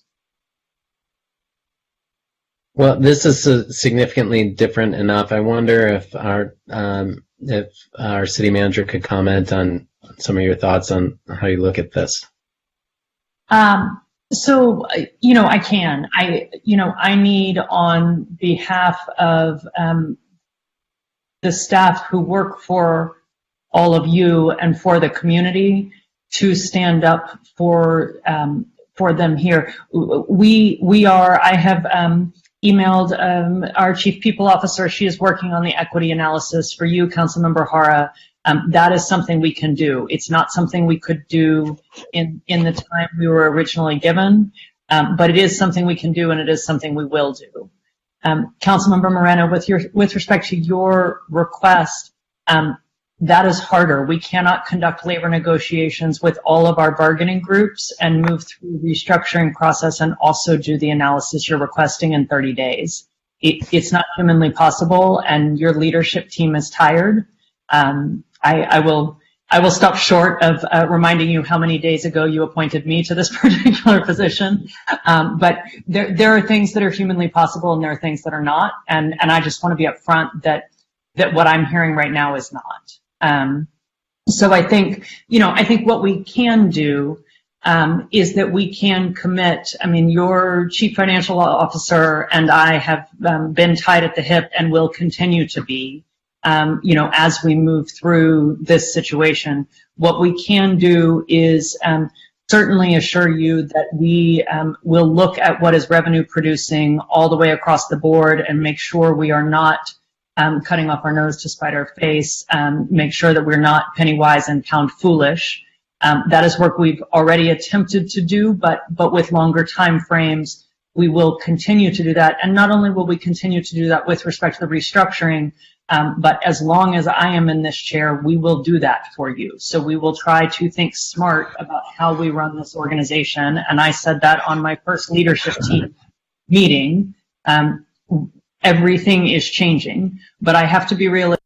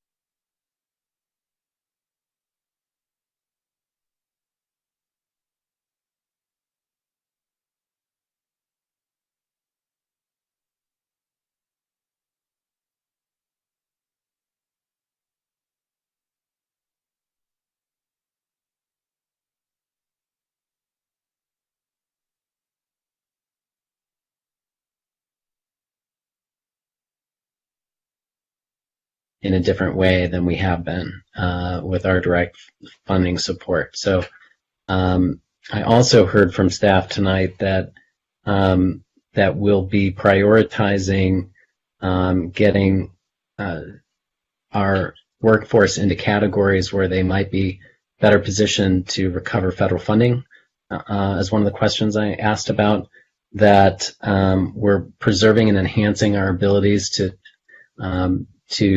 engage with volunteers in our community to help us to continue some of the services through this difficult period. And while people are unemployed, we may well have more volunteers available to support our community and support our neighbors. That we are also finding ways to be creative to keep facilities open, which I think was part of Councilmember Winter's suggestion. So understanding all of those to be part of the motion on the floor, I'm here to support it, and I think Councilmember Davis, you're in agreement. Those are in place. Okay, so I'm going to take my turn now, if I may. To my mind, this $2 million is this council's opportunity to fill some really unfortunate gaps that are left as far as taking care of real people during an interim period here where we don't know how fast the economy will come back. And the money is being put in front of us to be used in the short term, fiscal year 2020, 2021. And while I am accepting of the elastic 5-bucket solution, I actually lean a little bit more toward Councilmember Himmelrich's idea that we should be focusing on the people most likely to be hurting in the short term, people who are likely to lose their housing. And once that happens, they won't come back. Obligations that we have, contractual obligations. Dr. Drotti was on with us earlier tonight, many hours ago now, and reminded us that there's a playground partnership obligation that we really should fulfill. And by fulfilling the obligation, we also provide opportunity for young people. I think we need to look at the fact that if you're a certain age right now during this horrible COVID-19 year, you never get it back. And the services that we don't provide in the very short term are services that will never contribute to the growth and maturation of a generation of Santa Monicans who I think we are obligated to look after. So then you have the programs like sustainability and mobility, which have been signature programs of mine for 20 years. And yet I can't put the same urgency on them in the short term as I can on protecting the weak and vulnerable who will be most hurt in the economic collapse that's following this COVID-19 pandemic, which, as has been pointed out by others, isn't over now and may actually resurge in the fall. So I'm willing to keep the 5 buckets elastic, but I'd like to see much more elasticity to fill the buckets that help people who are hurting. And I'm sorry, but if that means a few miles less of bike lanes or a postponement, not a cancellation, of some of the efforts that we as a city do on sustainability, I'd have to vote with the people on that one. So I don't know if that is too much to be a friendly amendment or whether it needs to be a substitute motion. So, I mean, I understand what you're saying. I mean, I want to think this through, whether or not it's friendly. So give me a moment, if you will. You know, my concern, of course, is I view both mobility and sustainability as social justice issues. We know that the people who suffer the most when our environment becomes polluted are disadvantaged in communities of color. We also know that the people who most depend on public mobility are disadvantaged people in communities of color. So while I certainly appreciate the thought about let's try and focus on housing and feeding people and taking care of needs that will help people get back to work, I suppose it's friendly, but the fact of the matter is that housing could eat up the whole $2 million, or feeding people could take up the whole $2 million.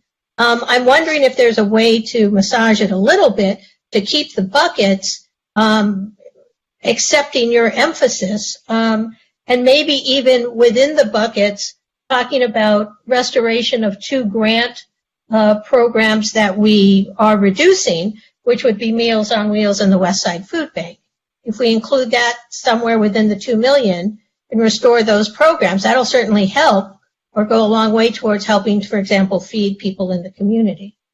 So with that sort of analysis, I'm guessing it's friendly, but if the whole $2 million gets eaten up by the pod program, then, you know, what have we gotten? So I think as long as you're acknowledging that there will still be money spent on each of those categories, but that will emphasize the housing, the youth programs, and the, oh God, now I've totally lost it because it's way too past my bedtime. The housing programs, the youth programs, and the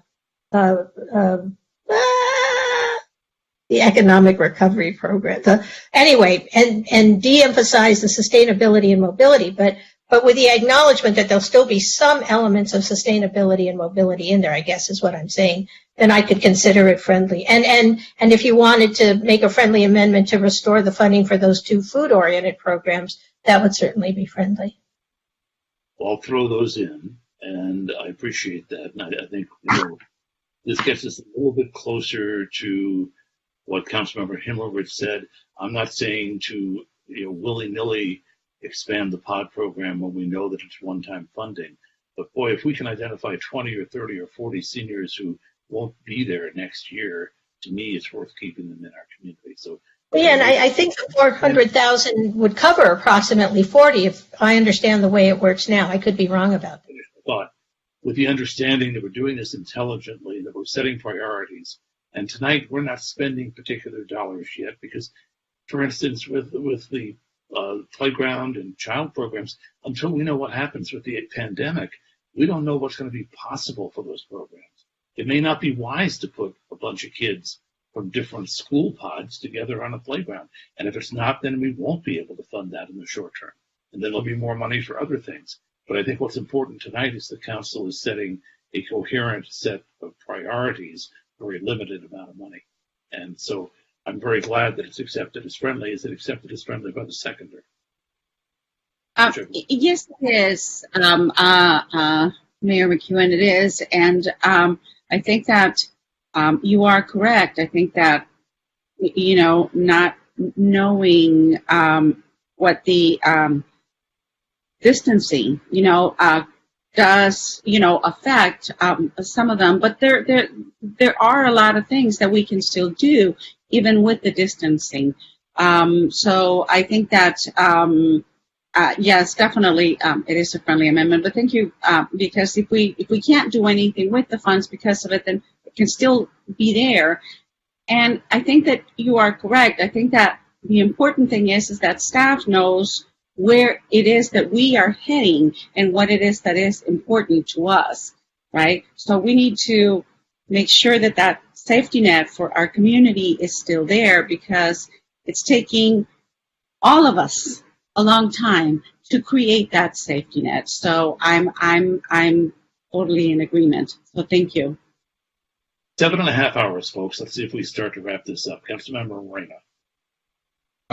Thanks, Mayor. I just want to potentially clarify, because what I understood of the 110,000 in terms of preserving the agreement with SMMUSD, that's a necessary dollar amount to ensure that the contract does not go in breach and potentially put that larger funding amount in jeopardy. Is that right? Clarification on that from Interim City Attorney Cardona, with whom I exchanged some email about that earlier today. George, are you still around somewhere? I am still around. Yes, we have contracts in place with the school district, and that's will remain in place for at least the next year. And we do have obligations under those. The exact amount varies. It's a charge for maintenance and custodial services at the facilities we use under the playground partnership. There do appear to be some obligations for us to do something under those contracts. The contracts are not entirely clear as to what the exact obligations are, but there is a payment obligation and there is some obligation to continue to some of the facilities. Does that help, Greg? Yeah, that helps. Sorry. It's okay. For me, it just solidifies the fact that we need to keep that funding in place by any means necessary. In my mind, I get I understand the pod program, and if there is a potential of 40 seniors at risk, obviously that's incredibly important. But our senior population and our kids are my priority, and that 110,000 that we need to cover in order to maintain the facility services agreement is just incredibly important to me. So I would like to earmark that, Councilmember Davis, if that's friendly to you. And then I just have two other components with that, in so much as we don't quite understand what the results of COVID is going to be with social distancing and access and programs. But I can tell you for a fact, we all don't want 3,000 of our kids after school running our streets. That's how I grew up. 9 of my friends are dead because of it, and we don't want those times back again. So it is incredibly important to me that there is a place for them to go, and it's incredibly important for those parents of those kids to get back to work knowing that their kids are in a safe place. The last piece that I'll make sure is included in this is the discussion with the community groups. So as long as we can keep that dialogue open, I can support the motion as an additional workflow. But for me, the 110,000 for the schools is non-negotiable, and those grant programs, at least that keep kids off the streets. So So you get closed discussion if you'd like to. okay, so that is friendly. Oh, but can I explain to Councilmember Moreno how my motion fits in with his or his? Well, if he's agreeing with you and it's friendly to you and it's 7.5 hours into the meeting, I'm not sure how much. I understand, but there are some specific things in there that I want to make sure. So, for example, one of the buckets is $400,000 for playground and recreational things. So the playground partnership could be paid out of that money. We don't know that it's definitely $110,000. That's a discussion we have to have with the school district. So I just don't want to say, yes, $110,000 to the school district for playground partnership, but that can certainly be part of the direction, is to make sure that program survives in some form after consultation with the SMMUSD out of that bucket of $400,000 for open space, recreation, etc. Great. Does that make sense? The motion Totally. already included collaboration, and I think the whole staff report is imbued with the idea of, wanting to make sure that our kids are protected. So certainly, the CREST, the after-school care kids-related budget would certainly, I think, fund after-school programs that would keep kids off the street. But how that all looks, we don't know, because staff is going to talk to the school district and maybe other entities and figure out better ways to do it or more efficiently. Okay, Sorry. Councilor wants to add something. So can I go ahead and second that, say that I'm okay with the friendly amendment? Would that be okay? I think it was already accepted as friendly, and then Gleam was just clarifying that out of that $400,000, obviously to do the playground partnership, we got to pay the district that money. So Okay. that substantively changed the motion. I didn't know whether or not we were changing something, so I just wanted to make sure. So. We'll get it to clarification, Michael. Okay, thank you so much. Councilmember Winter. Yeah, a few things. I understand where Councilmember Moreno is coming from.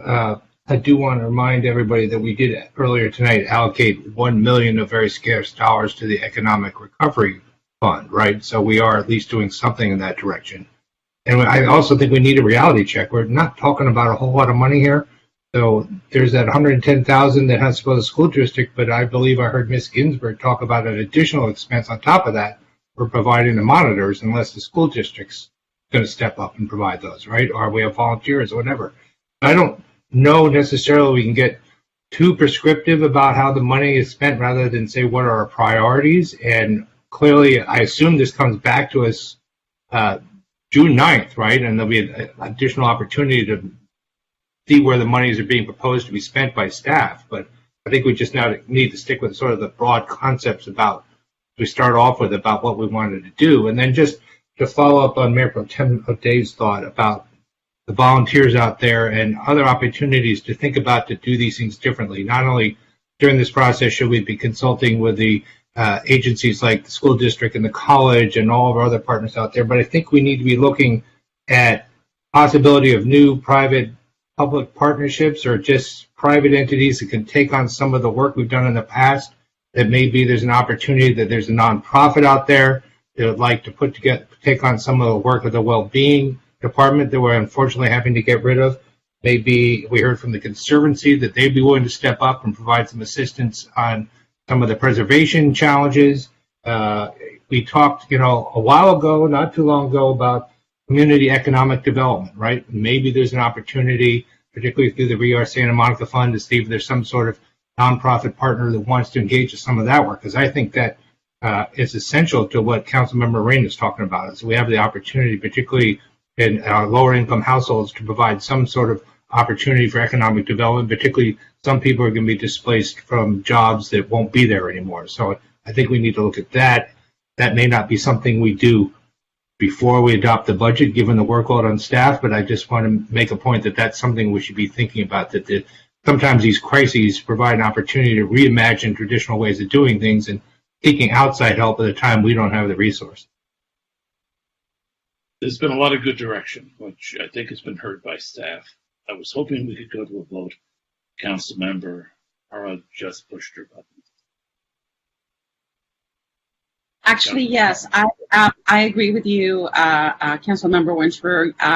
If our economy does better, we can definitely look at that seed money, Councilmember Morena, so that way we can start, to assist our most vulnerable, communities, so that way they can begin do their own businesses. So I totally agree with you. So I just wanted you to know.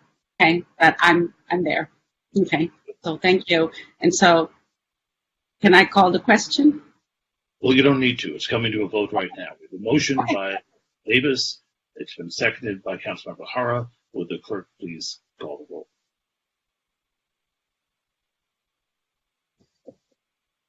Councilmember Morena? No, I'm here. Councilmember Morena? Yes. Councilmember Himmerich? Yes. Councilmember Davis?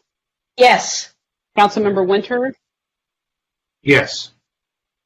Councilmember Hara? Yes. Mayor Pro Tem O'Day?